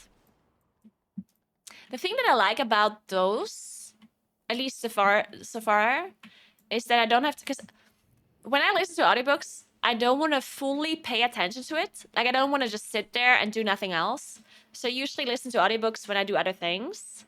And most really good books, you kind of have to pay attention to them, like give them your full attention to be able to follow. And I just kind of don't want to do that. So I can't really listen to super good audiobooks because you kind of have to pay attention. Otherwise, you're just missing half the information. But these kind of like voice acted podcasts, if you miss something here and there, it's usually kind of whatever. You get the gist of it.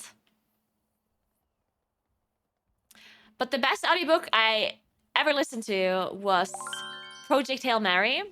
That one is so good. Can 100% recommend. Very, very good. And that one is a real book.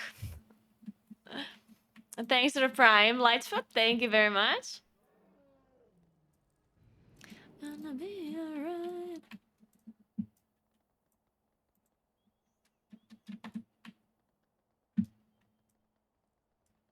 Try listening to audiobooks, they just make me fall asleep. See, that's why I'm doing that's why I'm listening to audiobooks while doing other things. Like, I listen to audiobooks when I play TFT, when I'm cooking, cleaning, when I try to fall asleep. I really love audiobooks. They're very nice to just do while you're busy doing other stuff. Big fan.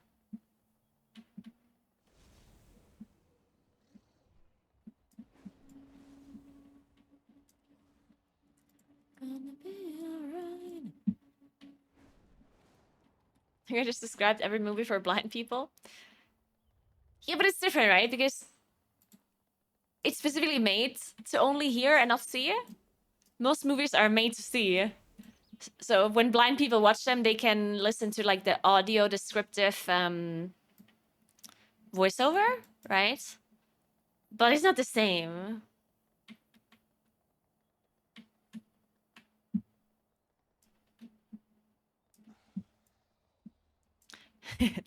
Yeah, audiobooks are also like, I also listen to them while I'm driving as well, yeah. The audiobooks.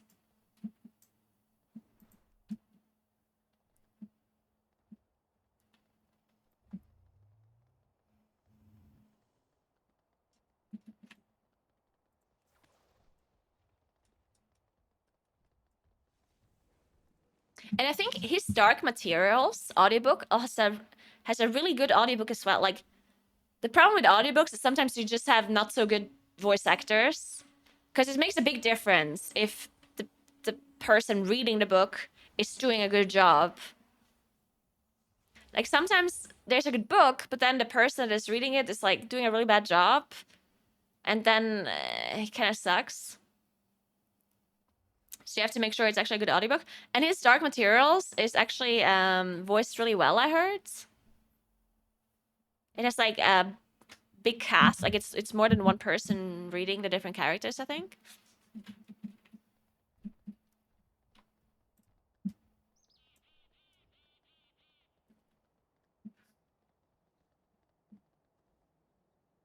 Yeah, some actors are doing voice actings for audiobooks. Also, some of the authors are reading their own book for the audio version. But voice acting for movies is what actors mainly do, right? Like voice acting for like animated movies or stuff like that.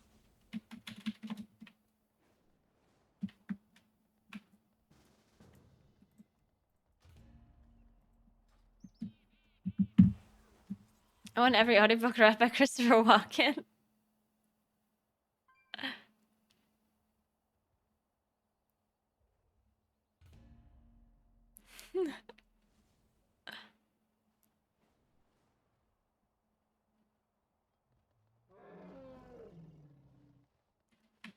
Alright, let's do a host.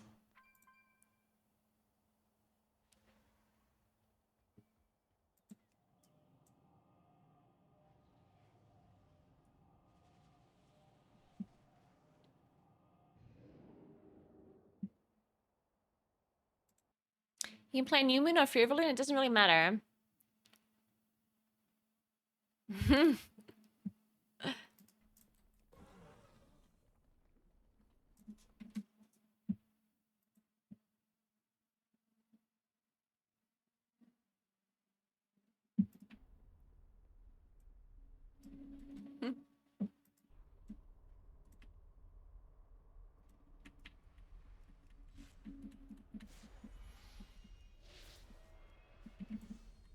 I've been listening to the Dresden Files. Okay, listen to me.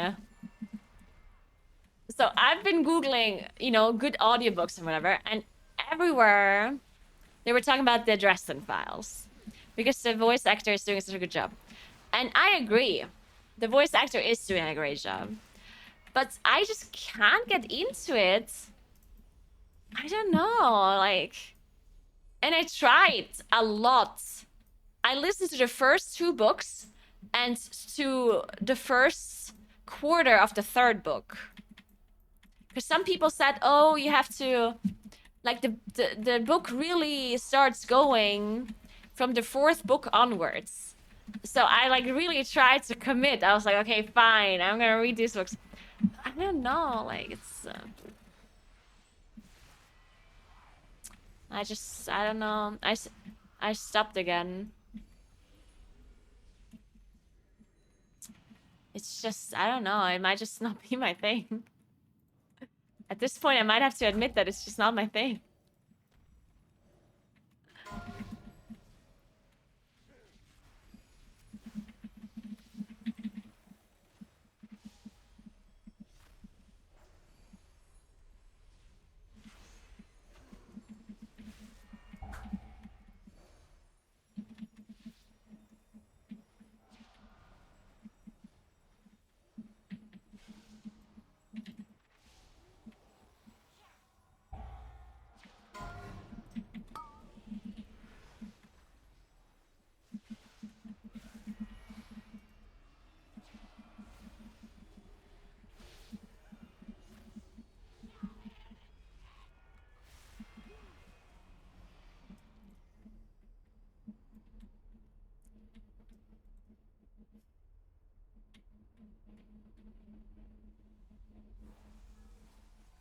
I mean, it's not that the first 2 books I read sucked.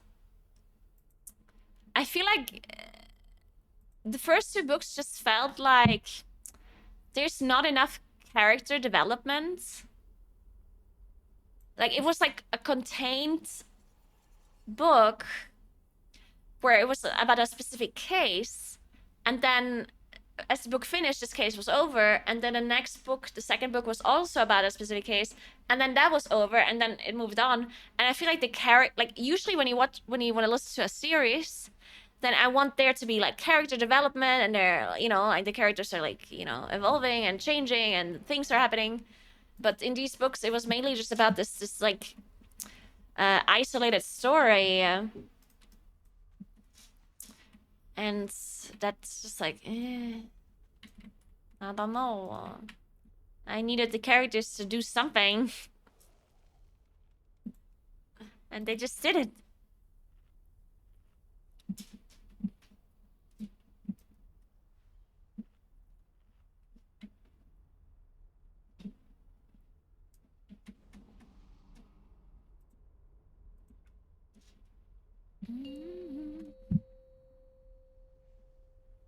Don't bite my 5, cable, 4, Moon. 3, It's my 2, fan. It needs to stay alive. Oh god, they're gonna throw off the fan. He's gonna throw it on the floor.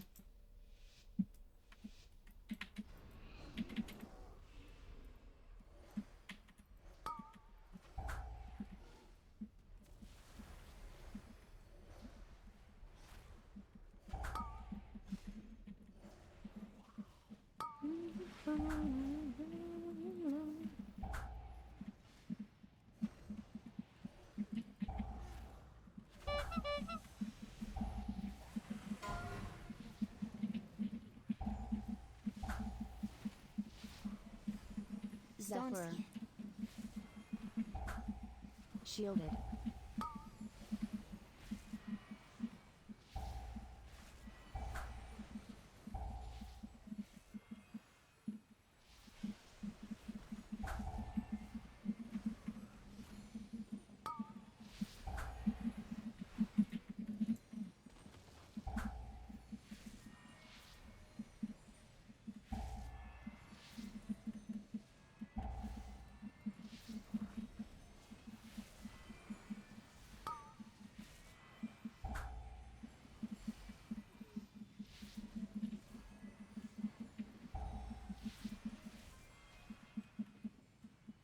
I think I'm just not that into fantasy in general.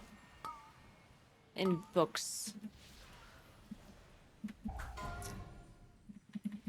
Like, I tried to listen to Mistborn as well. And that one was supposed to be really good as well. And I also just couldn't get really into it. I don't know. The Mistborn series.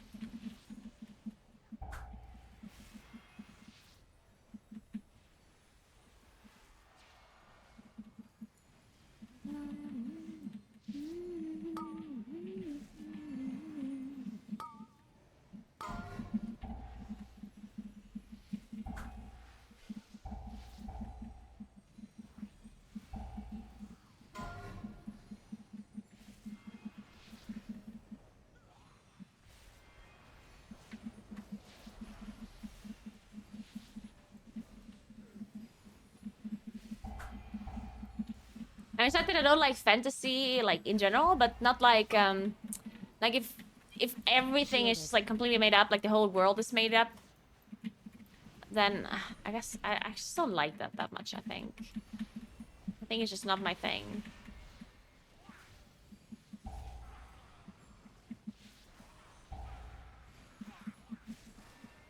Like, I like Project Hail Mary, which is also fantasy, but it's like...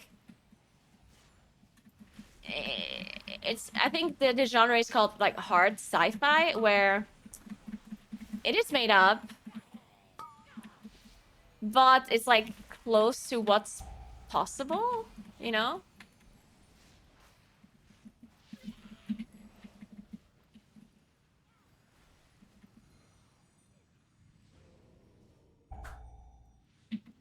Well, yeah, it's, I'm talking about general things that are made up. But yeah, I don't think I watched like a fantasy thing or listened to a fantasy thing that I like really enjoyed.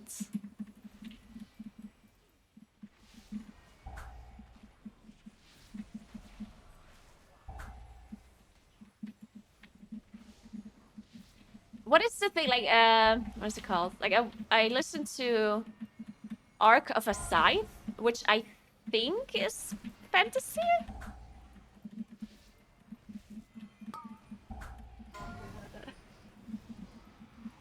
Oh. Oh, thank the Lord.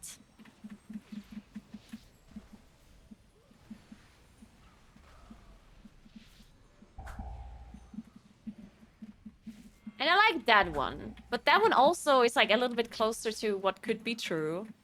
And it's not like a completely made up universe. I mean, kind of, but not really. Like, there's no magical creatures, I guess.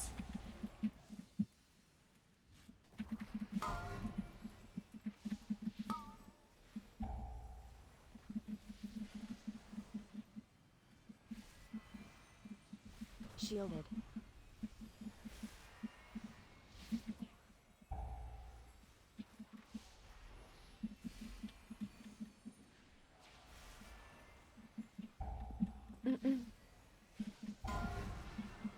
What is shit cat?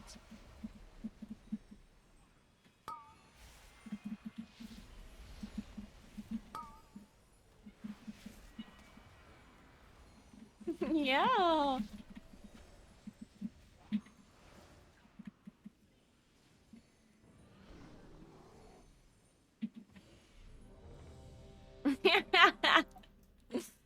You might have a point there, Johnny. And I listen to a lot of like the majority of the books I listen to are like crime / mystery books. Like thriller, mystery. But it's not necessarily because I think those are the best books. But because most of them they're really easy to follow. Like there's no universe they have to explain or whatever. Usually it's a little bit of character development and there are some sort of twists about who murdered the person, you know? Zephyr. Or who did that or whatever. Like something like The Silent Patient. I don't know if you know that one. But that one, for example, I liked a lot.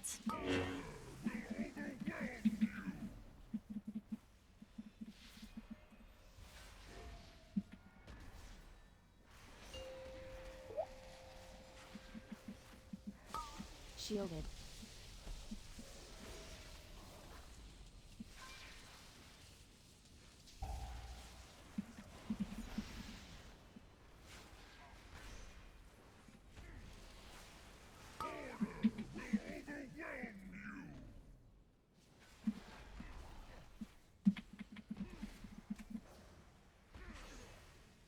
I listened to some Agatha Christie once as well.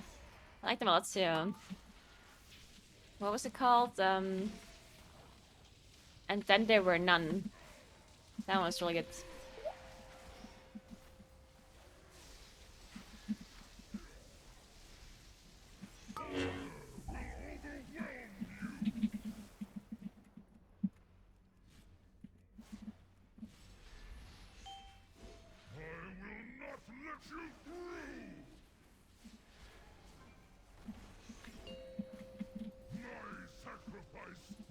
The Bible has world building.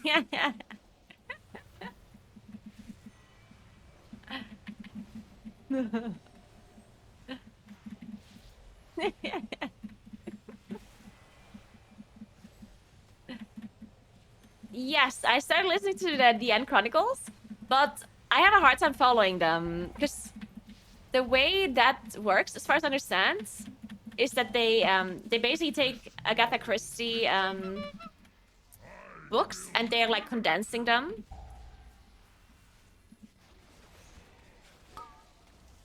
Zephyr. Which is a cool idea.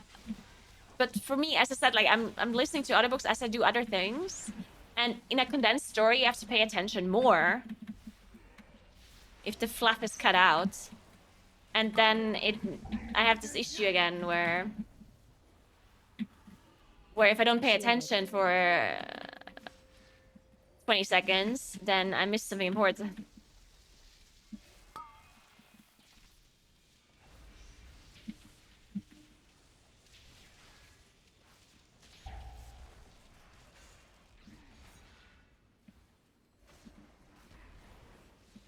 Wait, was this a Disney joke?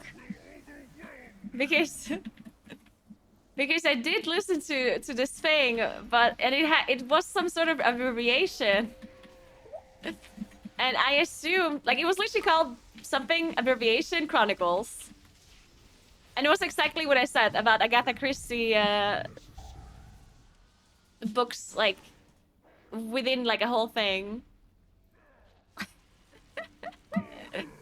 And that's, oh, I can't take this rest, I guess. Aww. What are we doing here? Once this is gone, I can take it. Your end was necessary.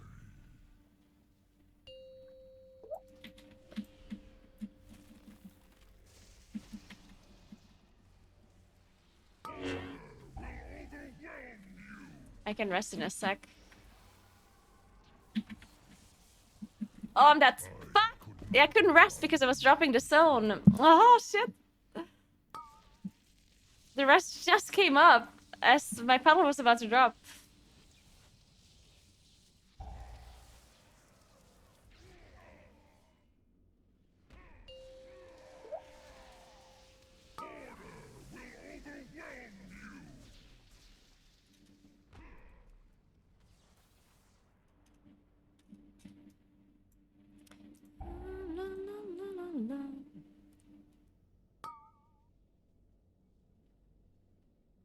Yeah, no, I just had nothing when I died. I tried my hardest to live. On the previous ones, at least.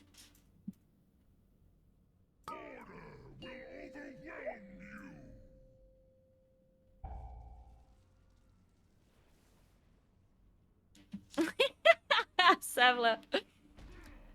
Okay, I'm actually gonna check what it's called because maybe it's called completely differently and I just randomly thought you're referring to it.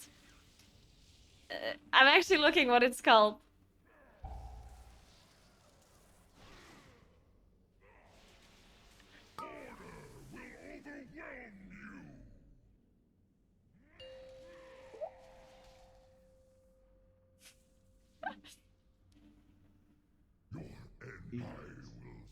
Okay, it's not called anything with the end.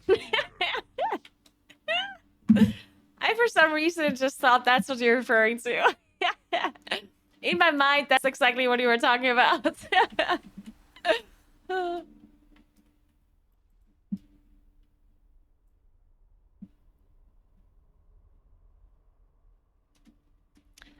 dun, dun, dun.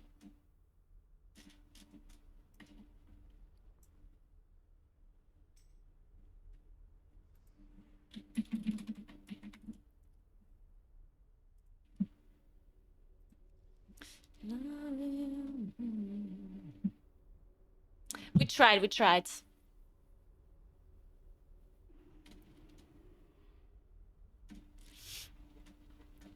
Hey, Krista, what's up? How are you? Yeah, I can't believe I was invited at 26. And then we just free the king in the first boss. This always happens, though.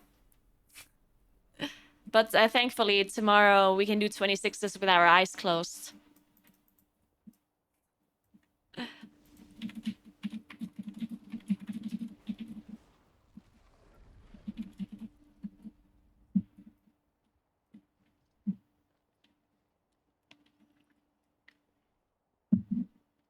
I do have 27 under. The tank's asking if I want to play with 27 under odds. Can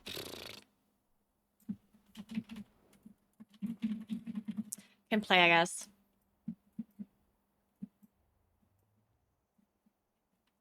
If you do at 26 with your eyes closed, I will stop for 10 years. I can easily do at 26 with my eyes closed.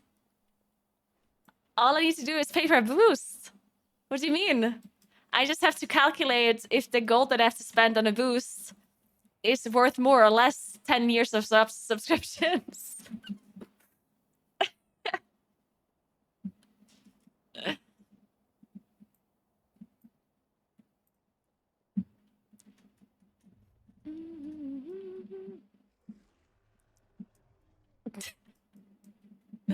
Oh, I would be a great president. Yeah, I should be president of the United States, of course.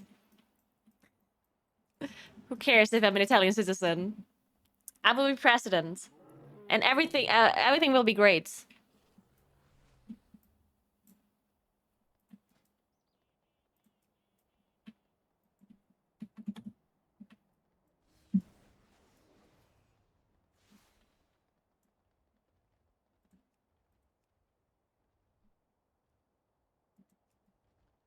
Wait.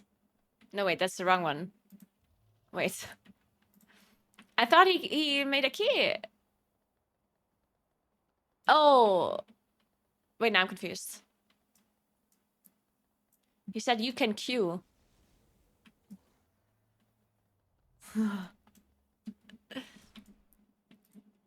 Should I just make the key or whatever? Thanks for 46 next. What's up? Trying to hype myself to do packies again is just so draining.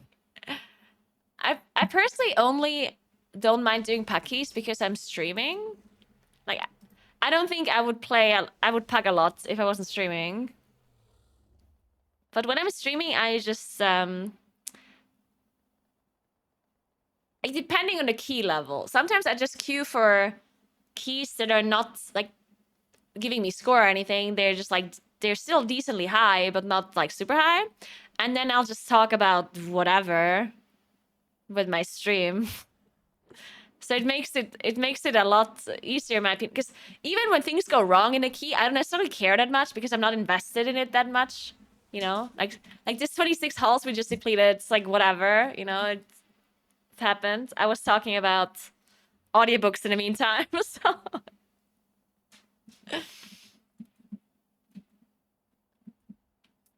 I feel bad either inting or not knowing things. Just because then whatever I need to know unless I'm told. Yeah, that's the biggest problem I had with the biggest problem I have with pugging is that this kind of information is much harder to get by, because if you play with a pre-made group all of the time, then you'll communicate and quote unquote insider information will be much easier to pick up, right? So whenever I play with pre-made groups, I would know much more about the dungeons because, you know, one person in a group heard a thing and then they'll say it. It's like, oh, I heard you can do this. And then you try it out and it might work or it might not work. When you're pugging, you're not going to try out a strat or try a route. And they're also not explaining anything. They're just going to post a route and you have to do it, right? So I do think that if you're only pugging, it's much harder to just gain knowledge about high key routes and struts. Thanks for giving us up to Krista. Appreciate that, Johnny. Yeah, because you don't have time to watch streams and get info outside of just playing the game, right? So it kind of sucks.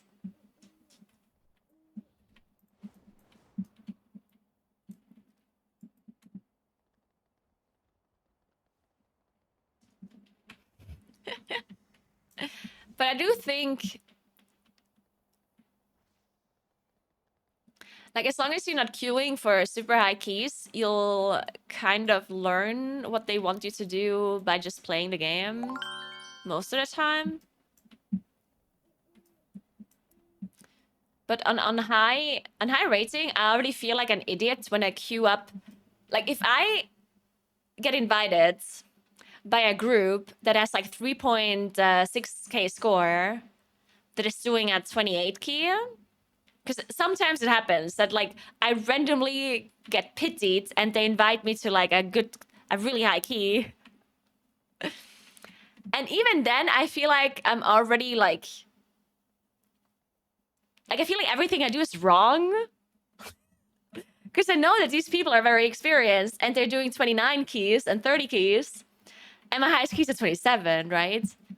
And I don't know how to play. I know how to play in a 27, but in a 30 key, you probably have to do things differently, right? And then I join them and I feel like an idiot the whole time, you know? Thanks for 22 months, right? There's what's up. Oh, wait. I'm the one inviting. Alright, RT is pitching me and joining my underrod. Is that Tatman? On the mate? What's his gear? 442. I mean, I can't invite a mage. I need an Ogrevoke and the Shadow Priest.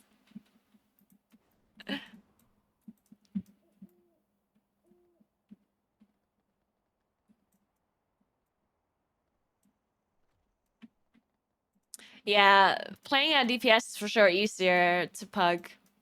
Well, it's harder to get invited, but it's easier to execute the dungeon. Tanking, yeah, tanking is also very hard.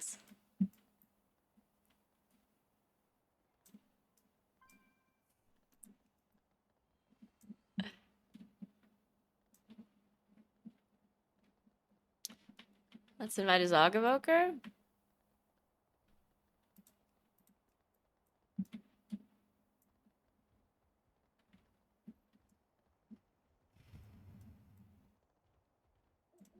Yeah, I think tanking is not necessarily super hard when you're in a pre-make group, but if you're pugging as a tank, like, you just need to know everything. Otherwise, you're the idiot.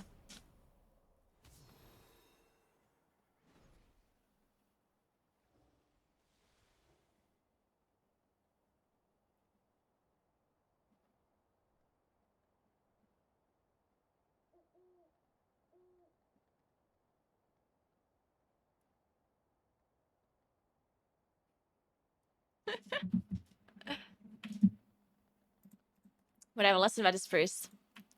How hard can a 27 underrod be? Just do it.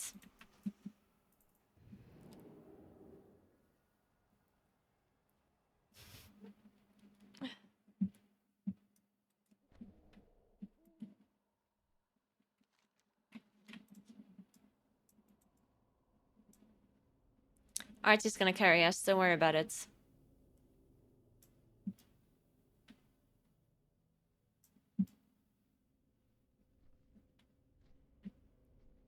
Okay, I'll summon one person. Then I have to get, Then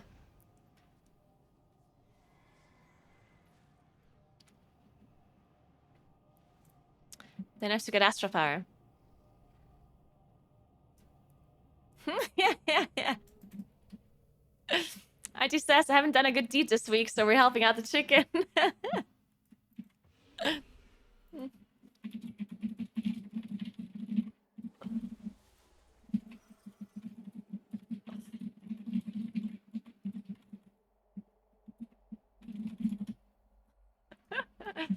Oh, that's a lot of, Perfect.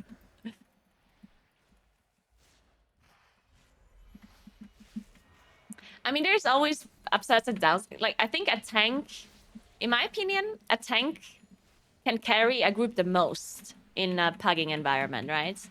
A good tank can carry the rest of the group more than what any other role could,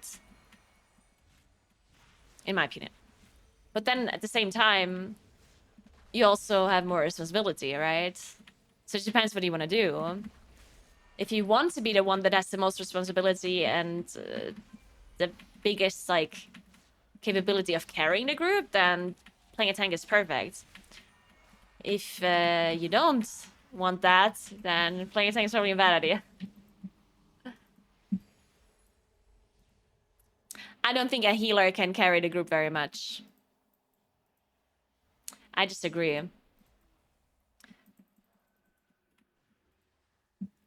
I think a healer is probably the person that can carry the group the least.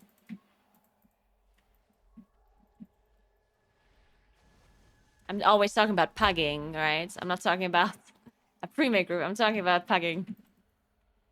Because as a healer, like, if your damage dealers do bad things, don't press their defensives, do just shitty stuff in general, and your tank pulls weirdly and has, you know, then what are you gonna do as a healer? You can keep the people alive, but maybe not even that. If a person gets one shot from 100 to 0, and you don't have a mitigation CD that was available, right? There's just nothing you can do.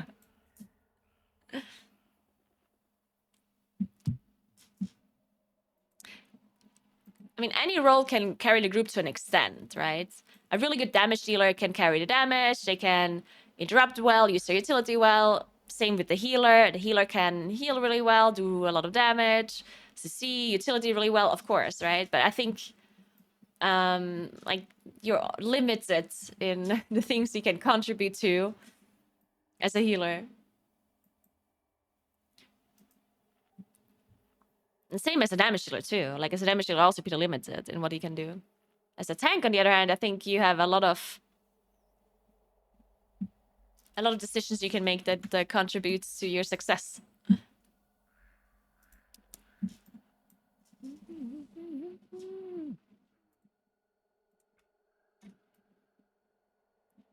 right, let's hope I don't die to the maggots on first pull.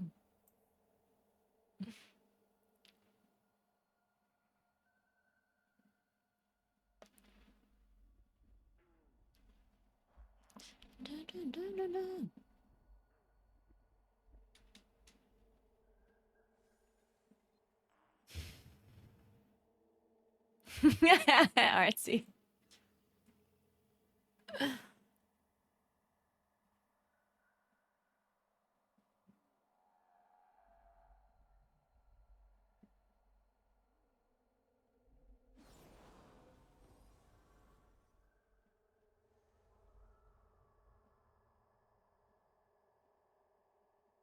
Nice.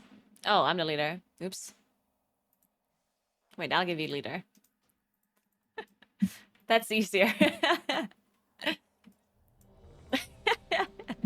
I was just sitting here waiting for better times.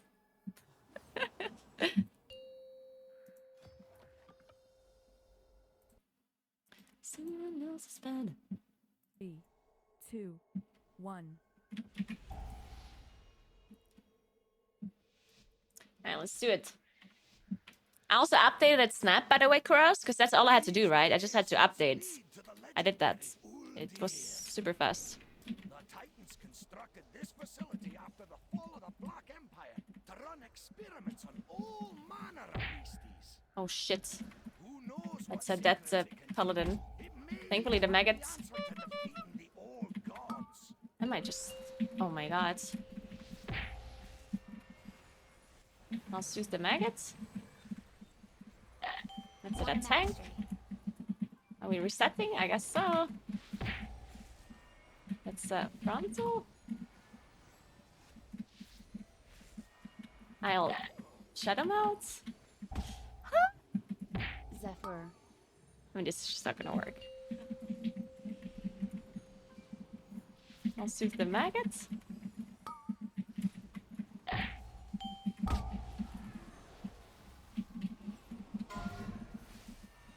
Let's finish off this maggot if we can. Wait, we didn't breath? This is our first breath? Ah, my HP.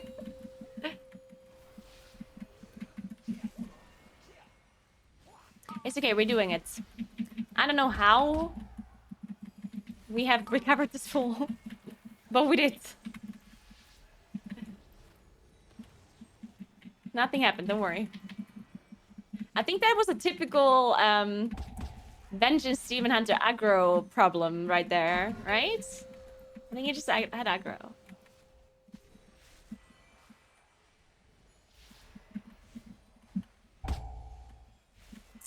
This priest was baiting the charge and baited it in sanguine. Oh no. Double bet. No way.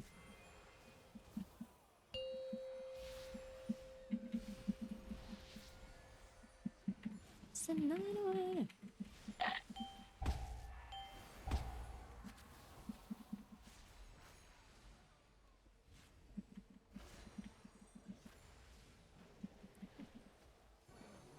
Alright, we got this though. We got this. We're totally fine.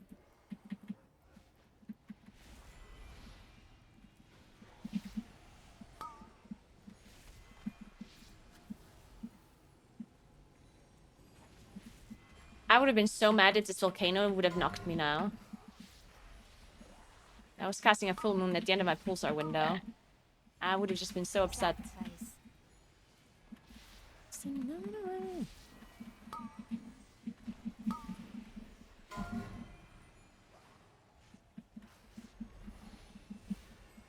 I would love to cleave off of the spirit. But I cannot.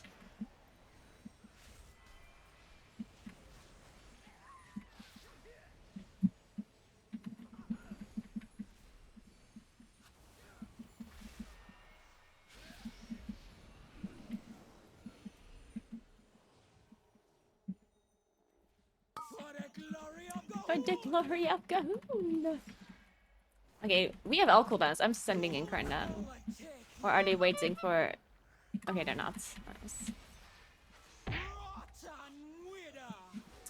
Do you think it makes sense to wait for the at? I think it does, right? With breath. Like, I think you should wait with breath, no? For the effigy. Shielded. You should also wait with PI, I guess. Right? Because it spawns pretty quickly after you pull the boss. Oh!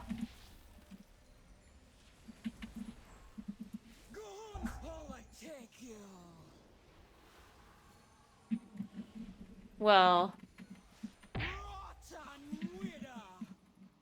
Don't worry, nothing happens. We're so fine.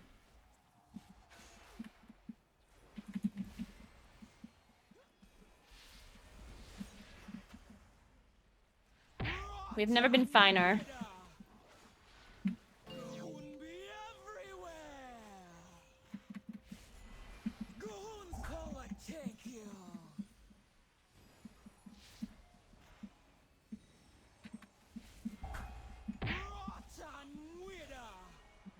Where's this guy casting? Oh my god, there you go. Man, having a 1-minute interrupt for this boss is just pain.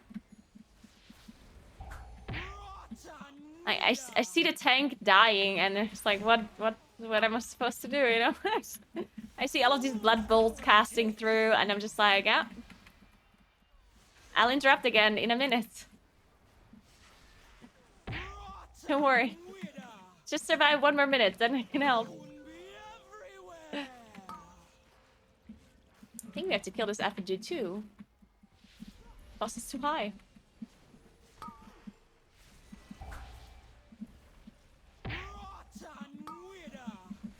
I'll beam this.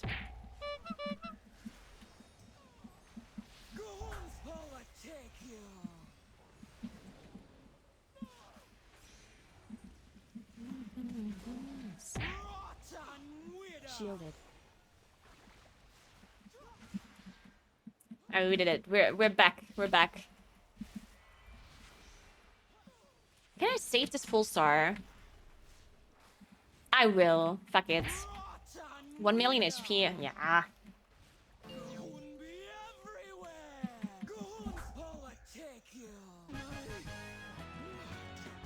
Hallo Frank, wie geht's? Alles gut?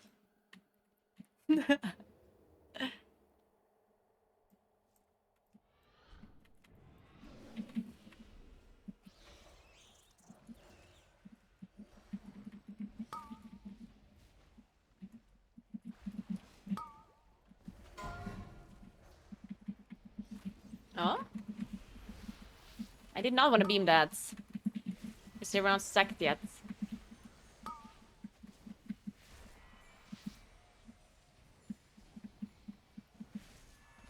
Some cigarettes.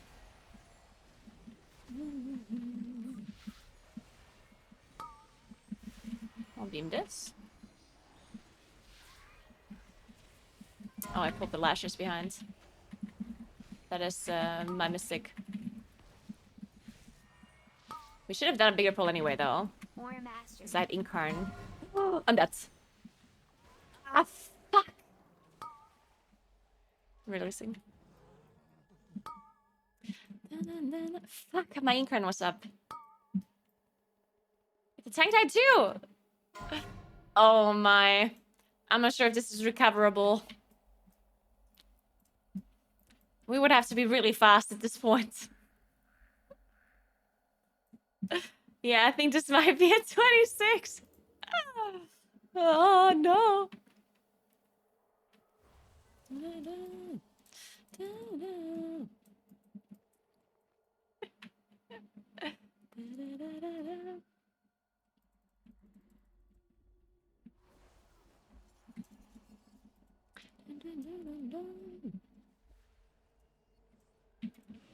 It's okay, my pants can be yellow, that's fine. It's a pretty color, I like it.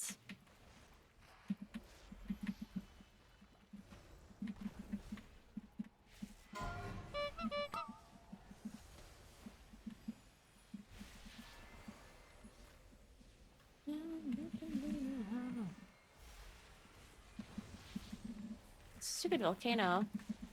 Shielded.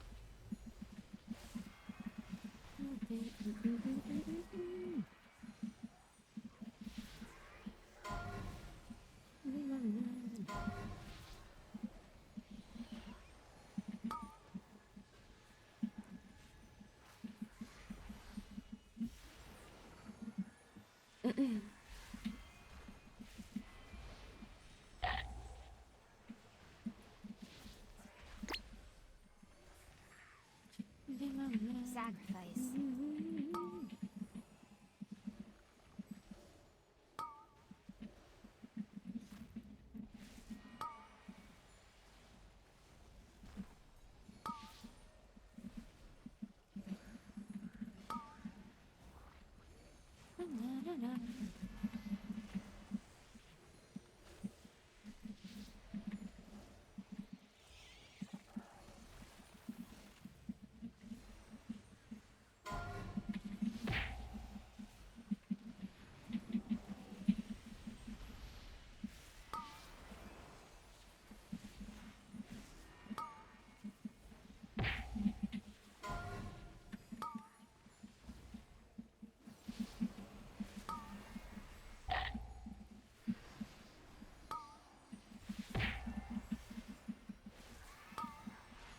Sacrifice.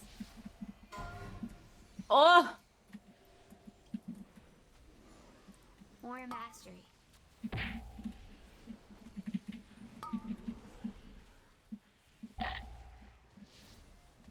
Man, can this Bloodstormer die?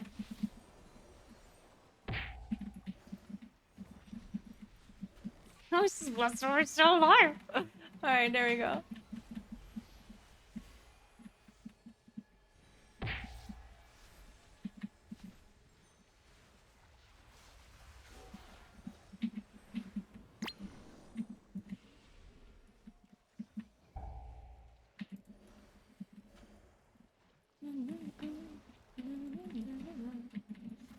This Bloodstormer is gonna kill us from the back.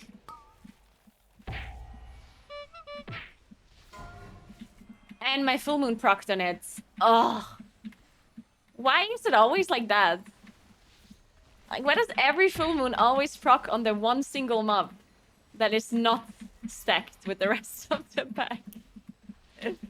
Why is it like that? Shielded.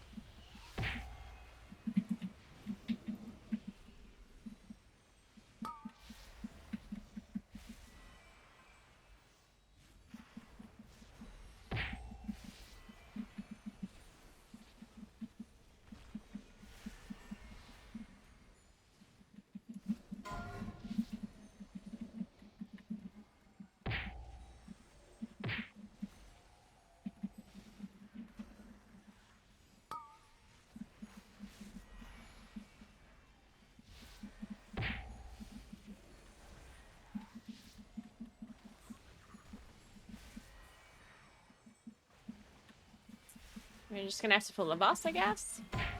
We wanna somehow still time this. mean, we're not gonna time it. Even if we do pull the bus.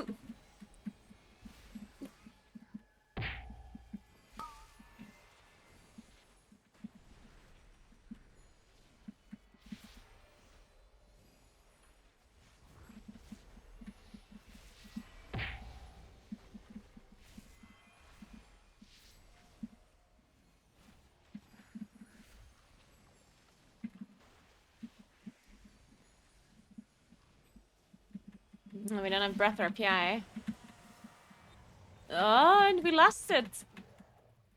We should have waited 5 seconds for our cooldowns.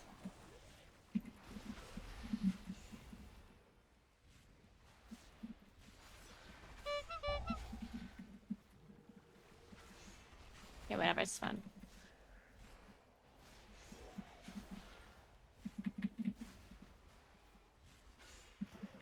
Shielded.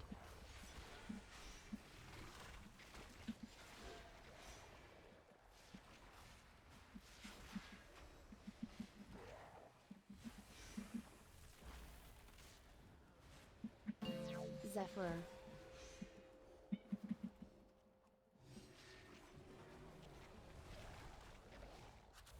Hey. Hmm? Sorry, I'm playing right now. I will give you pets otherwise. You know you're not allowed on the desk, Moon. I see what you're doing. That's my keyboard. Whatever you do, not step on my keyboard.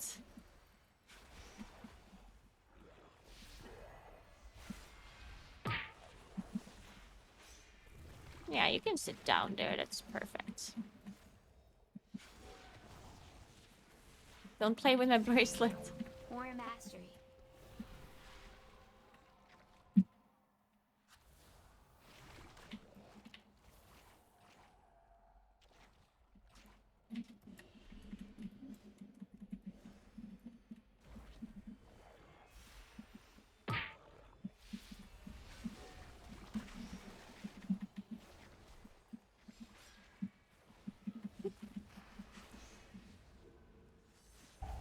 What are you doing there? You're so cute. You're such a cutie pie. Shielded.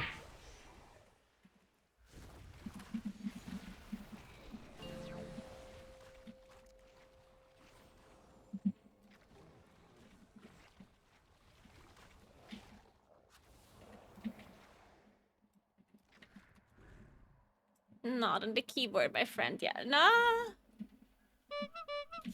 Please don't step on the keyboard, Muna. I'm sorry.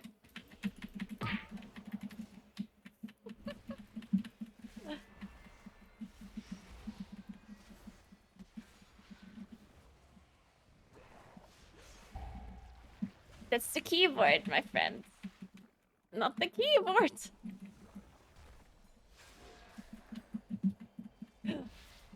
What? Moon. Zephyr. Moon, you have to... Moon! Moon, please. You have to... Oh, I don't see the frontal. Oh my god.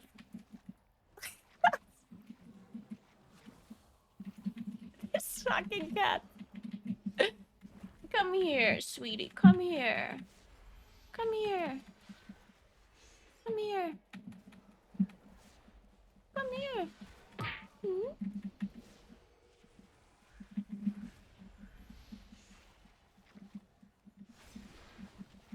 It's so nice on my lap, I swear. It's so nice. You should not be on a desk. My lap is so much more comfy. I swear, it is. Yeah, come here.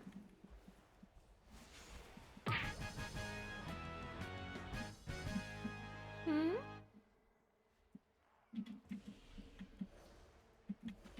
Yeah, good job. It's nice there.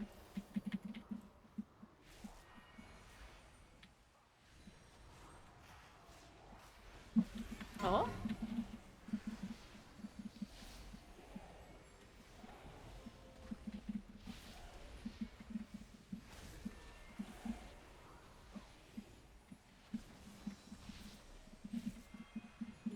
Your lab has no cables. That's a good point. Very good point. Shielded.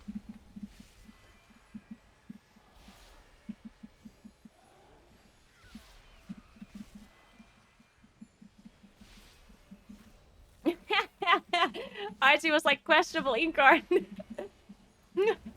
I should have pressed it a little bit earlier, but my cat prevented me from pressing it, so I had to press it late. And I felt like I had to press it so this boss dies. I did waste some of it though.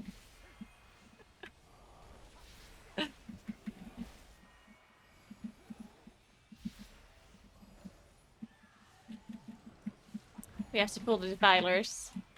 Yesterday.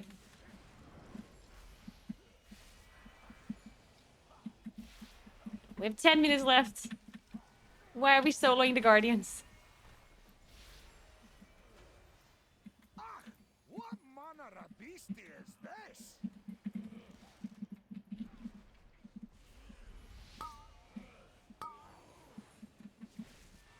Alright, so next to Shadow Priest. No, wait.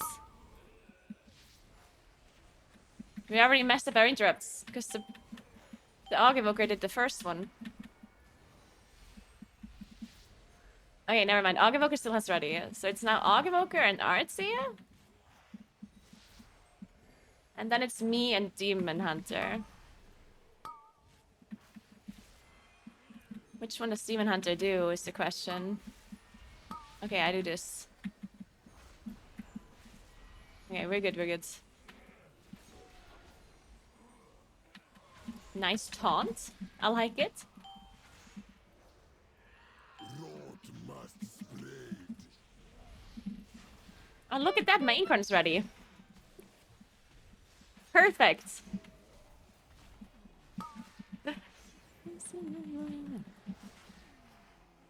I calculated this, of course. Perfect calculations.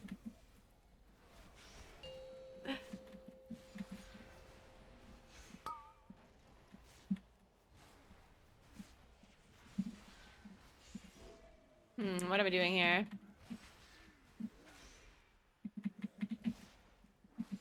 Guess we soak the two in at the tank.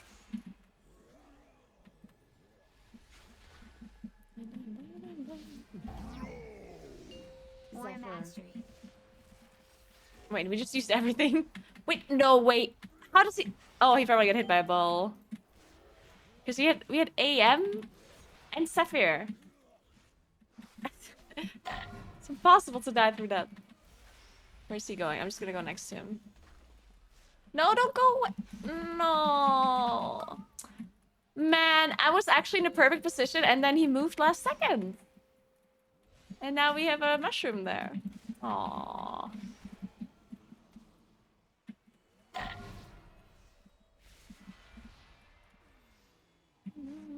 Situation.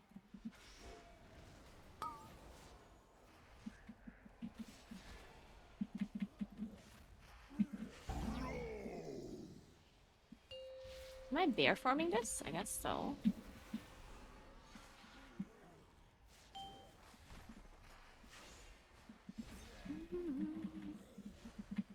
Blame the desk for being so interesting. It is very interesting. I do have to admit.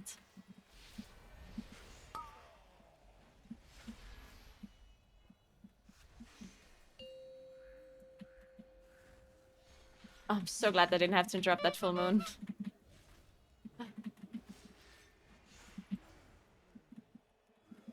Shielded.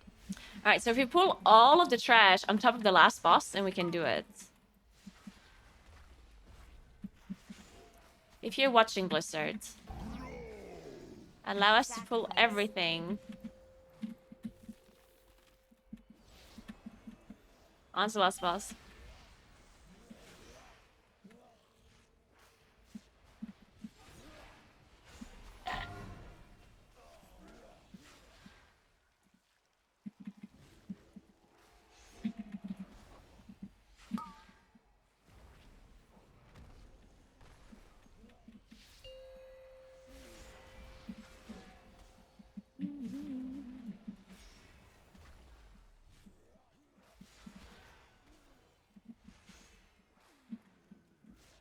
Do we also just have really bad boss? I guess the priest died. Yeah. Because this boss is not dying. Zephyr.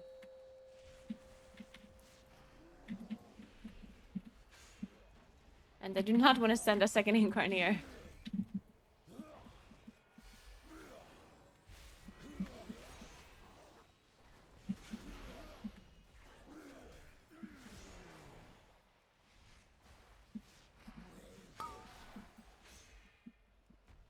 We can moon this guy.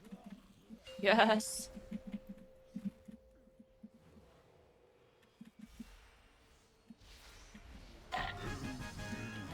Where am I?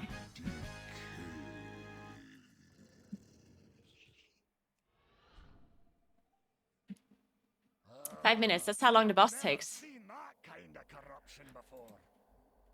It might be connected to Uldir. Let's hurry. I don't know what key I did, actually. That's a good point. Like the weekly point? Because I don't actually know what I did. Did I do any high key?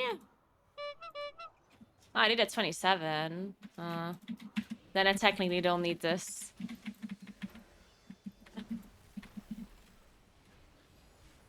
But whatever. If they want to finish, we can finish, I guess. Shielded.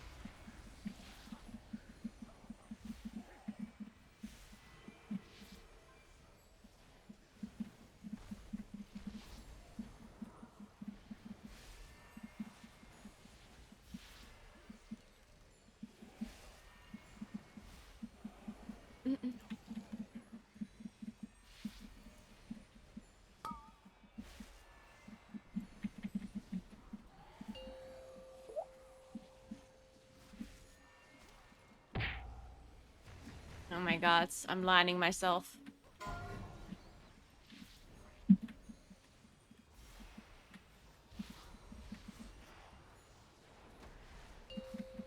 Sacrifice.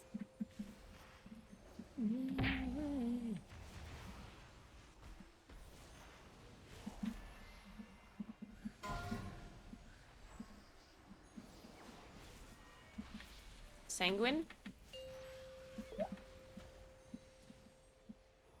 Nice.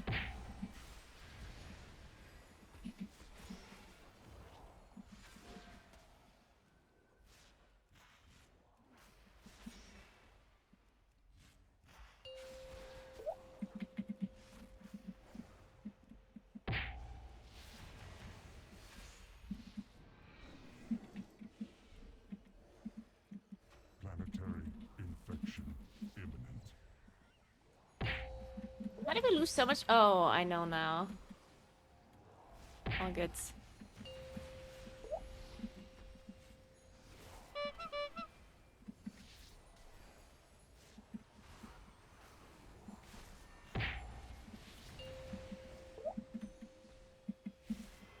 Did I not get a tentacle spawn? Is that what happens? Do you only get 4 tentacles? Or how does tentacles work? I thought you always get a tentacle. But the spawn before I didn't get one, pretty sure. Or maybe it was underneath the floor or something? I guess that's also possible.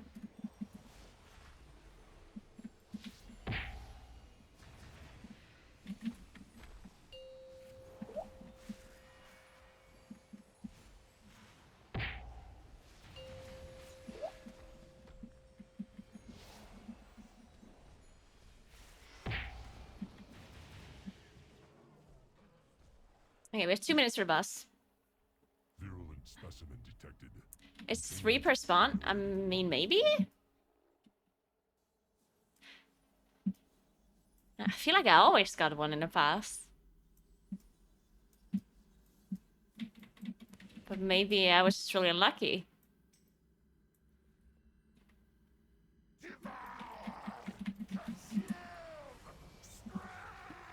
If this is a plus 24 fight, we can still time it. I mean, just do a lot of damage. Typical healers. Always healing instead of doing damage. 45 KDPS. What's that? Not even 100.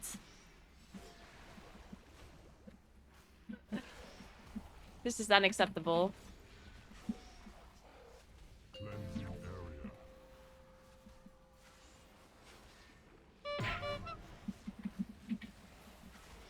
Oh, we didn't have PI. Oops.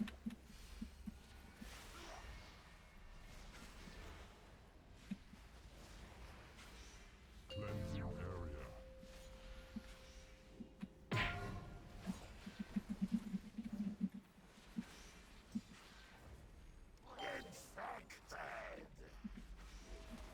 Contagion detected. Sanitize. Purge protocols engaged. Zephyr. Or mastery. Somehow we always manage to press our Zephyr and Aura Master at the same time. You can't even blame them because, like, you're obviously not communicating. But the amount of times we popped that simultaneously is great. Great minds think alike, apparently.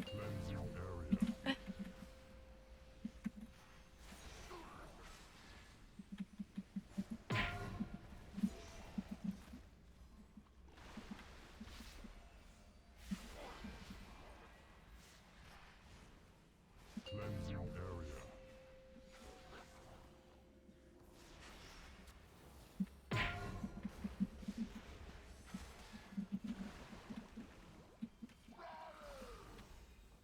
God, this boss sucks. This boss is one of the least enjoyable fights. Right? I don't know, like, I feel like this boss is stupid. Like, there's nothing fun about this fight. The only fun part is when people randomly get one-shot by the spores spawning on them. At least, at least there's something to laugh about. That's about it, though. Purge protocols engaged. Purge protocols engaged.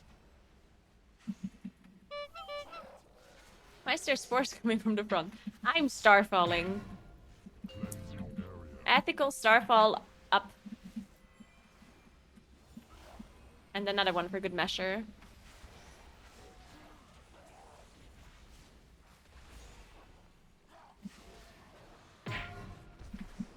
Zephyr. Cleansing area.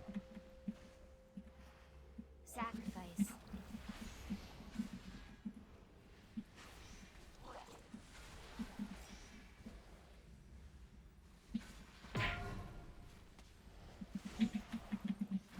Cleansing area.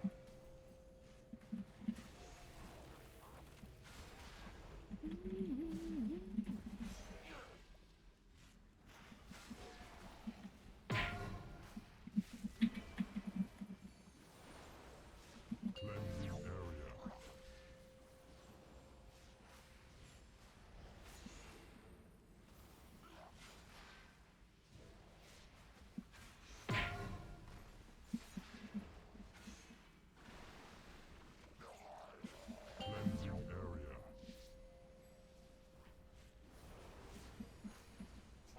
Where are they? There we go. Sanitize. Purge protocols engaged. Wait, where's this frontal going? Oh, there we go. Oh! Alright. Engaging final safeguard. Destroy Yeah, well, alien source. you know, we can't time everything. Go! Get help! I'll see It what I can happens. do from inside Uldir to stop this corruption. Not even Artsy can carry us through this game.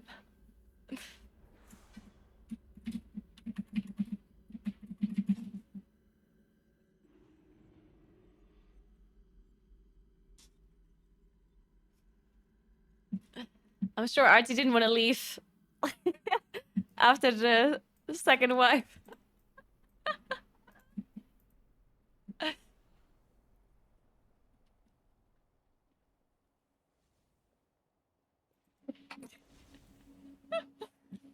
It's to the Avengers Demon Hunter's defense. Getting aggro while pulling stuff that is far apart as Avengers Demon Hunter is actually very hard. But I think the way he pulled was weird. Because what he did was like he walked like this, right? So he pulled the maggots, And he like barely touched the matron, because I had aggro from the matron by just like looking at her.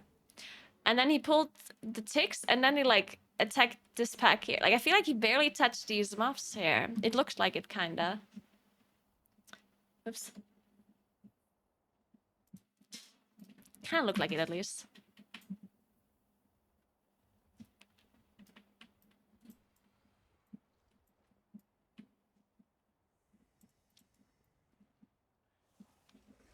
But yeah, I do know that Vengeance Demon Hunter has issues getting aggro if the packs are kind of like spread out. So I play with Anjuna a lot, and the amount of times I died to just getting aggro while things are being gathered.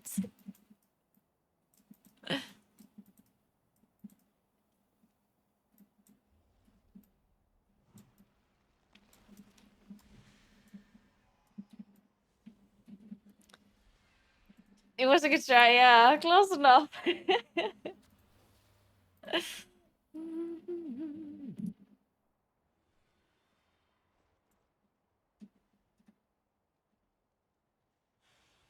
Thanks for joining, IG.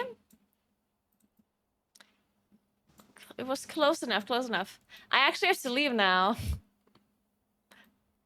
I would love to play more, but I have to go.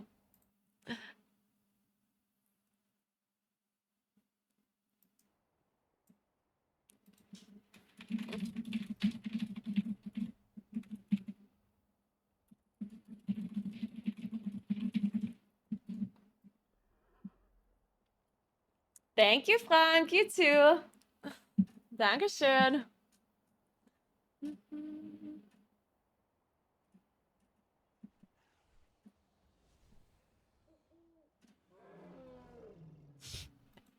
Of course I'm blaming Moon. Moon was running over my keyboard in the middle of Cragmaw, and I almost died to the charge because I didn't see the direction. And now he's sleeping on the floor as if he's dead. Oh wait, that's Sunny. Moon is sitting. Moon is now sitting in the doorway. He's mad at me because I blamed him for the wipe. Look, he's not in the room. He's like sitting out of it. He's like, fuck you.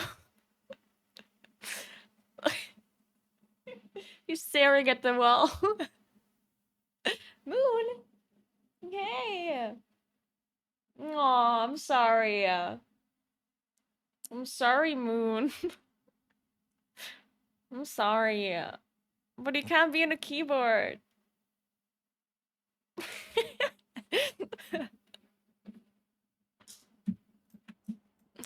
Yeah, he'll be back when I do the next key.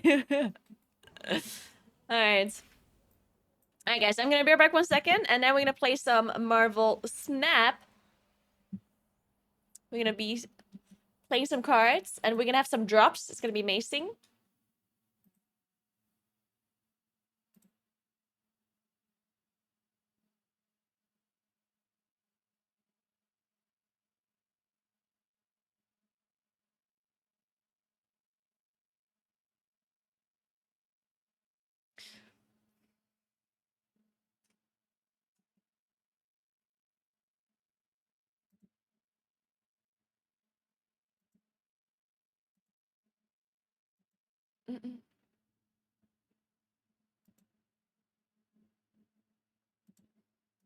Alright, I'll be right back 1 second.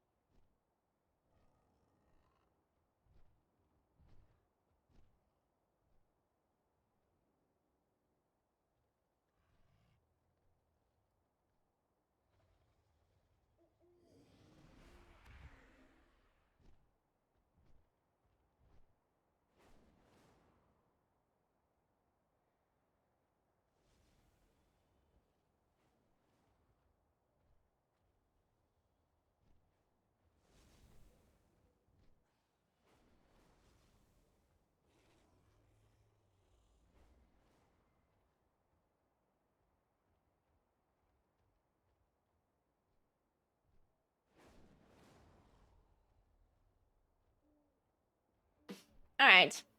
Thanks to 29. Fistel, how are you? All right.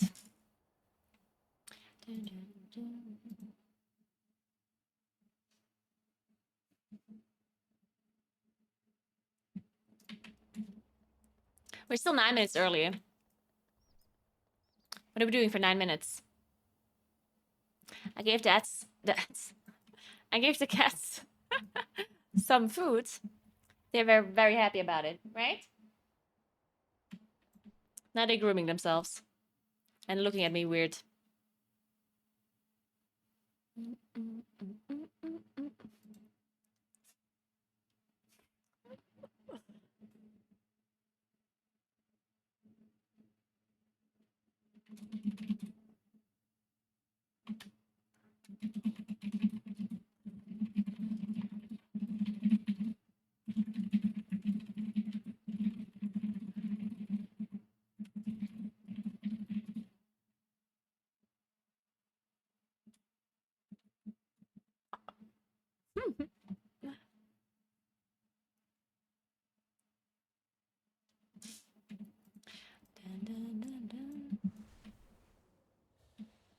Make the cats jump on the desk for now.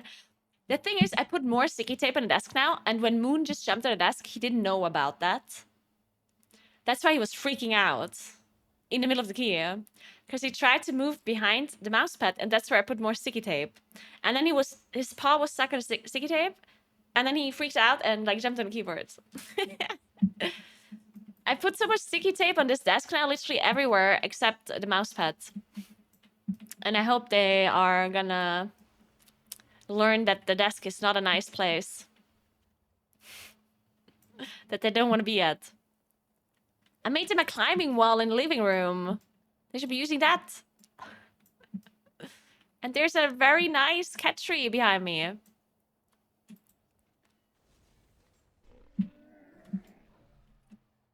Moon, yeah, Moon doesn't like it, it's true. God damn it. Put a keyboard on the cat tree. That might actually work.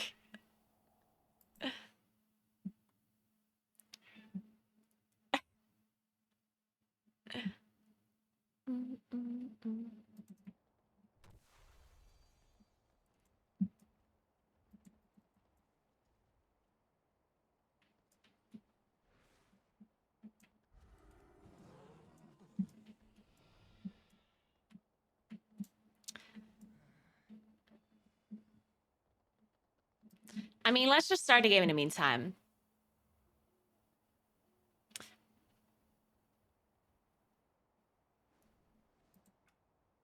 Might as well. All right, so we're gonna play Marvel Snap.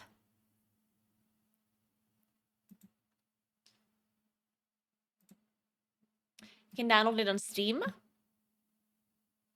Let's see if my thing works. My scene.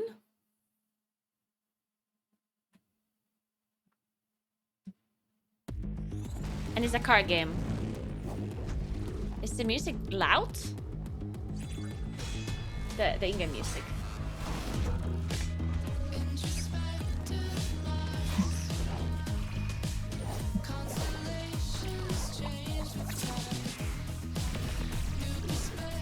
It's not picking it up on OBS.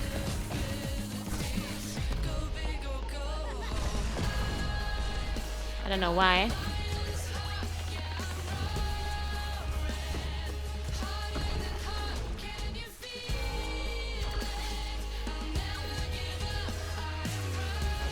I like this intro though, it's nice. It's very hype.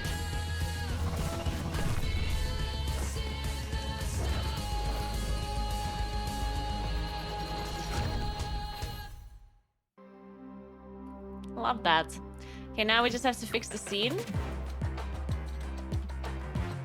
Ah, this is the update. Alright. Yeah, it's kind of cool. Wait, let me make this windowed. Ah, it's because it was windowed. That's why it didn't work. Let's just play full screen and then it should work. Yeah, there we go. Alright.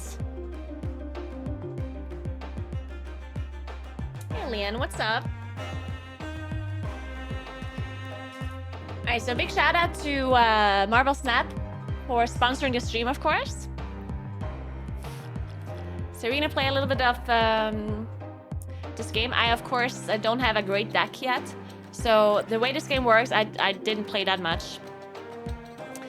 It's a card game, and I mean, I can just play a game and show you. I just have a basic deck, so I'm probably gonna lose. Alright, so there's 6 turns. And you have to put your cards either to the left. Like this is kind of like the land, like the area. You either have to put it here, middle, or right. And you don't know what the middle and right is. And these have like effects. So here it says cards that cost 1 can't be played here. So I cannot play the card here. I can play it here, but this is unknown. I don't know what this is about. And the turns happen simultaneously, yeah? So the other person doesn't know what I'm doing, and I don't know what this person is doing, basically, yeah? And then this is how much, like, energy I have, and the cost of the cards, the energy cost is on the left. So this costs 2, and this costs 1. And you can see what the effect of the card is by pressing it. This is the power of the card. Reveal if this is the middle location, 3 power. I'm gonna put this middle. And at the end, after the 6 turns, if you win 2 of the maps, you win. So basically, they play this is against each other, this is against each other, and this is against each other, right? Here you can see I have 7 power here, and the enemy has 2. Here we both have 0. Here I have 0, and they have 3. And if I win 2 of the 3, then I win. Okay, after turn 4, whoever is winning here draws 2 cards. Ooh, then I should definitely win this. Okay, so I have Ken's place.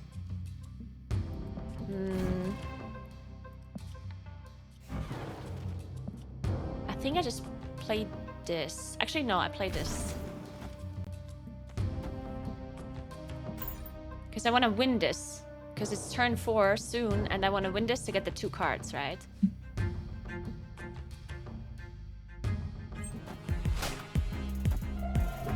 Nice. Okay, so I win this. Or I get the 2 cards at least. Alright. So I kind of want to put 1 more card here because I played a mop here, or a card here that says if you play a card here next turn, plus 3 power. So I want to play 1 card here. And then I think I just give up this here. I give up the left. Because I'm already too far behind here. So I'm just going to play this one in the middle. Oh, I didn't realize that I can't play both. Oh my god, I didn't do the math. No! I thought I can play them both. Oh, me! Now we might lose. Uh-oh. Okay, I'm just gonna have to play this one here now.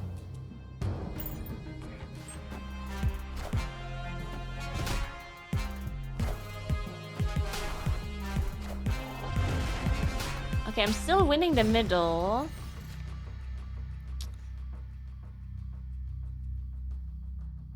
I mean, I could sneakily try to win this because I feel like this person might be giving this one up and try to win this, right?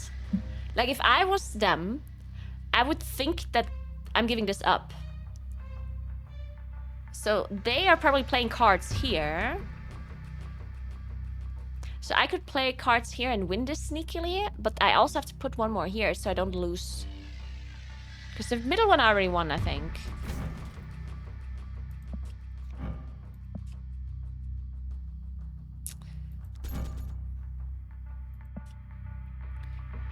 But I don't know how to win. I have to play this. But then they're gonna win this. I think I just lose here. I think I lose. I'm just gonna do this and hope that they don't win this. I'm gonna definitely lose. Oh no! Wait, why? I mean, this person just gave up. Whatever this person just did made no sense. Because they were already winning this one. Like this was a, they could have, there's no way they could have won this way, alright?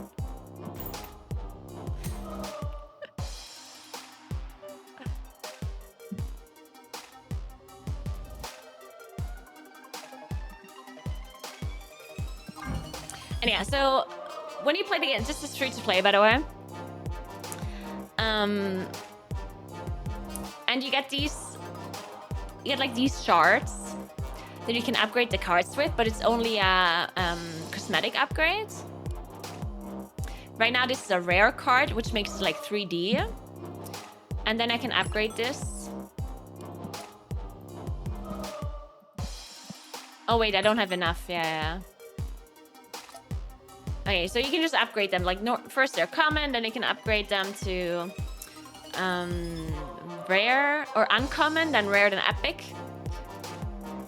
And it makes them just cool, look cooler. They don't get like better or anything.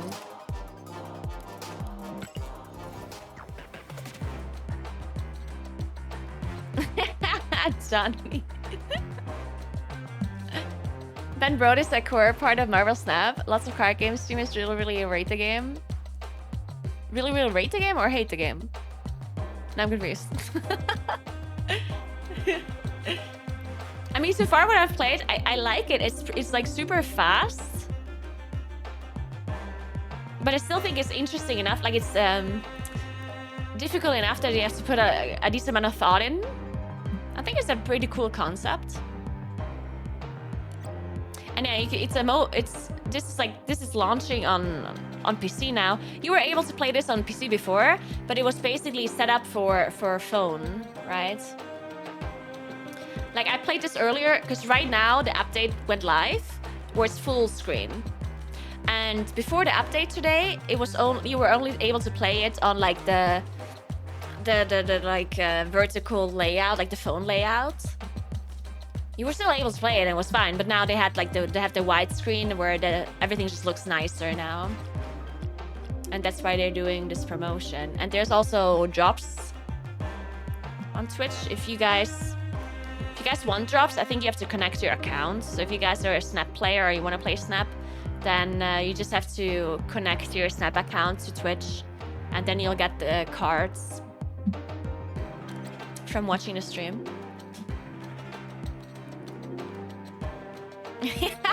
Johnny. And yeah, so you have a deck, right?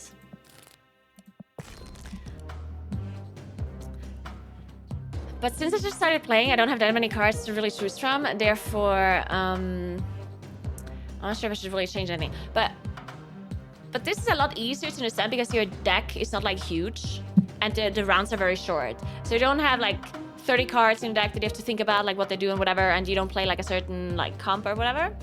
You mainly just go with whatever you feel like. You need to make sure you have enough different cost cards, right? Like if you only have cost 5 cards, this is not gonna go well. Thanks to the Prime. Boiled Frog, appreciate that. And I think the way this works, if I understand correctly, is that there are certain cards that you always have in your starting hand. Yeah, see, this card starts in your opening hand. Which is really cool because then you're never gonna have a situation where you end up with a 2-cost card and you can't play it in turn 1. But you only want one of those cards that starts in your opening hand, obviously. Yeah? So I like this card. I'm just gonna keep it because it seems nice.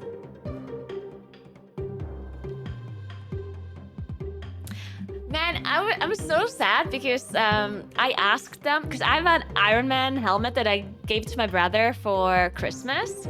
You know, this like Iron Man helmet that has voice activation that opens up and has like lights. It's so cool. And I have this helmet and I asked them if I can use it for the activation for the sponsor stream. Because I wasn't sure, because it's like not from like the official website that you buy it from. And they only got back to me today while I was already streaming. And I don't have it here. I would have had to pick it up for my brothers. So now don't have the helmet for, but it would have been so nice. It's such a cool helmet.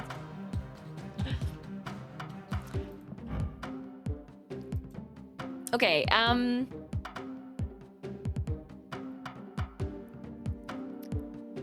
okay, let me try to understand this deck layout. Because these cards I already have in. So I have this card, this one. This, like, all of the cards that I have are already in, right?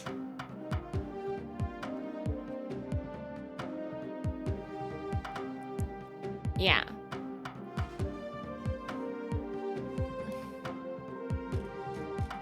So I basically can't change my deck. And I didn't understand how I get cards. Wait, why is this not working? I'm missing a card, I guess. Just one.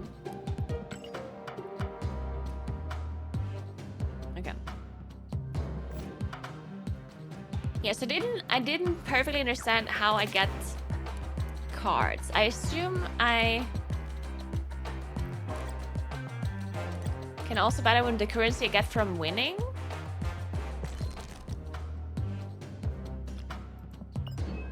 Ah, okay, so I'm leveling, and this gives me cards. I'm sure there's other options to get cards as well. Okay.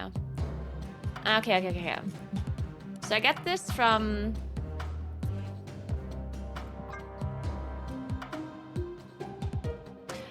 Oh, okay, now I understand. So if I upgrade my cards... just like the cosmetic upgrades, then I go up levels and I get new cards. Okay. I'm not sure if there's another way as well. There's missions as well that give me this currency. Play 5 cost cards. 1 out of 1. Oh, so I get this, right? Nice. Then play 2 cost cards. 4.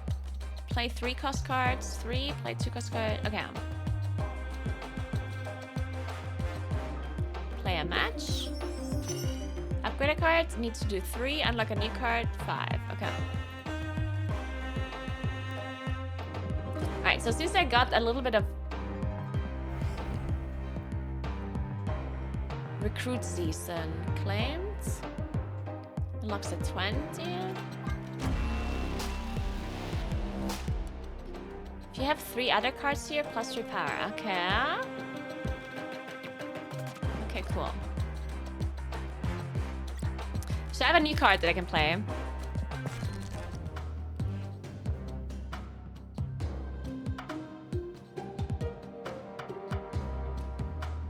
The Ant-Man.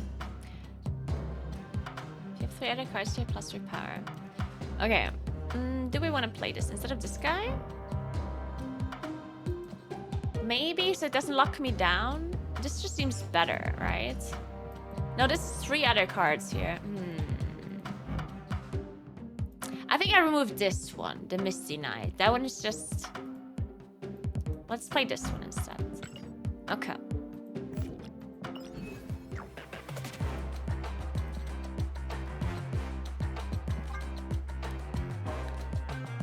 Celebrate the official PC launch on Steam with your very own devil. Yeah,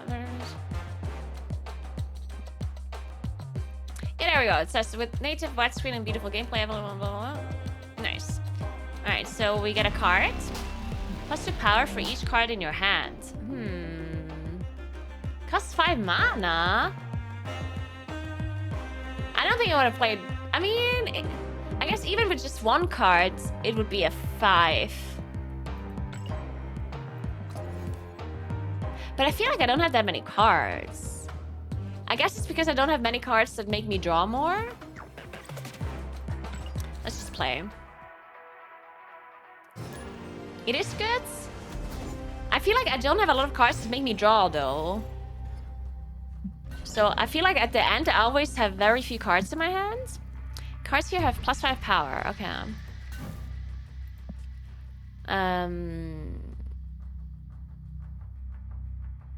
I mean, I'll just play this here, right? Why not? What's the purpose of this 5 more power? Because it's just gonna equalize, right? I guess it's... Oh, I guess there's some cards that double their power.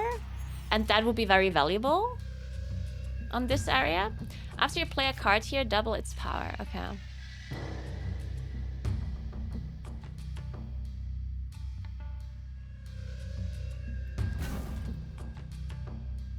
We'll add another sentinel to your hands. You played the cards here just turned. Ooh. Wait, did the enemy not play anything, I guess? I'm just gonna put this... Do you think they'll put it in the middle? I don't know. I'll just put this here, see what happens. Oh, man!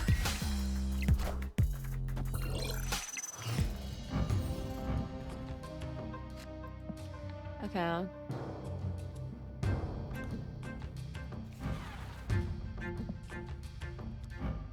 Play card here next turn, 3 power. Okay, let's do this. Oh, it would be next turn though. That's not great then. Okay, I'm gonna put this middle. And this here.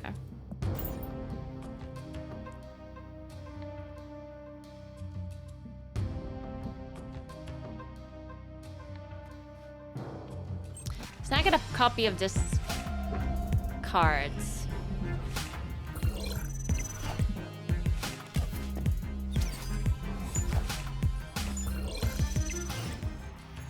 And I got another sentinel. I have so many cards.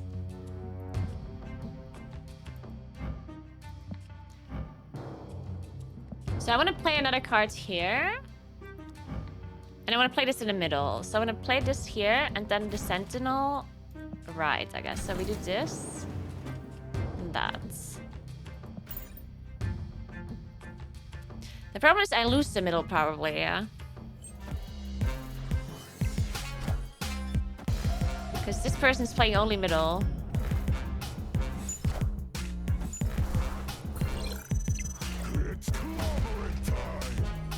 Okay. I mean, at this point I just win, right?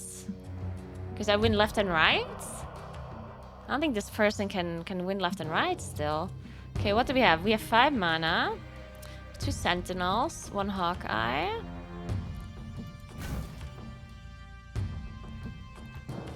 Total power is doubled at this location. Do we play that? I think we just play this here. So I win this for sure.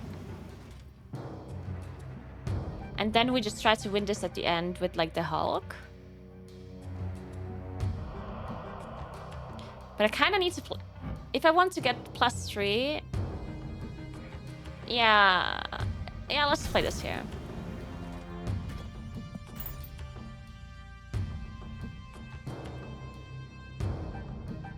You wanted the Iron Man here? Isn't it here? Isn't it much better here because I get the double? I am. Like, I win this for sure if I put Iron Man here, right? I am. I mean, this person, I don't know what they're doing. It's like, I mean, I just win, right?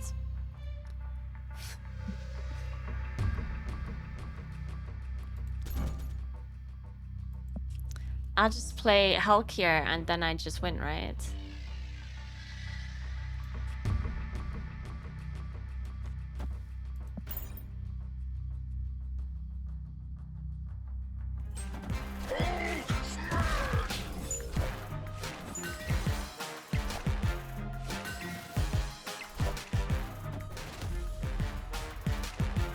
Oh no.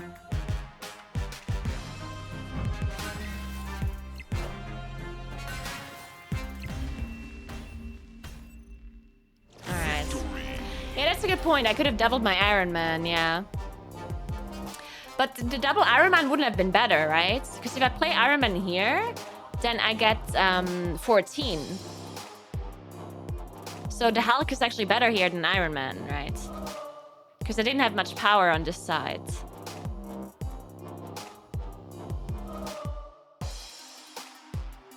So I think it was better to swim.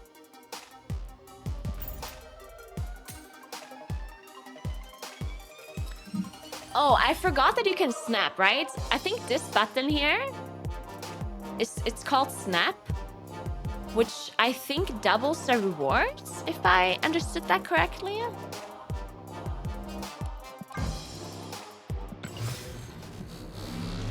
Okay, so this is how you upgrade a card.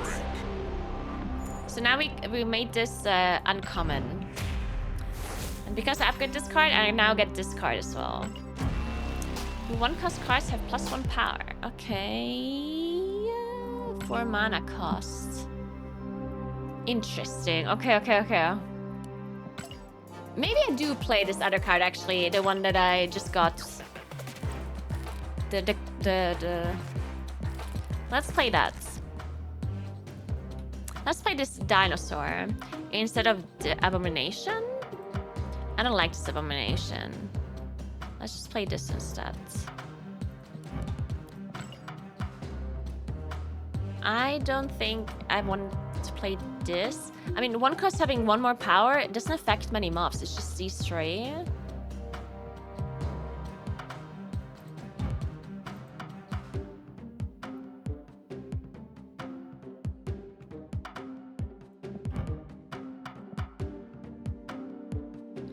I mean, it might be better than this, though. Because that's 2 power less, but I would get 3 power in total if I have all of these played. But I might not play all of these, I guess.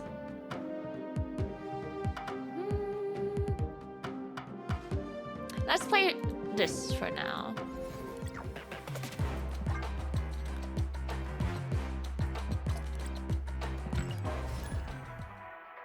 Hey, Spider Jess, what's up? Okay, so what this... So is this button... Win to collect cosmic cubes. More cubes means a higher rank. The cube's power unlocks at rank 10. Oh. So I can't play this already. Okay, after you play a card here, double its power. Okay, this is the same that we had before. I'll just play this. Oh, but it doesn't double the full power. Okay, that's kind of bad. If I play this, I get 4. If I play this, I get 5. If I play another card afterwards. And Unreal, if you open and play that card here this turn, it's 3 power. And this is difficult to play, I feel like, on turn 2. Yeah, you have to play this later. I'll just play this. And then maybe I'll also play this afterwards in the same one.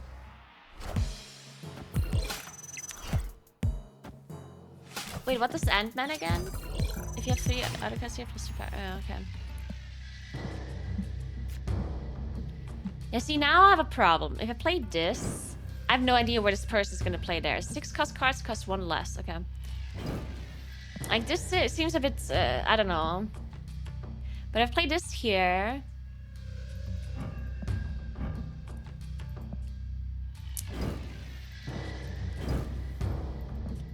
Let's just do it. I'm just going to gamble. I'm sure this person is going to play a card there.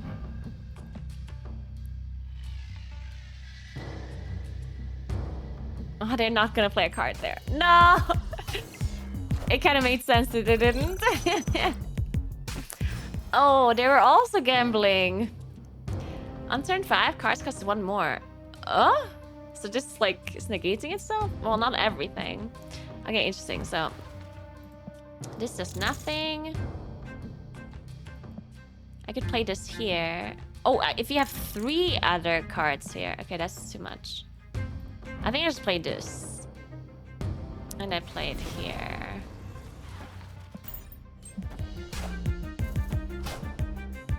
Come.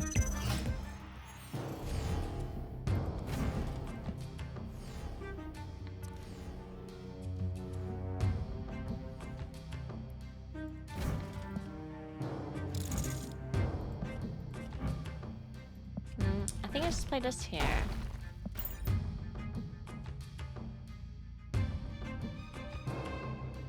Next turn, the cards cost 1 more. It's corroborate time.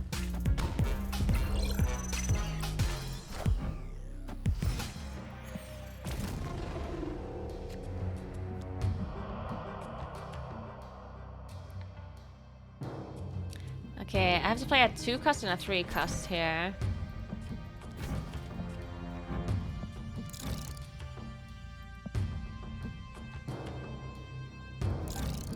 So I think I play the Ant-Man here. I should just give this one up and try to win the middle and the right. Maybe I do that. Maybe I play Ant-Man middle and Sentinel right. I think I do that. I think I give this one up. This person has already committed 3 cards on it. Yeah, this one, I'll give it up.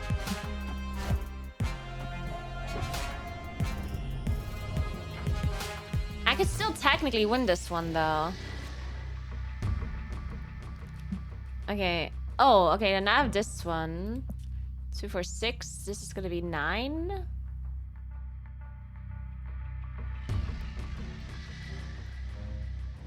Okay, the question is,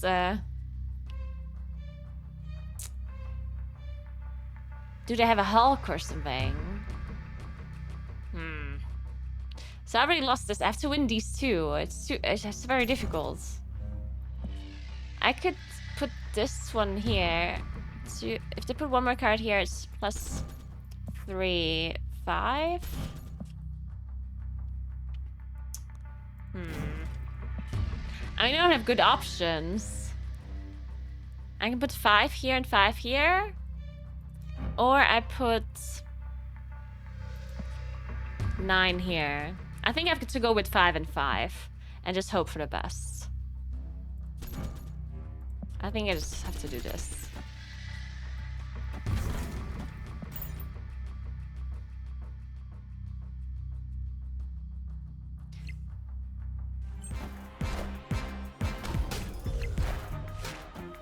Oh no, I might win this. It's clobbering time. Nice. Let's go. Insane, we did it.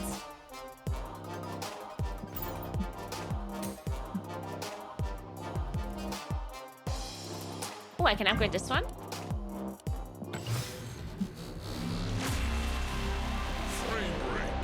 Nice, nice, nice, nice. Okay, we don't get another card though.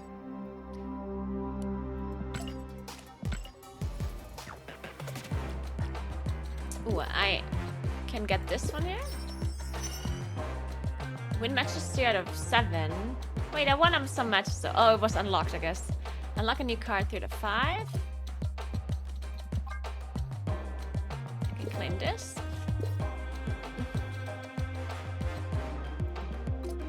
Nice. Perfect. Ooh. Snap cube, what's that? Oh, it's a card back. Ah, okay, okay, okay. Hey, cat. Why are you attacking me? Hey, that's my... Cat, that's my foot. Why are you clawing my foot? No.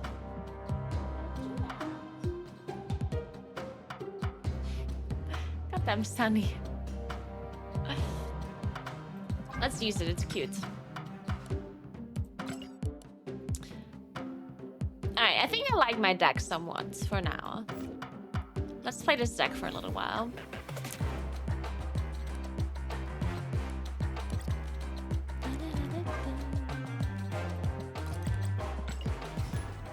Alright, let's go.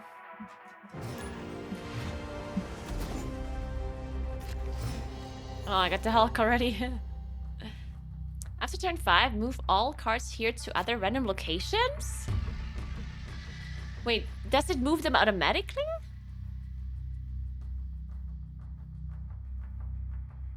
Huh. Wait, that's weird. Huh.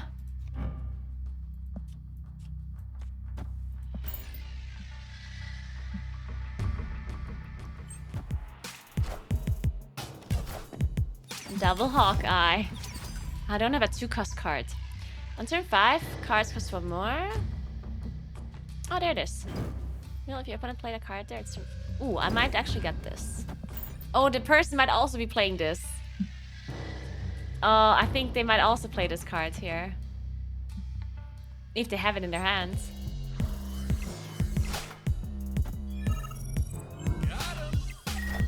Oh, they don't? Nice. Perfect. Cards here have 1+1 power. Okay. Ooh, I have Iron Man. Oh, okay, this is bad because I only have a 1 cost. Ugh. That's annoying.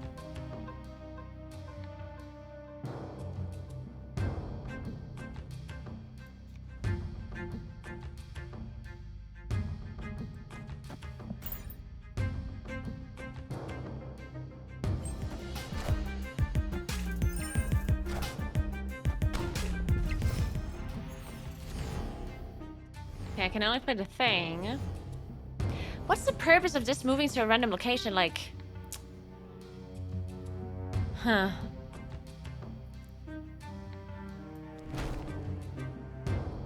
Oh no, on turn 5 cards cost 1 more! So I can't play these. I can't play any of the cards that I have in my hand next turn. Oh, that's annoying. It's clobbering time.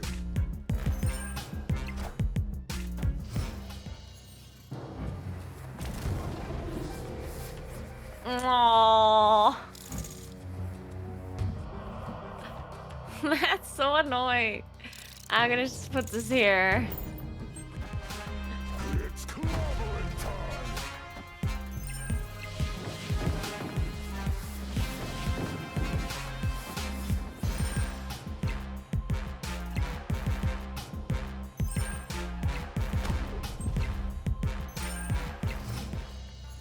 Alright.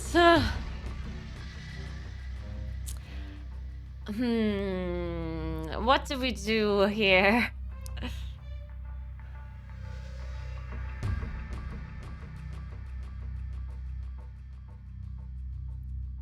Did I just put the Hulk in the middle and then hope I win middle and right? But I guess I lose right side. If he has Iron Man or something, I just lose this side. But I can only play 1 card.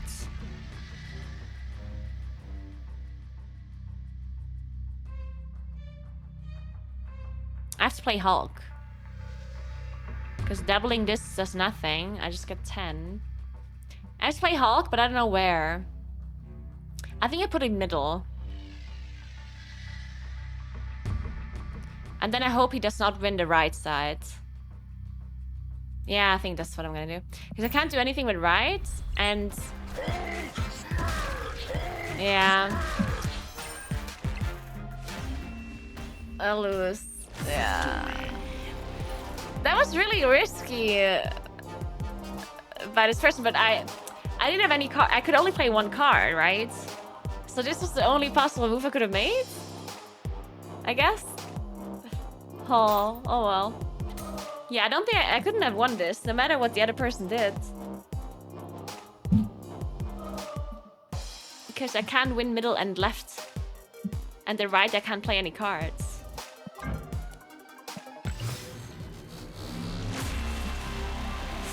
Wait, I won by tiebreaker? Wait, what? Wait, we didn't have a tiebreaker though. Didn't they have more on middle and right?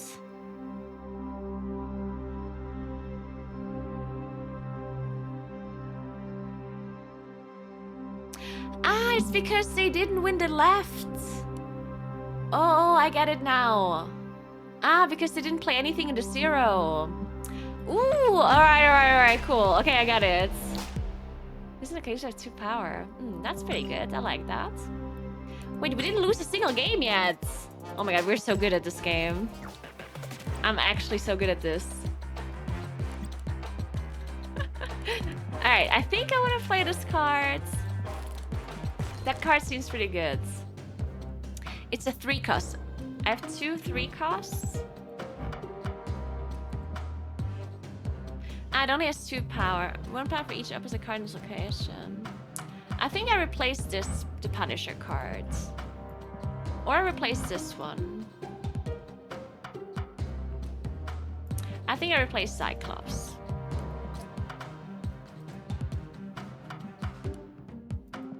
Yeah, let's do this. Hey, Mike. This game is kind of fun.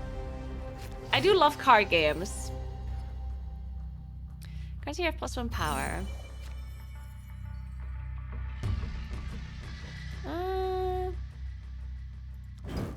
If your opponent played a card, you just stream just for... I'll play this somewhere else. Cause... Okay. Hey, Sunny. 25 all cards must be played here. Oh! Okay, that's interesting. What if it's already full? And really, if you play a card, you next turn 3 power. Well, are you okay? I'm not a cat tree. I'm not a cat tree. He disagrees. Yeah, scratch that chair. I wanted a new one anyway. Yeah, good job. Scratch it. Well done. Oh, if the location is full, you cannot play a card at all. Okay, I see him. Oh my god, I have to play. Wait. Huh? No! Sunny, you're on the desk. No desk. Sunny, no. Sunny, come here. No desk. I'm sorry, but we can't be on the desk. Okay. Alright. So we have, if you have 3 other cards here, plus 2. Oh my god, I lose this. I missed a turn.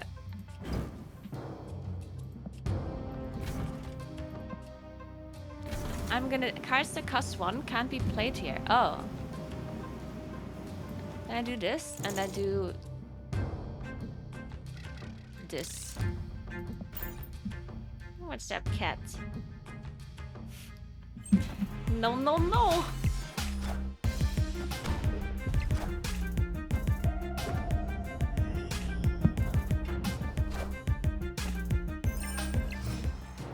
Okay, so next turn I have to play everything in the middle.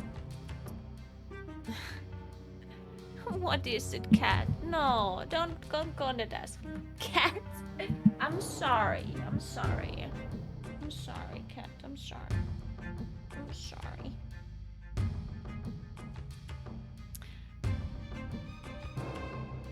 I'm playing this here. No! Sunny!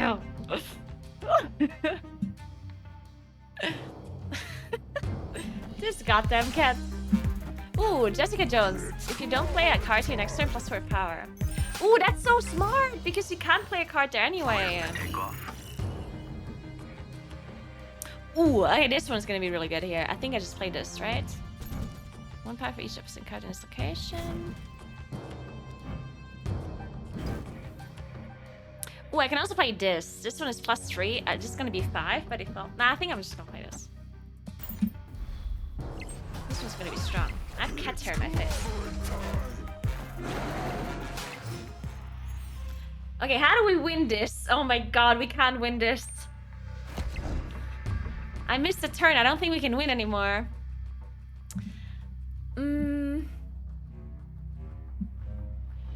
Okay, I have 6 mana. I can play 3 cards. This one for each opposing card is... Okay, I can put this middle. 3, 5. Okay, I can put this middle. Then, unrealistic is the middle location with 3 power. I can put this middle as well, but then I only have 1 more.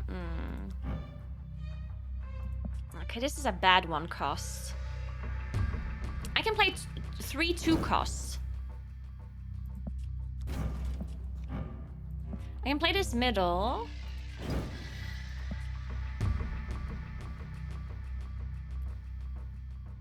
I want to play this middle though. Which one are they gonna try to win? Okay, whatever. I'm gonna do this. And then I'm gonna play this here. Okay. I don't know how it works. There's no way I can win.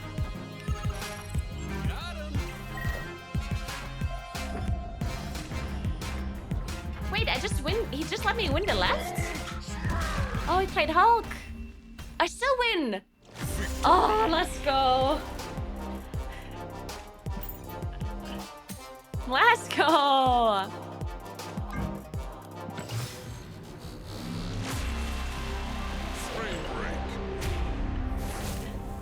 Alright, that's awesome. That's awesome. Okay, cool.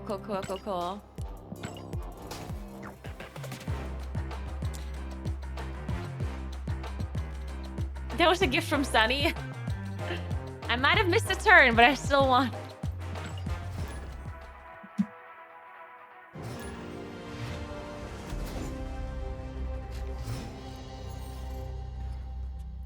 Okay. After you play a card here, double its power. Okay, we had this before. Oh! Wait, I didn't want to do that. Can I still change this? Oh, I can, okay. What card do you have next? I'm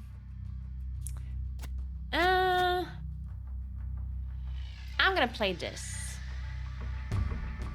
But not there.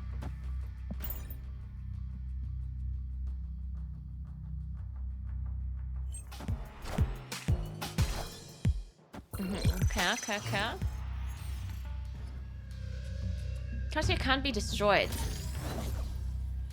I didn't know you can destroy cards.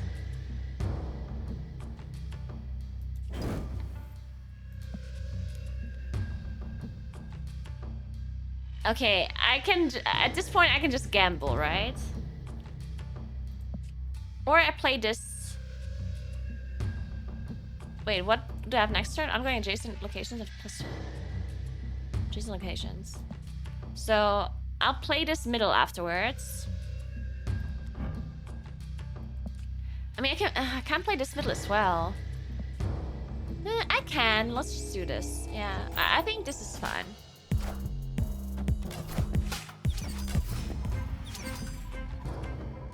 I can just... Card one can't be played here. Okay. If this is the middle location, should power. I think I played this, and then I just have to somehow play the other turns better.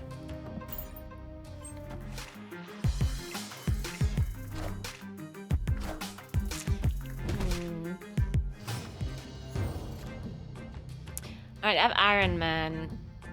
I can play Medusa. Who did I play Medusa? I think I play Medusa left.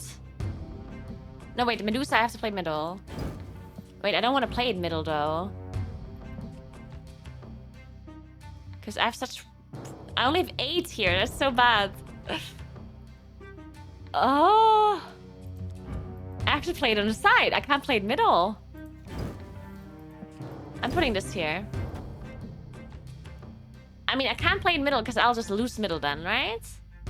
Yeah, I'll just play it here, whatever. I knew he's gonna play something here. Add the 1 power skills to each other location. Oh! Interesting.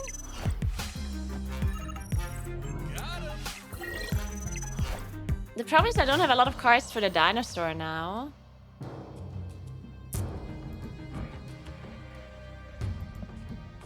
What does this map have? 10?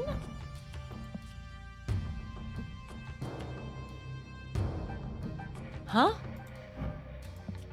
Oh, because of the... No. Why do I have 10 here?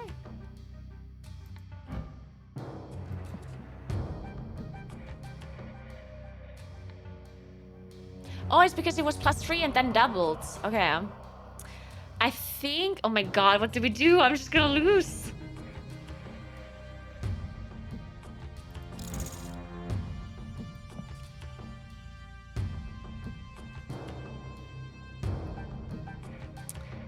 I think I play Iron Man on the left.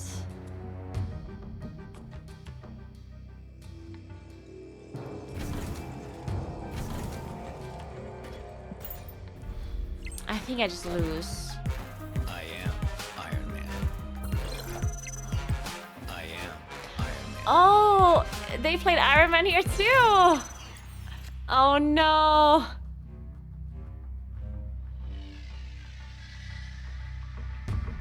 What are we doing here? What are we doing here? I could just try to go for this.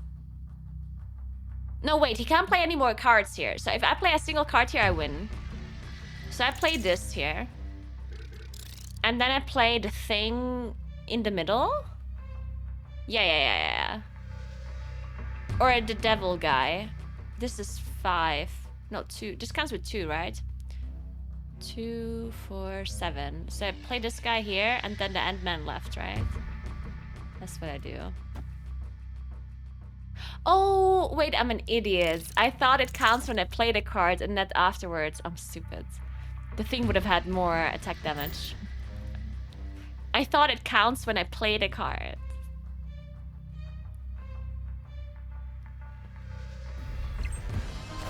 Wait, why? Okay, wait, I still win. I still win. Oh no, I don't win. No! I would have won if I played the thing. No. If I knew that I would have won. If I would have played this card, I would have won. I forgot.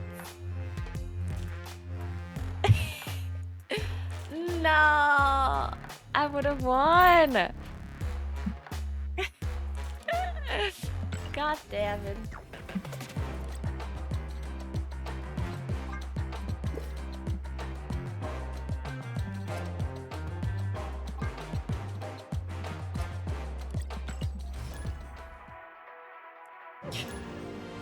All right, Jason. Give plus 2 powers to cards in players' hands. Alright.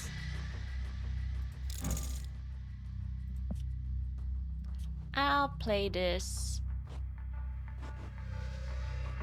here.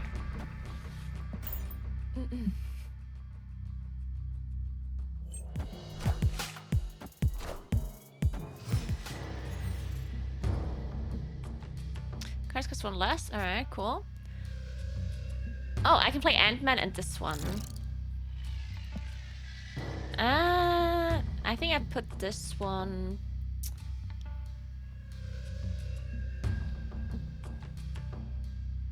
here. Wait, and this one is what? Oh.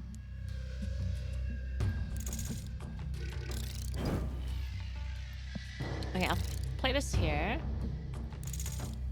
And I played this.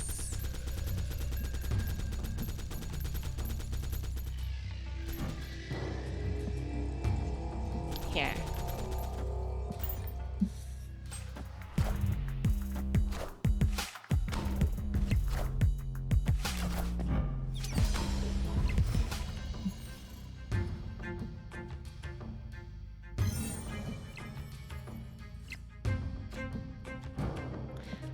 Ooh, okay, this is really good. So I can play this middle. I play this middle. And I think this person is gonna play something middle as well. So I'm just gonna put this here. I don't like this dinosaur. I feel like I don't have enough cards in my hand for this to be that good. Ah, this person didn't play middle. Oh man.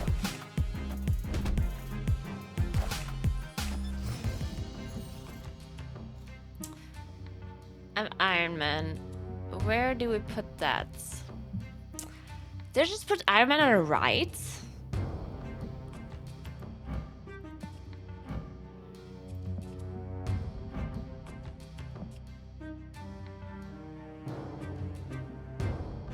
I think I put Iron Man on the right. Okay, I don't want to play the dinosaur. Because I have so little cards.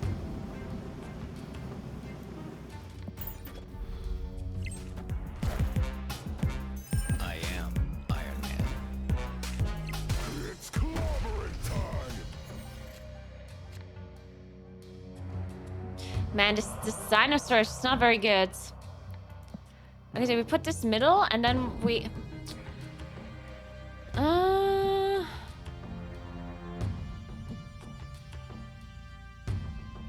have to put one more card on the right, but I'm gonna wait for that a little bit.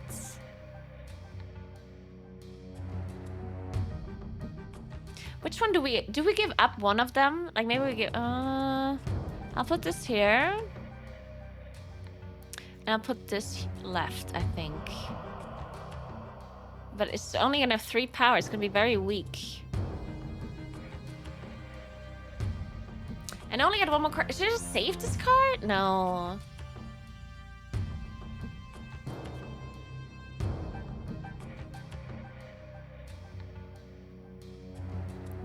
I'll put it here. This is not good though. I still lose it. This is not a good card to have in this moment. Oh no, they aren't meant. Oh. Okay. Oh no. And I got a Hawkeye. Okay, I just lose.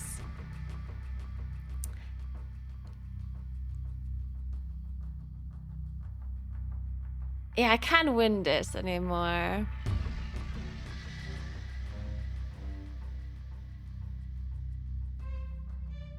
Well, okay, so I get 2 plus 3, 5.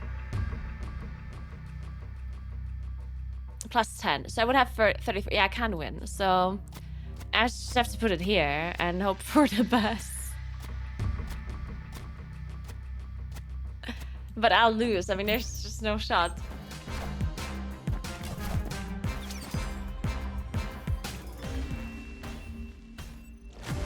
Yeah, I lose. It wasn't even a tie where, I mean, yeah, okay. I mean, yeah. Oh. What does snapping it mean? Don't I snap it when I'm sure that I win?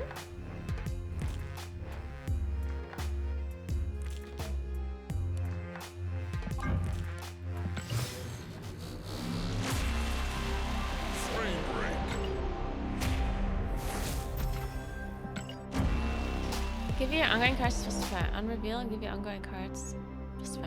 Ah, okay. I don't like the dinosaur thing. I don't want it.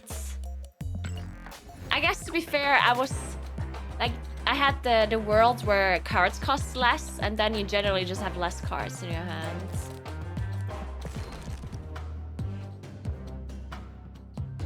And the only other 5 costs is this one, which is not great either.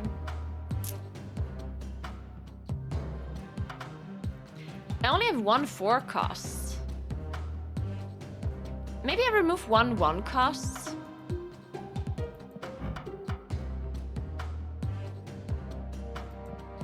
I'm gonna remove Ant-Man. I don't like Ant-Man. I'm gonna play...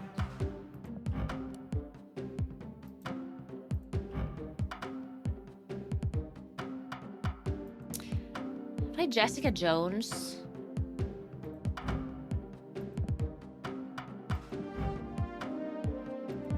I don't have that many ongoing cards. I think I played Jessica Jones. Now my deck is a little bit high value though. I removed this. And let's add...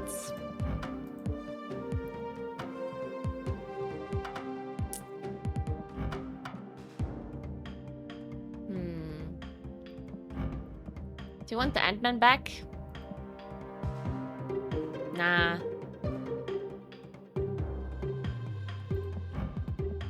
Let's just add the Cyclops.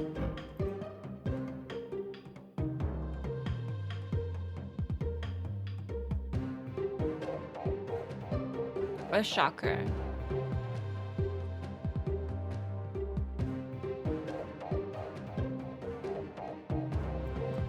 Let's add this.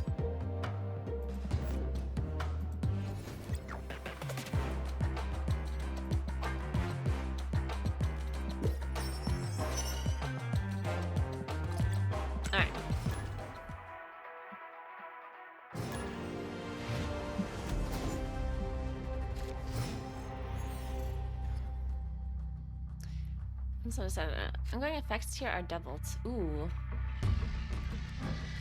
I don't have it. Wait, Iron Man is gonna be doubled here? Oof. Wait, I should have played this here. Wait a second. I want to play this here. Yes. What if one of these, like, what? There's a location that says you can't play 1 cost here. What if a 1 cost is already there before it was revealed though?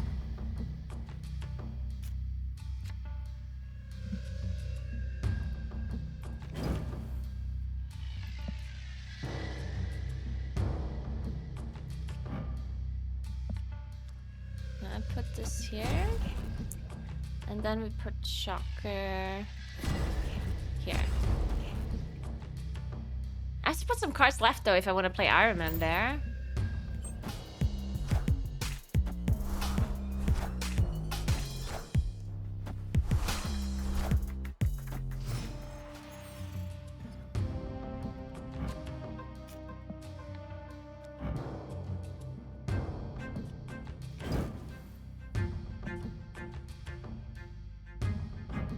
Okay, I want to play this.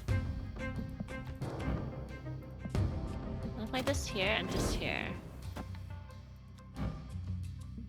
Because this person is definitely gonna play a card in the middle.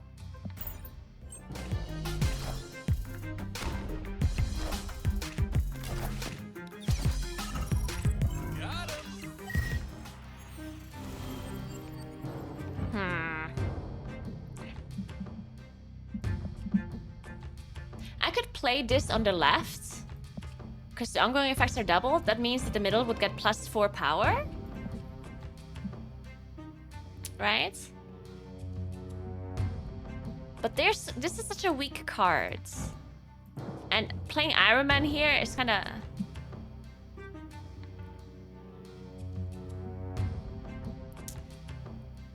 I don't know. I think I just play Iron Man middle now. And then I can play this left afterwards, if I feel like it.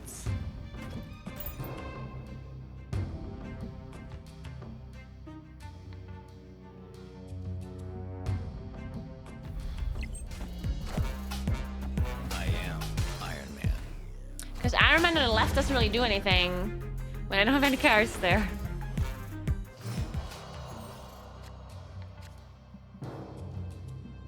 Oh, nice. I can play both of these. Alright, so now I play this one left and this one right, I think.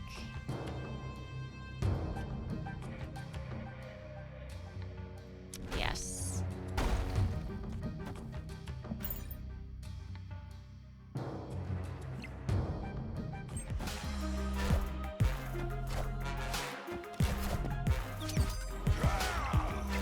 It's clobbering time!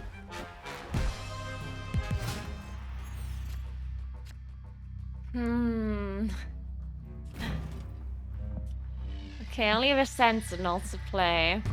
I mean, I have to play the Sentinel right, because otherwise I just lose. Because I can't win the left. And he can't play anything in the middle. So I won the middle. And this is the only thing I can do. So there's no... I have no other option.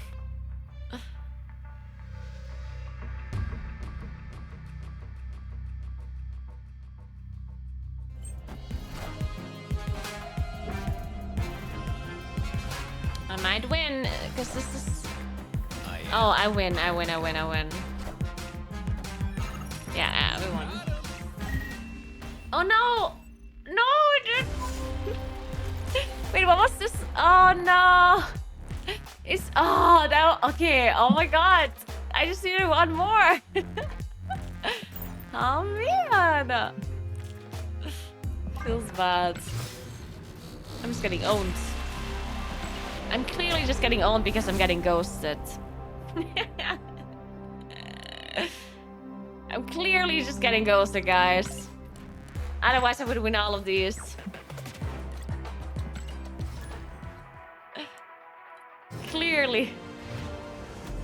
Hey, Shala. Alright. Turn 5, cards cost 1 more. Okay.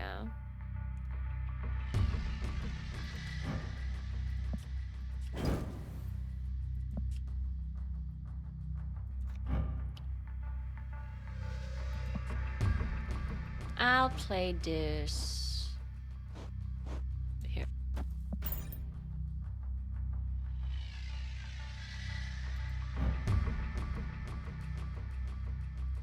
I'm gonna play a card here this turn, plus power.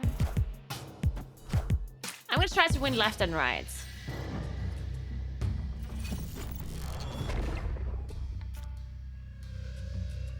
Plus power to cards in players' hands. Okay. Why did this one not get +2 power?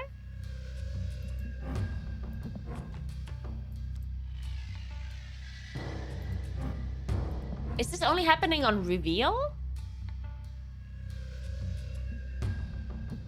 So this one will not get 2 power? Is that how it works?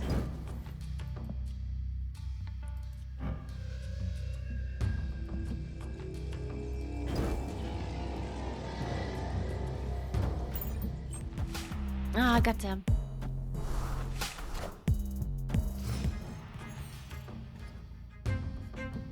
After you play a card here, doubles power. Okay. Ooh, I have Iron Man. I think I just played this middle now.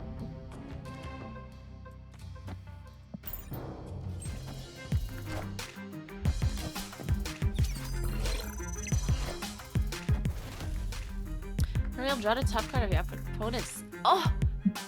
Wow, he's drawing my cards! That's PM!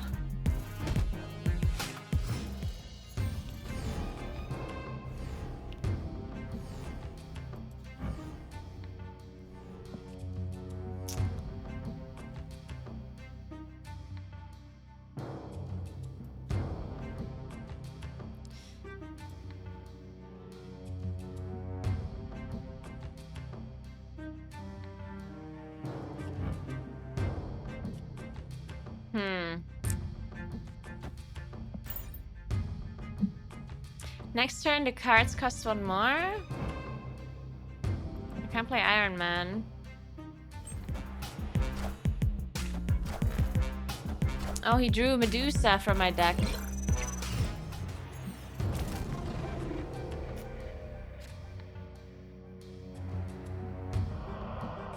I can play Sentinel and this.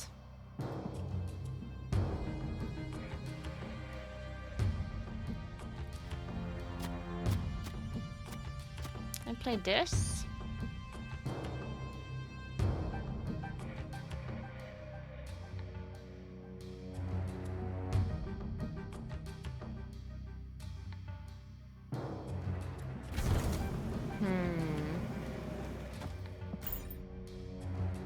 Ah, this is not great. This is not great.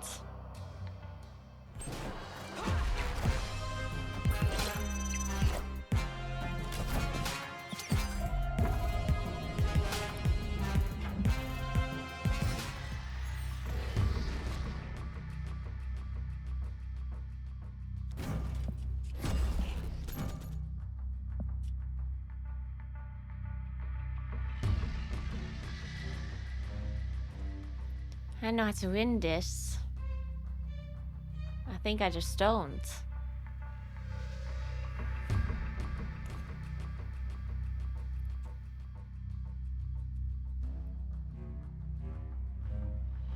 I think I try.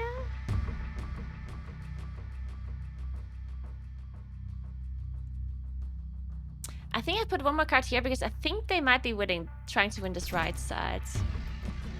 I'm gonna put this here. And then, I'll just try and win the left.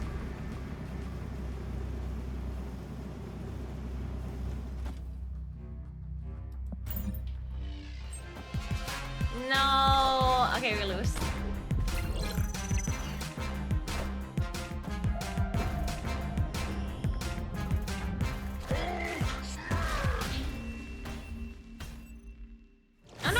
Because it was draw in the middle. Nice. And I had the 29. All right. Let's go. All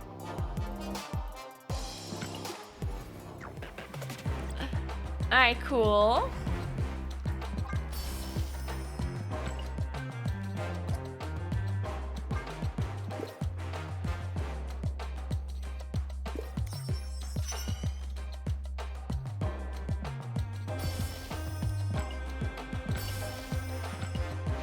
Let's take a look what he can do with this. I assume there's a shop somewhere. Can I... Is this only... Oh, okay, so... This costs 5,600 gold. Okay. Daily offers. Daily offers to rewards cards in your collections. Okay. Fast upgrade. Buy remaining boosters to really upgrade your cards. Free. I like free things. Okay. So let me try to understand the currency. So I have this currency that I get from playing the game. From winning, I get these. And with this one, I can upgrade my cards. No. Wait, this is the wrong currency for upgrading. Or?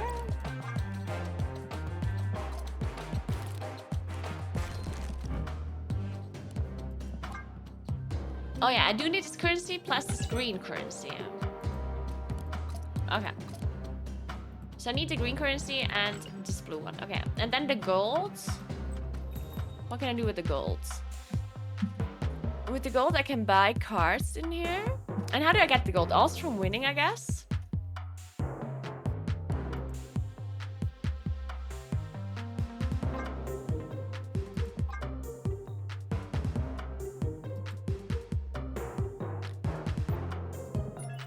Radar 3 cards will be chosen random from your collection. You'll have the opportunity to upgrade these cards by purchasing boosters. Need with just credits.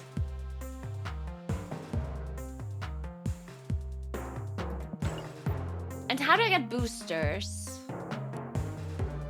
Well, first of all, let's upgrade this.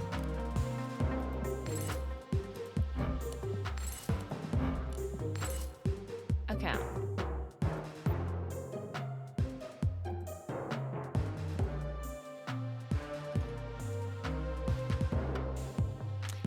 Oh, you also get boosters for playing the game. One per round. Ah, okay. So I get both boosters and these credits. And the gold, do I also get that by playing the game? Or is that like quests and stuff?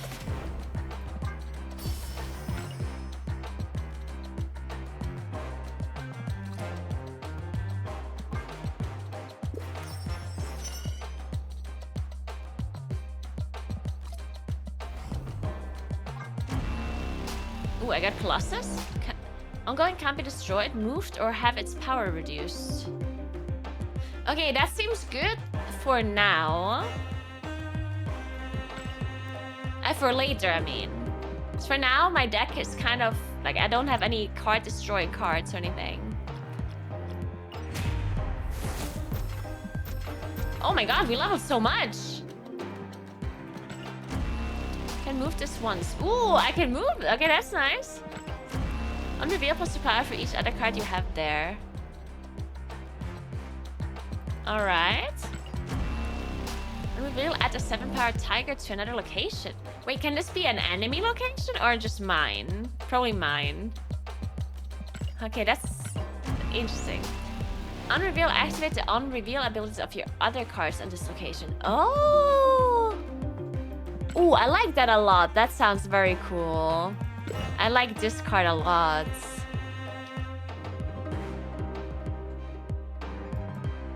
But I would need some good reveal. Ooh, I would have to build my deck around this a little bit.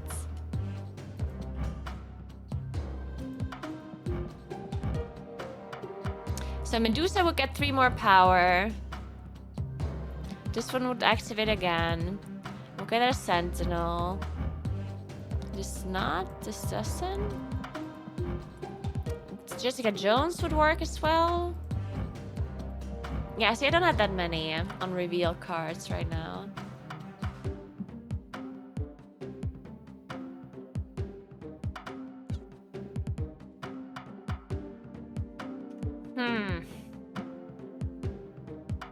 I'm gonna play Nightcrawler instead of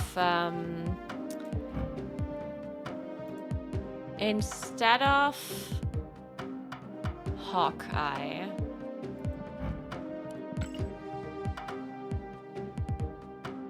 Actually, no. Hawkeye is pretty good.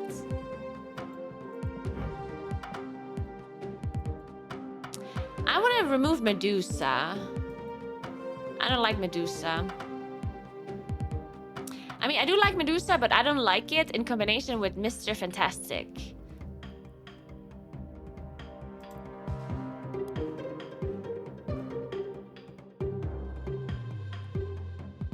Let's try this.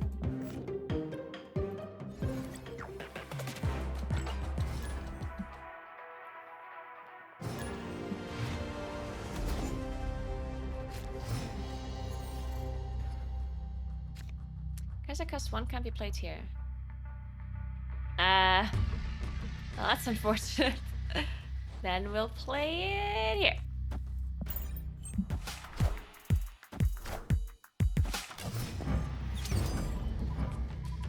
Okay, so just first we'll play another card in the middle. Ooh, that means I can play this.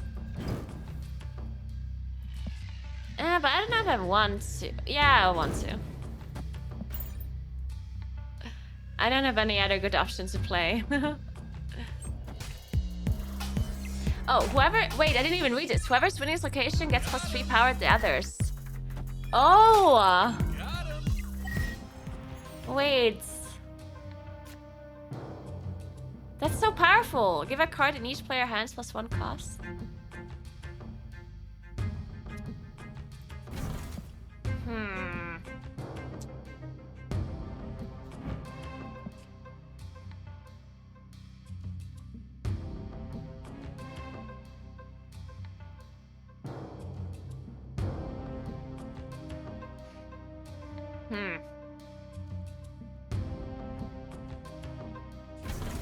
Play this here. And I'll play this here, but might actually move it to the right.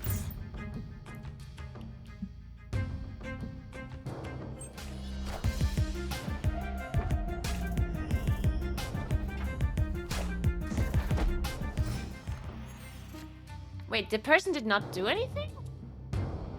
Ooh, Jessica Jones. I play Jessica Jones middle, and then I play Hulk after in turn 6, I think. That's the play. Oh, I guess the other person didn't have a card to play.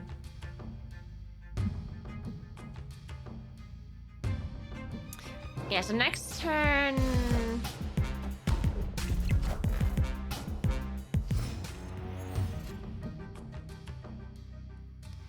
I'll play the thing. Where do I... Which side do I want to win?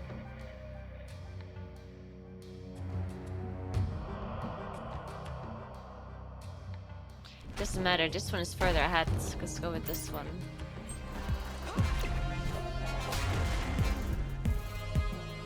It's clobbering time.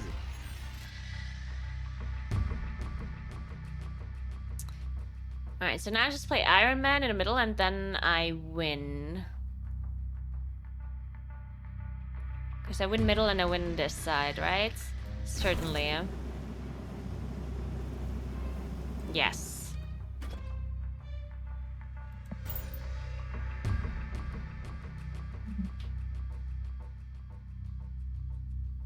Yeah, there's no way I don't win this, right? I think. I am Iron Man. Oh, they played Iron Man too! Iron Man. Victory. Oh my god, I won barely. Wait, why did I win? Because I had 2 more points here. And they had 0? Ooh, that was actually so close.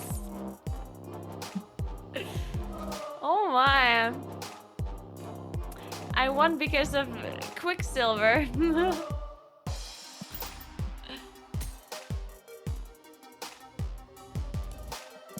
Let's upgrade Mr. Fantastic. Frame break. Huge. Alright. You're not level 15 yet.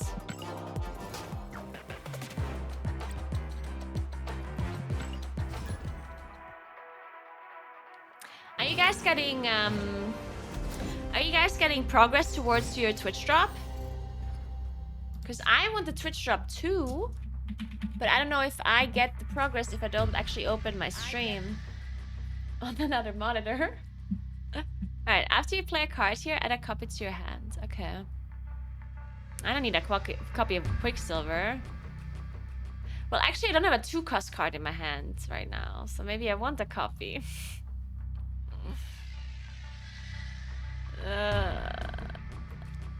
You know what? Let's just do it just for safety.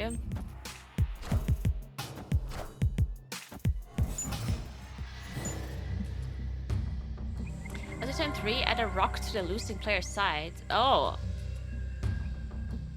Okay, I got Nightcrawler. Nightcrawler's better.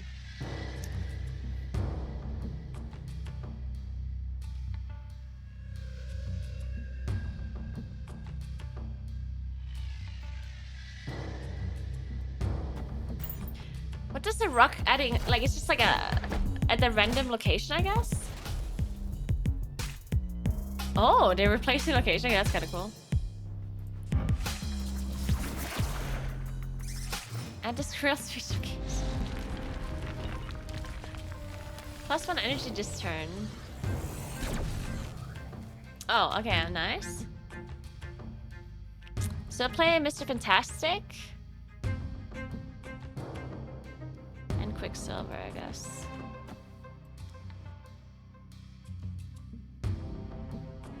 Man, there's so many. Do I even want to play this? I have so many bad cards. I think I don't want to play this. I want to have space for better cards, no? Like, this is just bad. I'm just not gonna play it.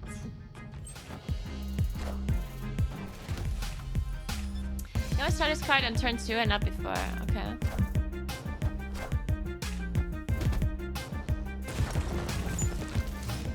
Okay, so I got the rock in the middle. Yeah, I only have shitty cards. Oh, this is so annoying. Oh.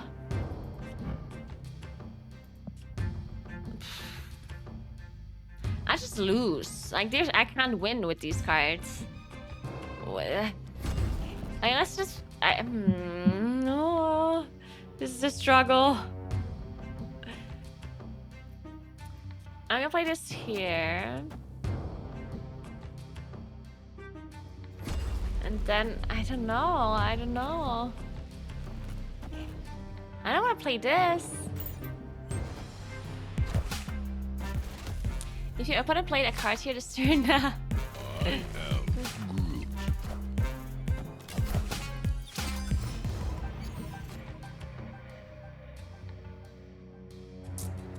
so I just play Iron Man here, which is so bad though. It just gives me +8.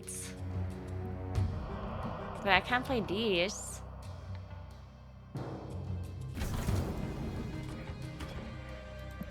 Yeah, this is just bad. I can't win this. This is actually just impossible for me to win. -5 power if you open only 4 cards here.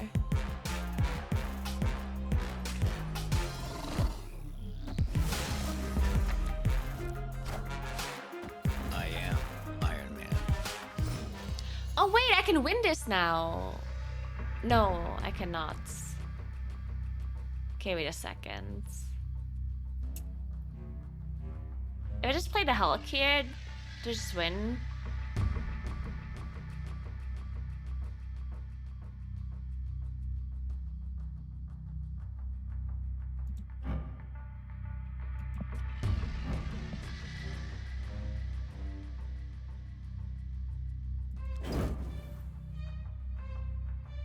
Okay, this is 5. I can play 5, 8. Okay, I just play Hulk here and I... Oh wait, I can just play Hulk here and I win, right? Yeah, I just play Hulk here and I win. It makes a lot more sense.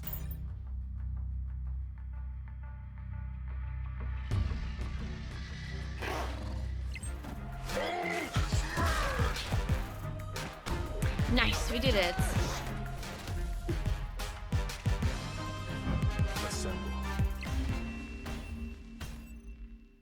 Victory! Let's go!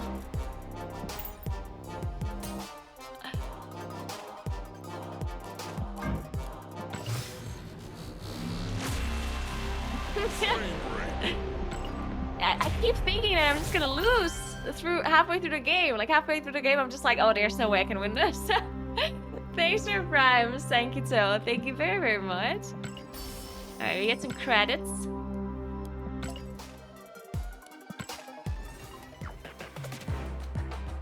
Ooh, we got iron rank. Let's go. We're climbing.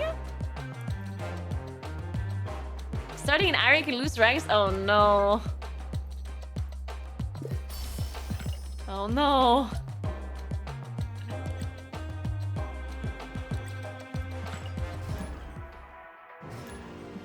Alright, big shout out again to Snap for sponsoring stream. I'm sorry, I was supposed to use every 20 minutes. And it's an hour ago. I forgot. I'm sorry, I was too... This game, I'm sorry. Can we just turn back time and say that this is a sponsor stream? Hey, Sankito, thank you so much. After each turn, give cards here plus 1 fire. Oh, after each turn. Ooh, that's really strong.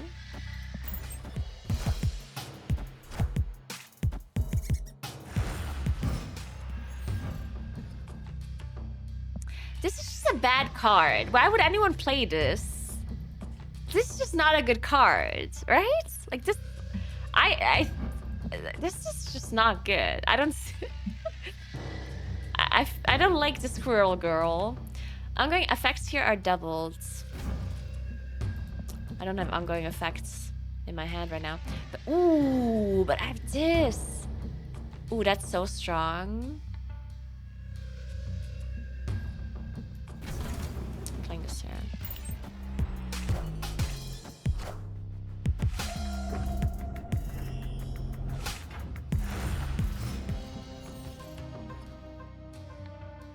Turn 5, all cards must be played here. Oh. Okay, that's fun. I'll play Mr. Fantastic here.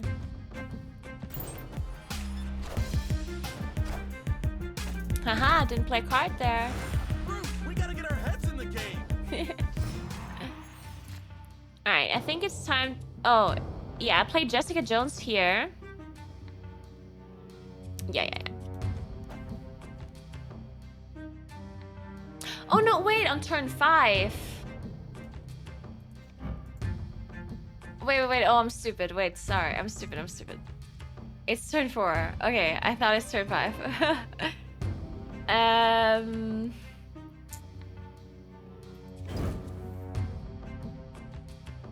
gonna play a card just in 3 power.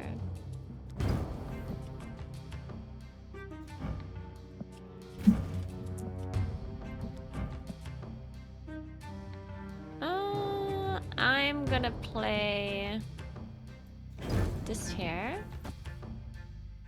And then I'm gonna play Sentinel.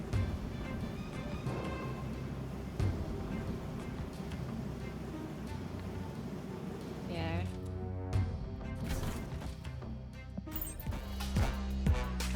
Yes! Got him. I knew it! It's clobbering time. I'm still not winning this.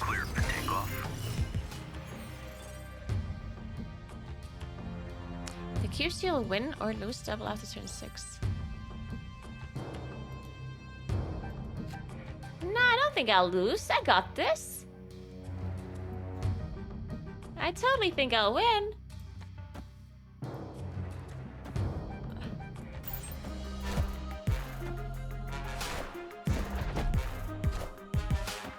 Ooh, what's this? Cards in your hand cost 1 less. Ooh, that's good. All right.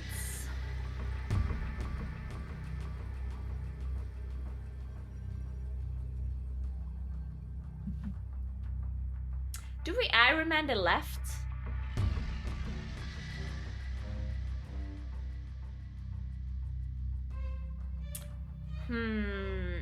I think I save Iron Man for next turn. No, wait, it's final turn. Okay, I forgot. No. No. Okay, we have to Iron Man the left. I win right, I'm pretty sure. Ooh, I can Iron Man the left and put the Nightcrawler over there because I'm pretty sure I just win right. Because Jessica Jones gets 4 powers while I'm at 20. -2 is 18. I think I just win that. I think I Iron Man this. Ah, but yeah, I Iron Man this. And a Nightcrawler as well, just to make sure. And then I should win right and left. I am Iron Wait, I win middle as well. Okay, well, I mean, then I just win. No, wait, what was this? Okay, I guess I just win all of them.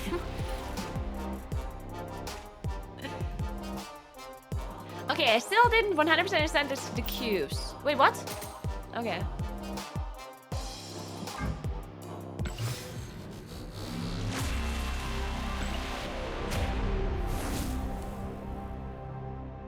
Cubes are like a gamble, so it just like doubles my reward, my loss of my ranking as well? Or from my rewards, or both? And can the other person do something about it? Like, can they surrender?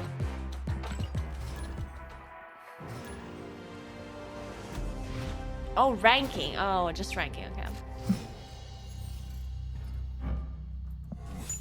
Shove 5 rocks into each deck. Whoa, that's a lot of rocks. Whoa, that's mean. I don't want to play Hawkeye, I don't think.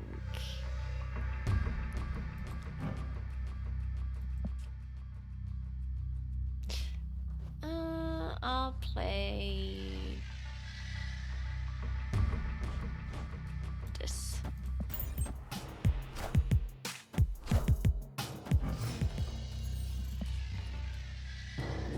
We only have 1 card here. It has +5 power. I mean, what is this?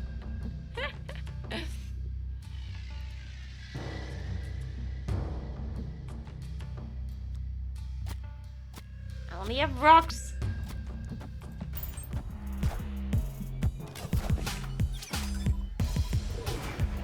Oh? Unreal, add a sinister clone to dislocate with the same power. Alright.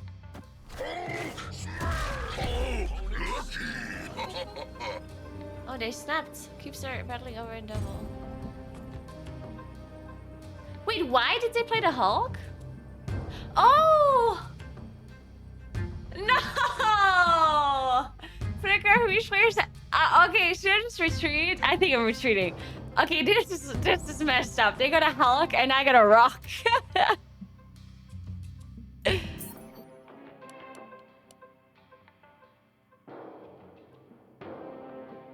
I can't win this. You got a Hulk.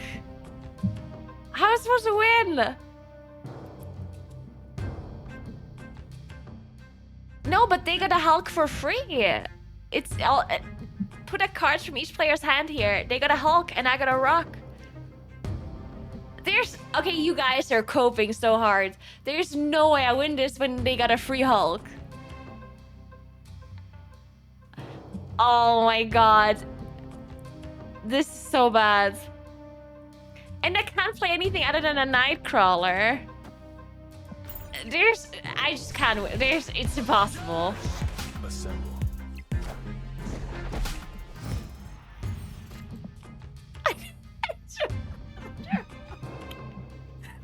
Sorry, but...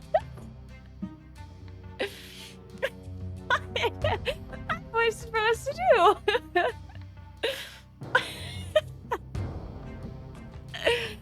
Oh my god. What happens if I retreat? Get a less... Do I get less score reduced? Like, is there a difference between retreating and just losing?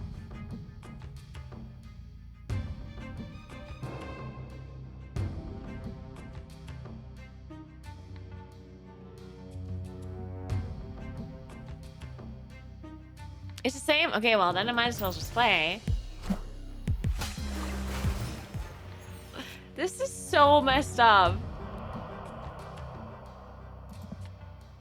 This is so messed up. Literally impossible. I mean... I am Iron Man. Like, this is not even close. Remember this doubles against the other turn. No, should I just I should leave, right?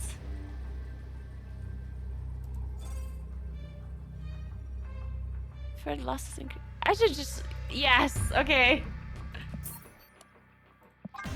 This is messed up. I drew another rock. Dude, I was so unlucky this game. I drew all of the rocks. Oh man. That was so messed up.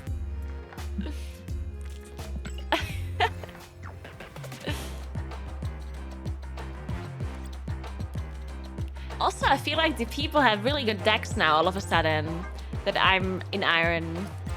People have really good decks. My deck's not that good.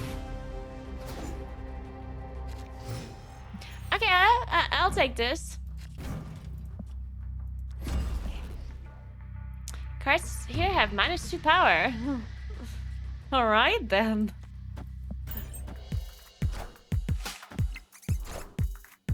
Oh, it's a squirrel deck.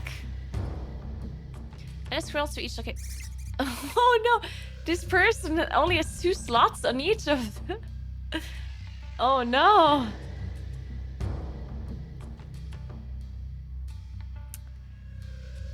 Okay, this is really unlucky for them with the squirrels here because they have -2.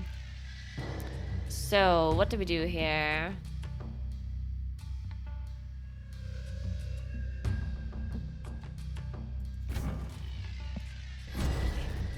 I'll just put a sentinel. I might put it left. I'm doing that.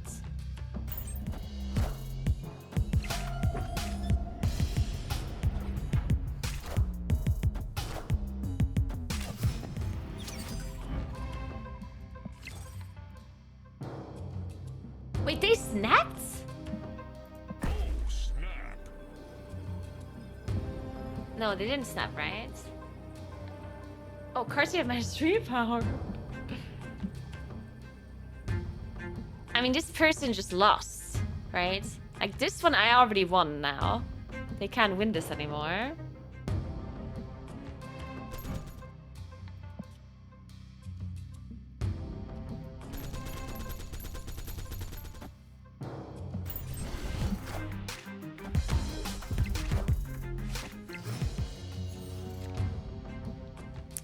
Then I play Jessica Jones left, I believe.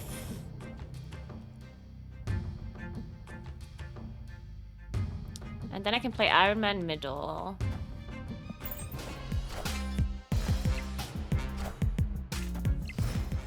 And what is this? Is this a bot?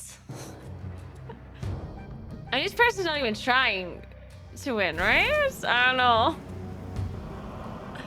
Unless I'm just like getting played really hard or something. Like, I'm so confused.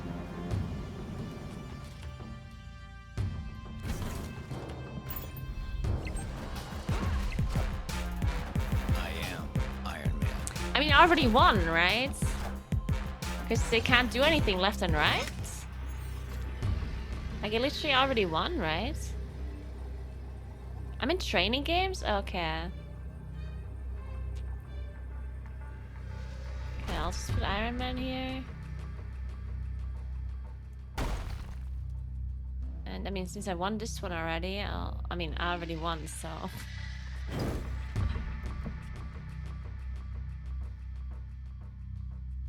They can't even play a card. I just can't do anything.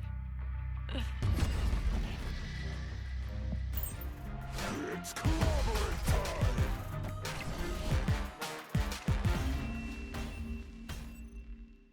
And they didn't retreat either.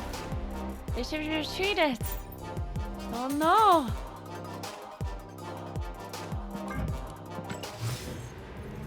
Ooh. I will be cast for Marvel Snap.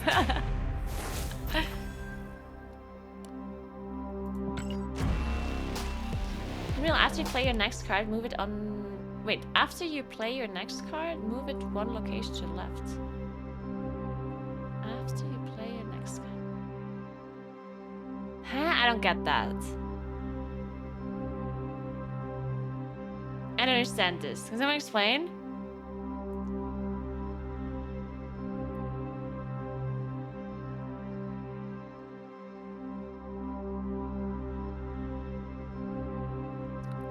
We'll push the next card to place left. But why would I want that?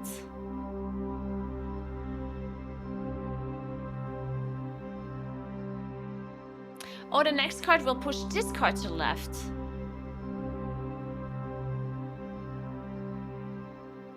No, the card that I'm playing will be pushed to the left. Okay, and what's that for? Oh, some cards get plus power for moving. Okay, so for my deck, this is gonna be useless for now.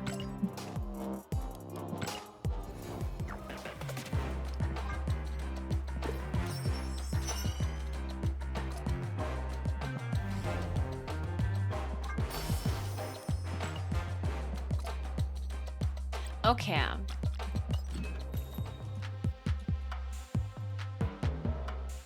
I need more golds.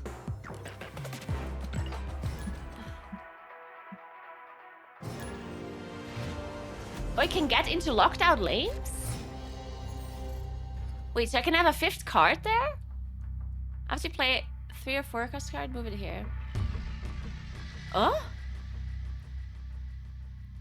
Wait, but if a lane is locked, which abilities make it so it goes there anyway? So this, for example, after you play a... would a card go here even if there's 4 already? Oh. Okay, so that wouldn't work. Okay.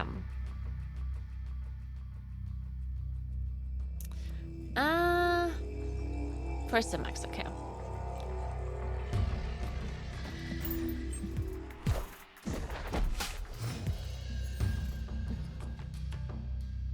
And a ninja to each side with -2 power. Okay.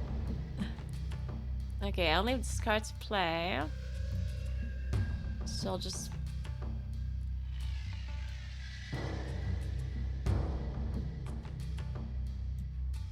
put this here for now.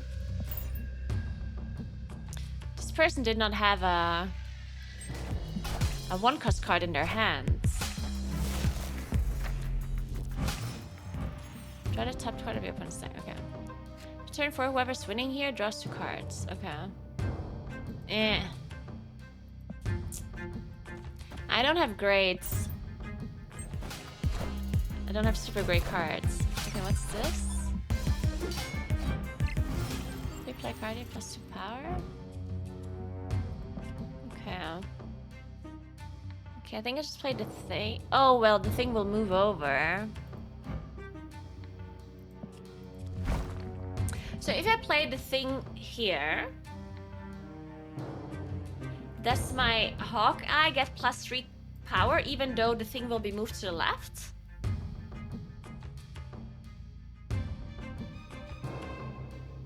Yes. Okay. Let's do that then.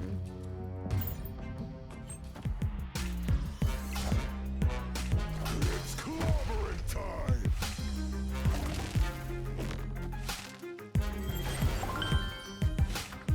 Nice. Okay, so I drew 2 cards now.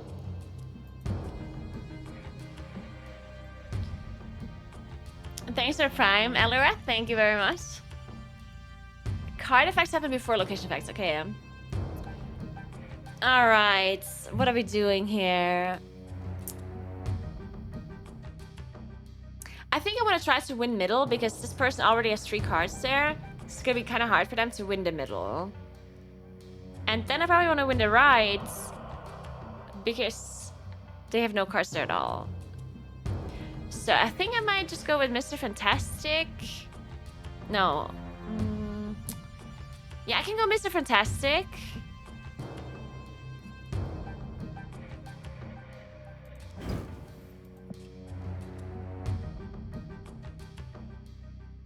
and just play Sentinel on the right. Unless I want to play Iron Man. But I don't think I do. Actually, maybe I do. Let's just play Iron Man here. Sorry, I was stressed out. I was stressed out. After you play characters games plus 1 power. Okay. I am Iron Man. Okay, I think I just play Hulk. If they play Hulk middle, then I just... Whatever, that's the only thing I can do. I mean, it's not the only thing I can do. But I think I just play Hulk middle, right? I think that's what I do. And just give up left and hope they don't win right. Or I play Mr. Fantastic. No, but I still lose this side. I can play Mr. Fantastic. No. I'll just do this.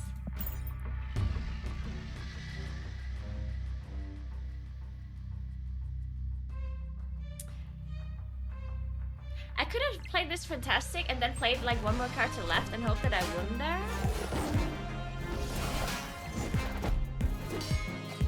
Alright, I win. Nice. Perfect, we did it. Victory.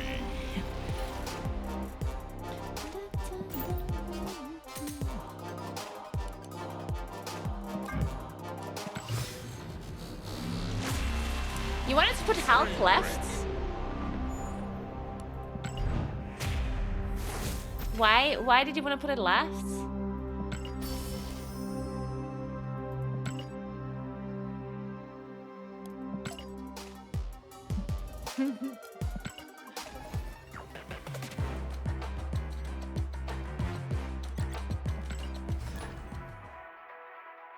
No, only 3 cost and 4 cost move left, and I played a 6 cost, right?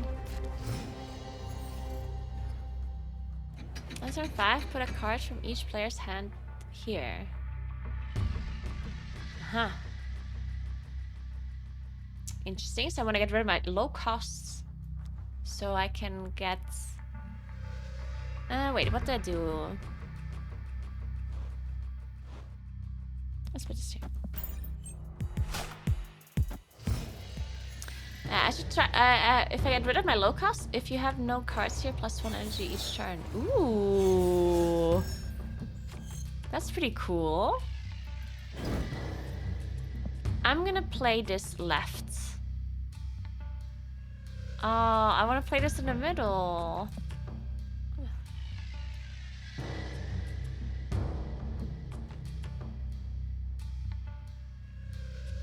I think I should play Mr. Fantastic, and I think I'm gonna play him left.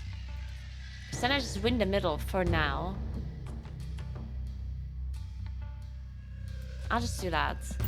Because I want to get rid of my cards, right? And next turn I can play two costs, but I can't play a 3 cost.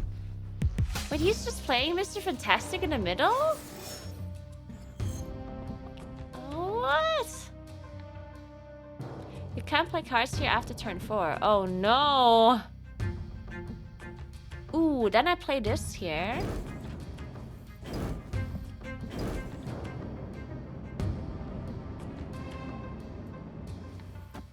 And I don't want to play the Sentinel, because I don't want to have a lot of low-cost card in my hands.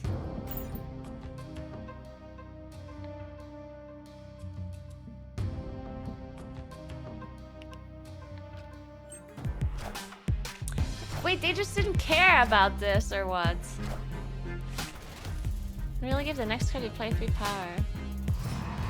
Okay.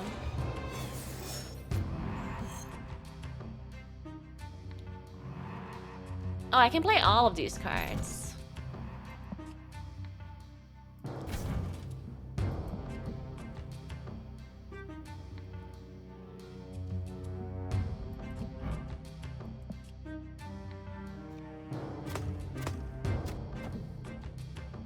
I don't want to put a card in the middle, though.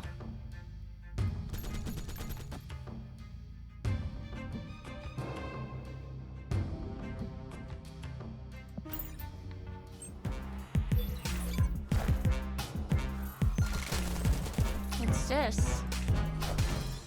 I couldn't play a card here this turn. Wow, they always know.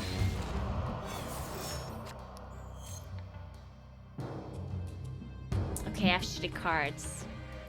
Okay, I have to play stuff in the middle now, but that's... Oh no, it's the final... No, wait, what? Oh no, it's not the final turn. Okay, I'm stupid.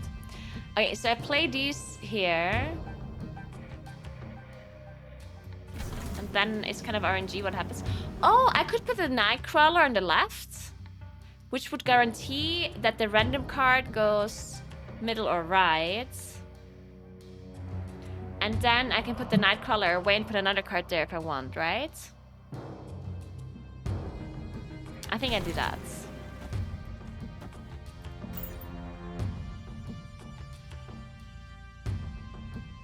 It's a... I don't know. Oh no, we have an Iron Man.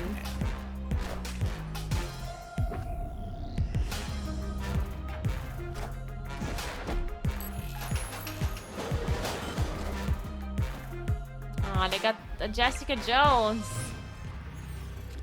And I got no cards at all? Okay, wait. So I just play Hulk middle and then move my Nightcrawler over. And then I just hope for the best. I should win that. Because this one I already won anyway. Do I snap? Oh, snap. I'm snapping.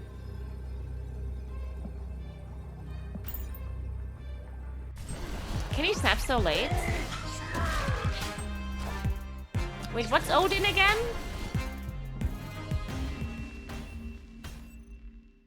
Oh, we win, okay.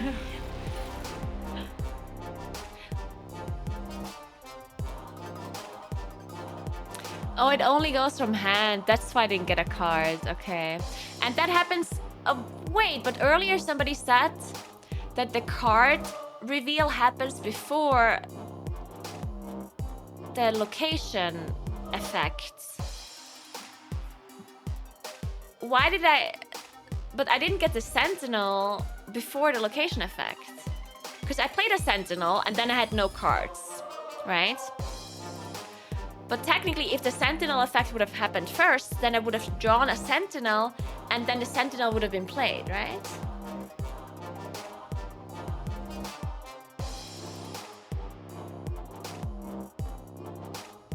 Location was full. Oh!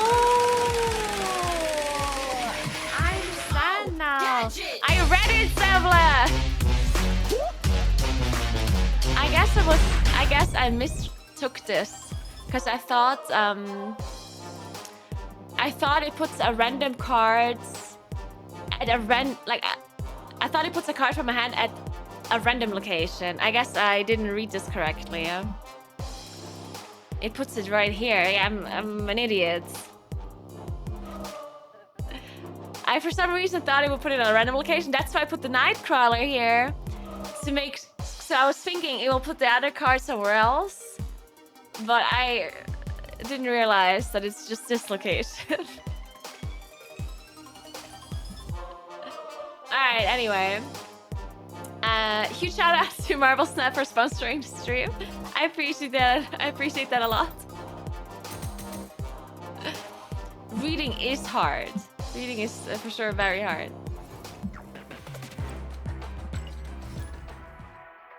Alright. We're winning a lot though. This is great. We're doing great. After turn 5, move all cards here to other random locations. But I can't do that if the other locations are full, right? Okay. After turn 5. Okay.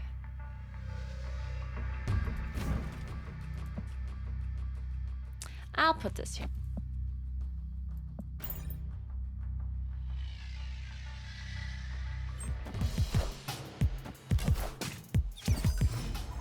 What's this? If you put a player card. Oh. Not today. Alright. I'll play Nightcrawler here. No, I'll play Nightcrawler here actually. Because I can move Nightcrawler afterwards. if it's moved to a bad location.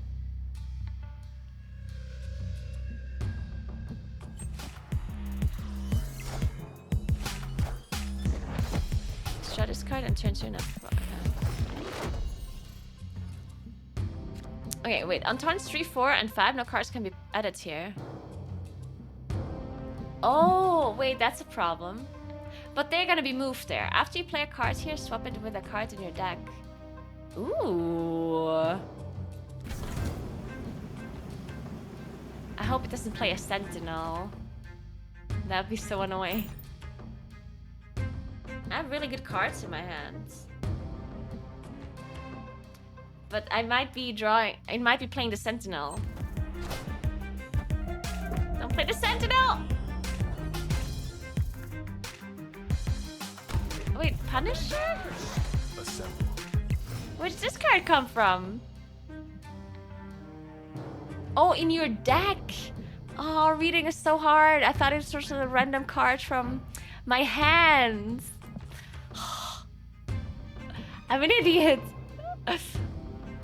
Alright, what do we do now? I'll play Jessica Jones here.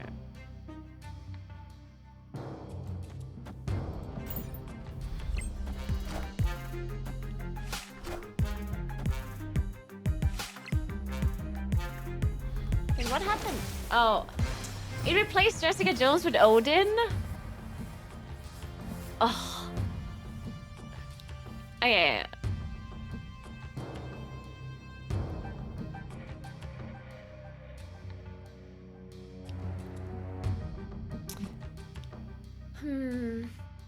I think I just play this and then I'll let them randomize it. And then I just play the Hulk after. I just do this. Or should I remove the Nightcrawler? Does that matter? I'll just do this. I'll just do this. See what happens.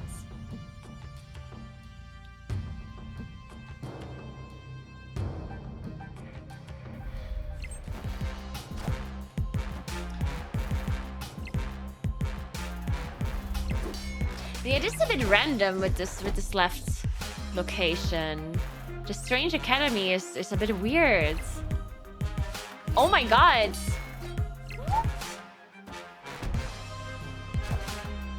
Oh my god, what's going on?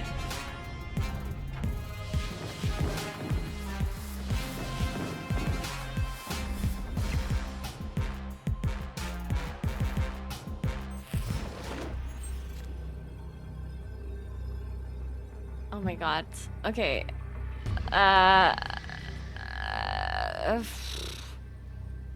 What do we do here now?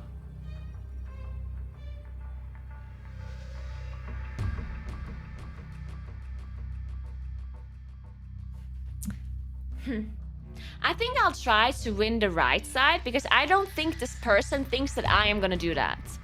So I think I'm moving the Nightcrawler. And then I need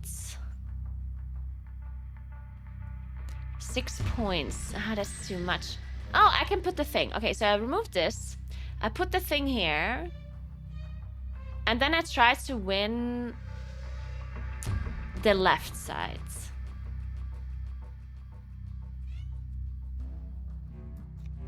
I'll do this. I'll put this.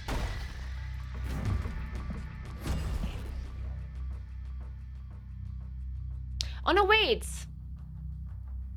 It's gonna swap it with a random card in my deck. I forgot. Oh no. Okay, wait. Okay, wait. We're still doing this? But not with the thing. We're doing it with this. And we put the thing here. And then we enter. No, he's trying. Wait, I still win though, because he didn't play anything middle. We still win one. That was really bad. Or do we win? I don't know.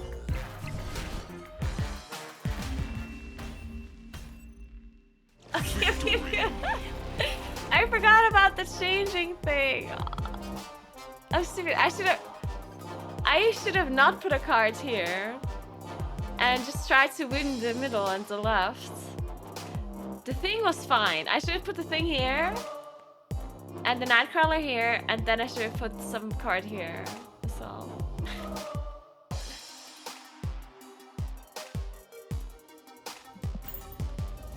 But either way, we won.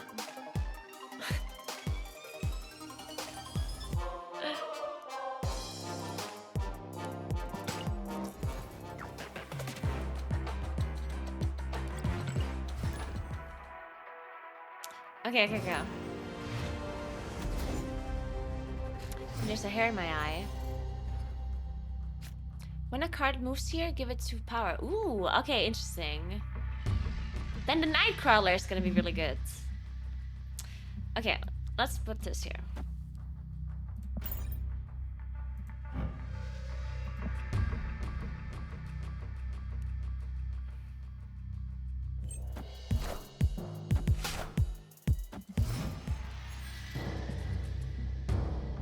The start of the turn 6 swap hands. At the start of turn 6 swap hands. Like the cards that we have in our hands?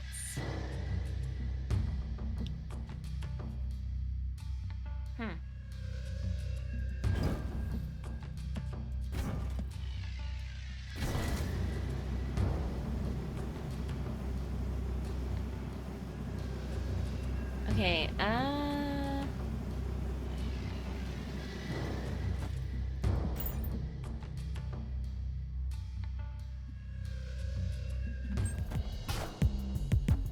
sorry, there's something in my eye.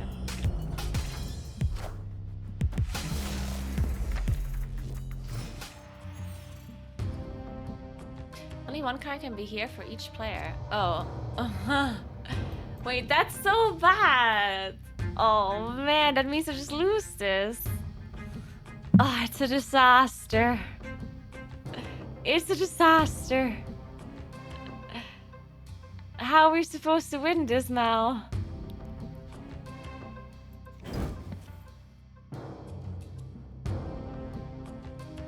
Oh man.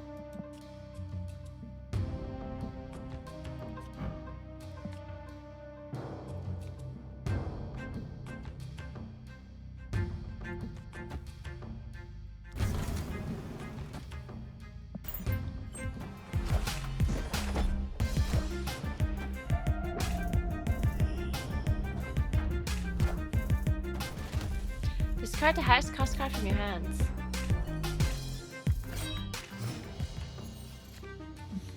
Oh, this is gonna be so difficult. Ugh.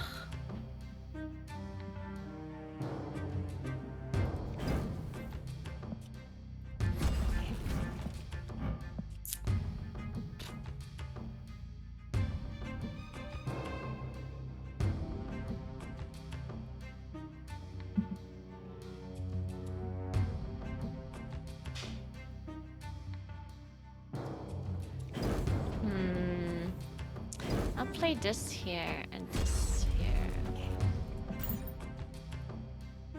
Certainly they're gonna play a card in the middle now. Yeah, good.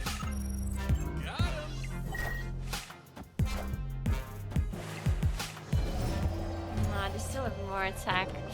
Oh, this is a problem. The start of turn 6 we swap hands, and now I have the Hulk. No, the Hulk.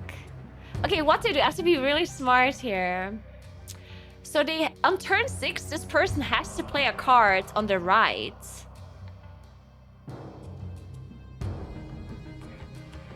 So if I get rid of the low cost cards, if I get rid of the 3 cost and the 2 cost, then they have to play Iron Man or the Hulk on the right, right? So I should be playing Mr. Fantastic here. Move Nightcrawler over there and put... Oh, they also get a Sentinel. Oh, the stupid Sentinel cards. Oh, man. Then I can just play... Ooh, but a Sentinel is not going to be enough because if I play Mr. Fantastic here, then a Sentinel is not good enough. Okay, good.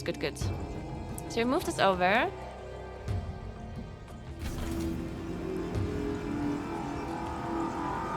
And then I do... this.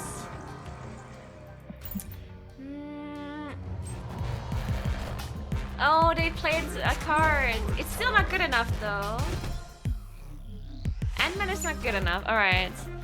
Oh, but ooh, I win left. Ooh, this is great.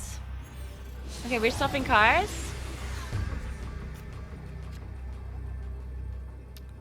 What is this? What is this? Unreal, give your ongoing cars plus 2 power. So this would be plus 7. I have to play this. Okay. I think I win. I mean, yeah, I win for sure, right? There's... Victory. That's Johnny. Nice. We're doing great. We're doing great. Hey, Harry, what's up? My cats are killing my cable. Hey, D, what's up? How are you? Thanks again, Marble Snap, for sponsoring today's stream. The cats are up to no good. I see you guys. Yeah. I see what you're doing with the cable. It seems like you don't care that I see you.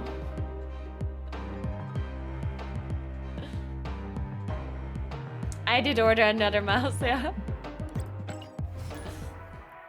Alright, just give it fun, I like it. Alright, Justin. Ooh, I have good cards. After you play a card here, add a copy to your hand. Oh, yeah.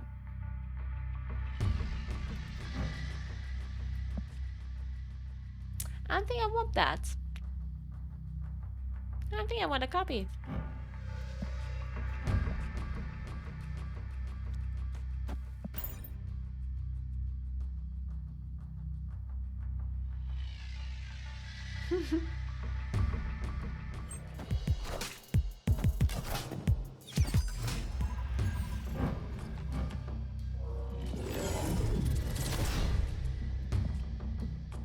Power here is granted to other locations as well. Your power here is granted to other locations as well.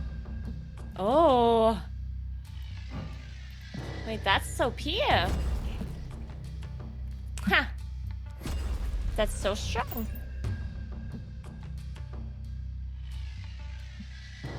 I don't have any... Oh, I have this. Ooh, that's really good. This card's really good.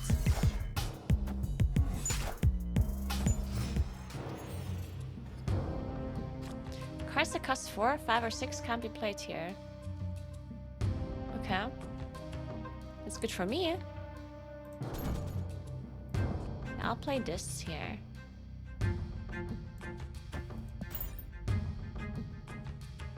Oh no, I understand now. I'm okay.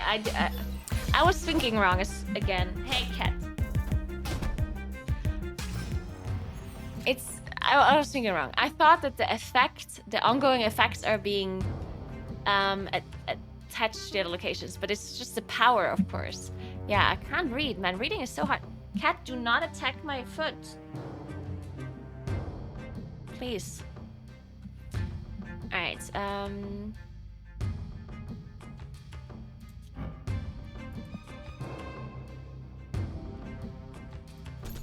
I'll play this.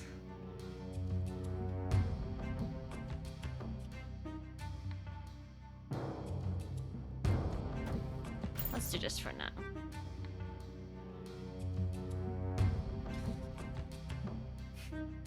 Okay, so I have a Hulk in my hands. What's this? -4 power if your opponent has 4 cards here. Oh. Well, I'm not gonna be able to put 4 cards there. That's for sure. I mean, I could technically, but... I feel like I have to give up the left now. I feel like this person gave it... I have to win the middle.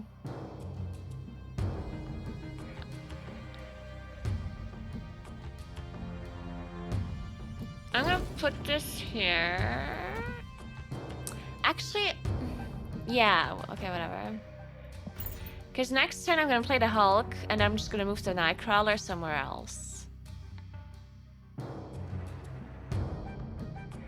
But I don't think he's gonna play something here, yeah. I am Iron Man.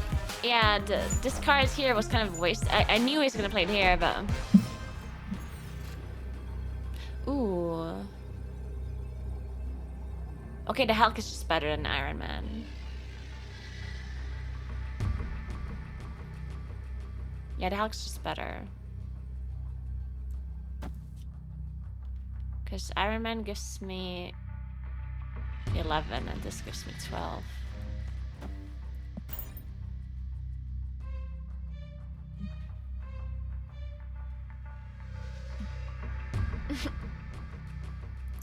Alright, I think I win.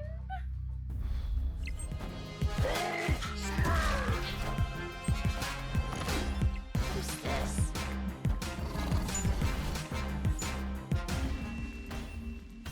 What's Wolfspin? Why did it have so much attack? Unreal +2 for each other card you have here. Oh, that's really strong. We still won though. Okay, let's upgrade Hawkeye.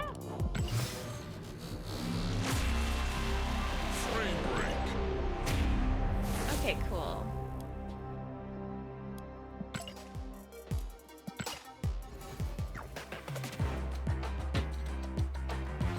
Hey, don't...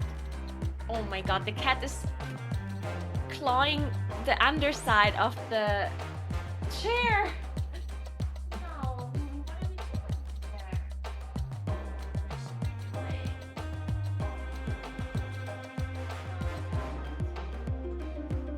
doing there? Man. I'm gonna go give the cat some food because they're destroying my furniture and my cables. Be right back 1 second.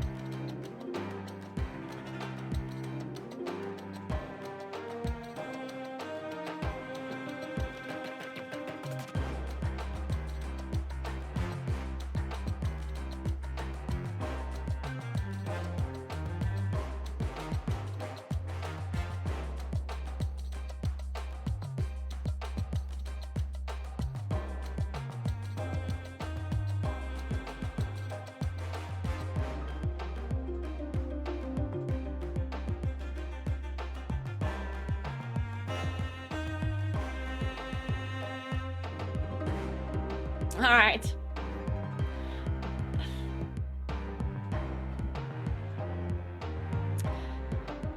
One of the cats, like, takes the food out of the bowl and then moves it to a different spot and eats it there.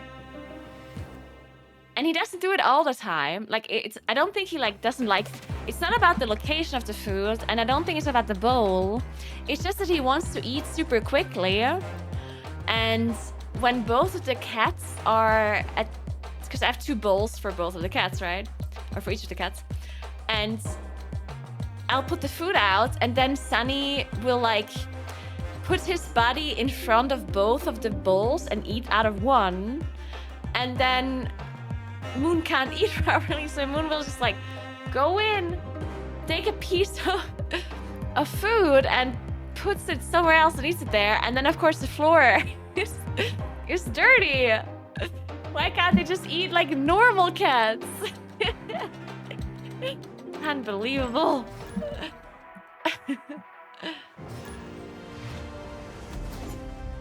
Alright. After turn 3, ruin a random location. Oh!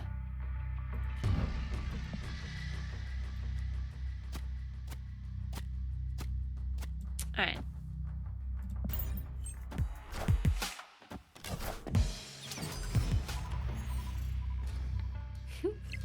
Cards here with the highest power have their power doubled. Cards. Why does it say cards? Why is it like S? Why is it that way? Just because it's like both of our cards? Is that why? Oh? Is this just like nothing? What is it? Oh my god, what is it? What is it?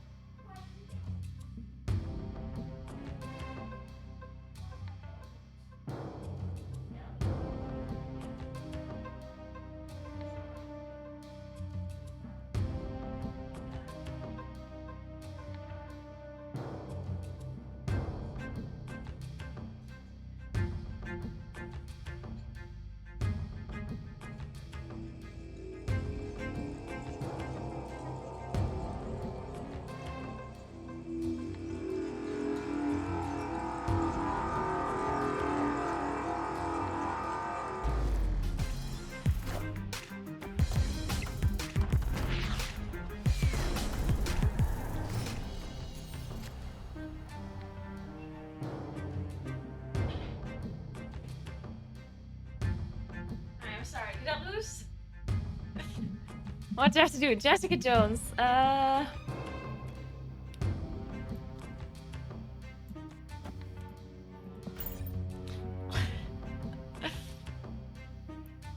There's no way they're still meowing. I gave you more food. Stop meowing. What is he? What is it? Oh, why are you now? Oh, what's wrong with you, cat? What is it, Moon? What is it, cat? Clicked all on his cards here with minus 1 power. Ooh! Wait, what? Why does this have 16? Excuse me, what?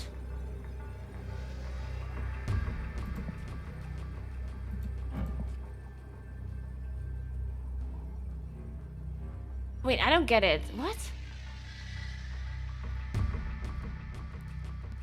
Yeah, but why? Oh, there's 8 base.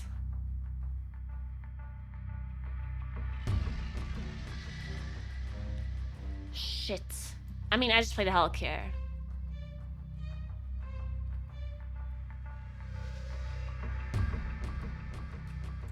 Because then I got this double, right? Yeah.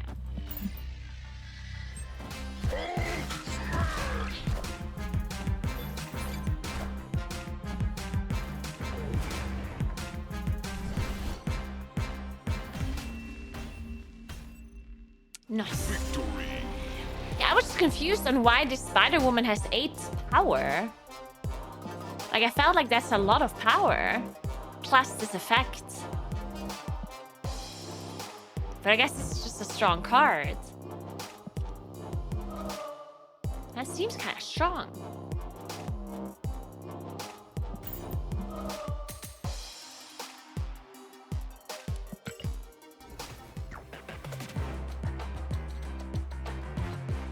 Alright, guys. I'm gonna have to leave. It's 10 past midnight. Oh my god, I can't believe I'm still streaming. Alright, thank you so much for watching. Thanks to Marvel Snap for sponsoring today's stream. I very much appreciate that. I hope I did everything that I was supposed to do. I was kind of like the time just flew by. I like this game a lot. So I don't know if I had to do anything else other than play the game. But I had a good time. So yeah, thank you so much for watching. I'll see you guys tomorrow. Tomorrow I'll start streaming a bit earlier. Today was kind of late because I had to start this sponsored stream at 10 p.m. Because of the drops. But yeah, tomorrow will be a bit earlier. Thank you very much for hanging out. I hope you got some drops if you played Marvel Snap yourself. And yeah, remember to follow my stream if you haven't yet. And check out my YouTube and my socials and my TikTok and, you know, all that stuff. And I'll see you guys tomorrow. Have a nice rest of your day or have a good night. We can host somebody that's also streaming this game.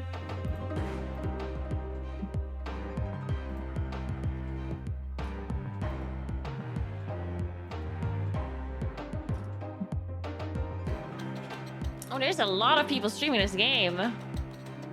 Oh my.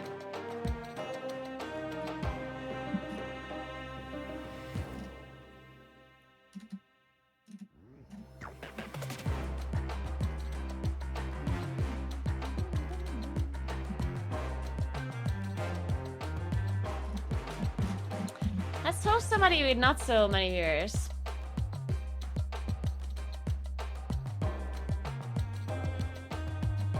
What are we hosting?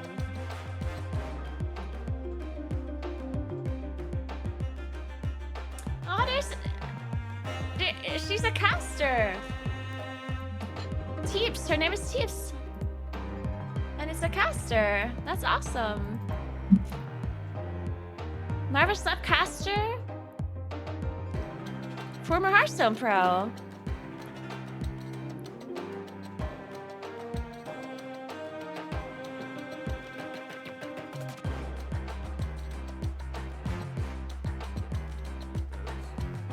And it could also do... Alright, we're hosting Teeps. That's cool.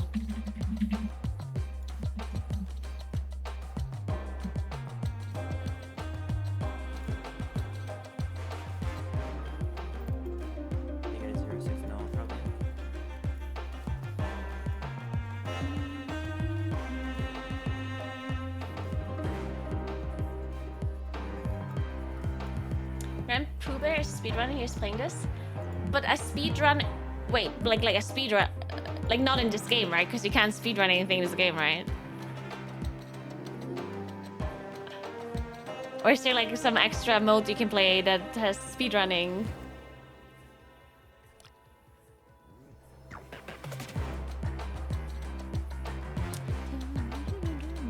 Alright, I see, okay. Alright, have fun watching Teeps. Make sure you're all nice. And I'll see you guys tomorrow. Goodbye. Thanks for watching.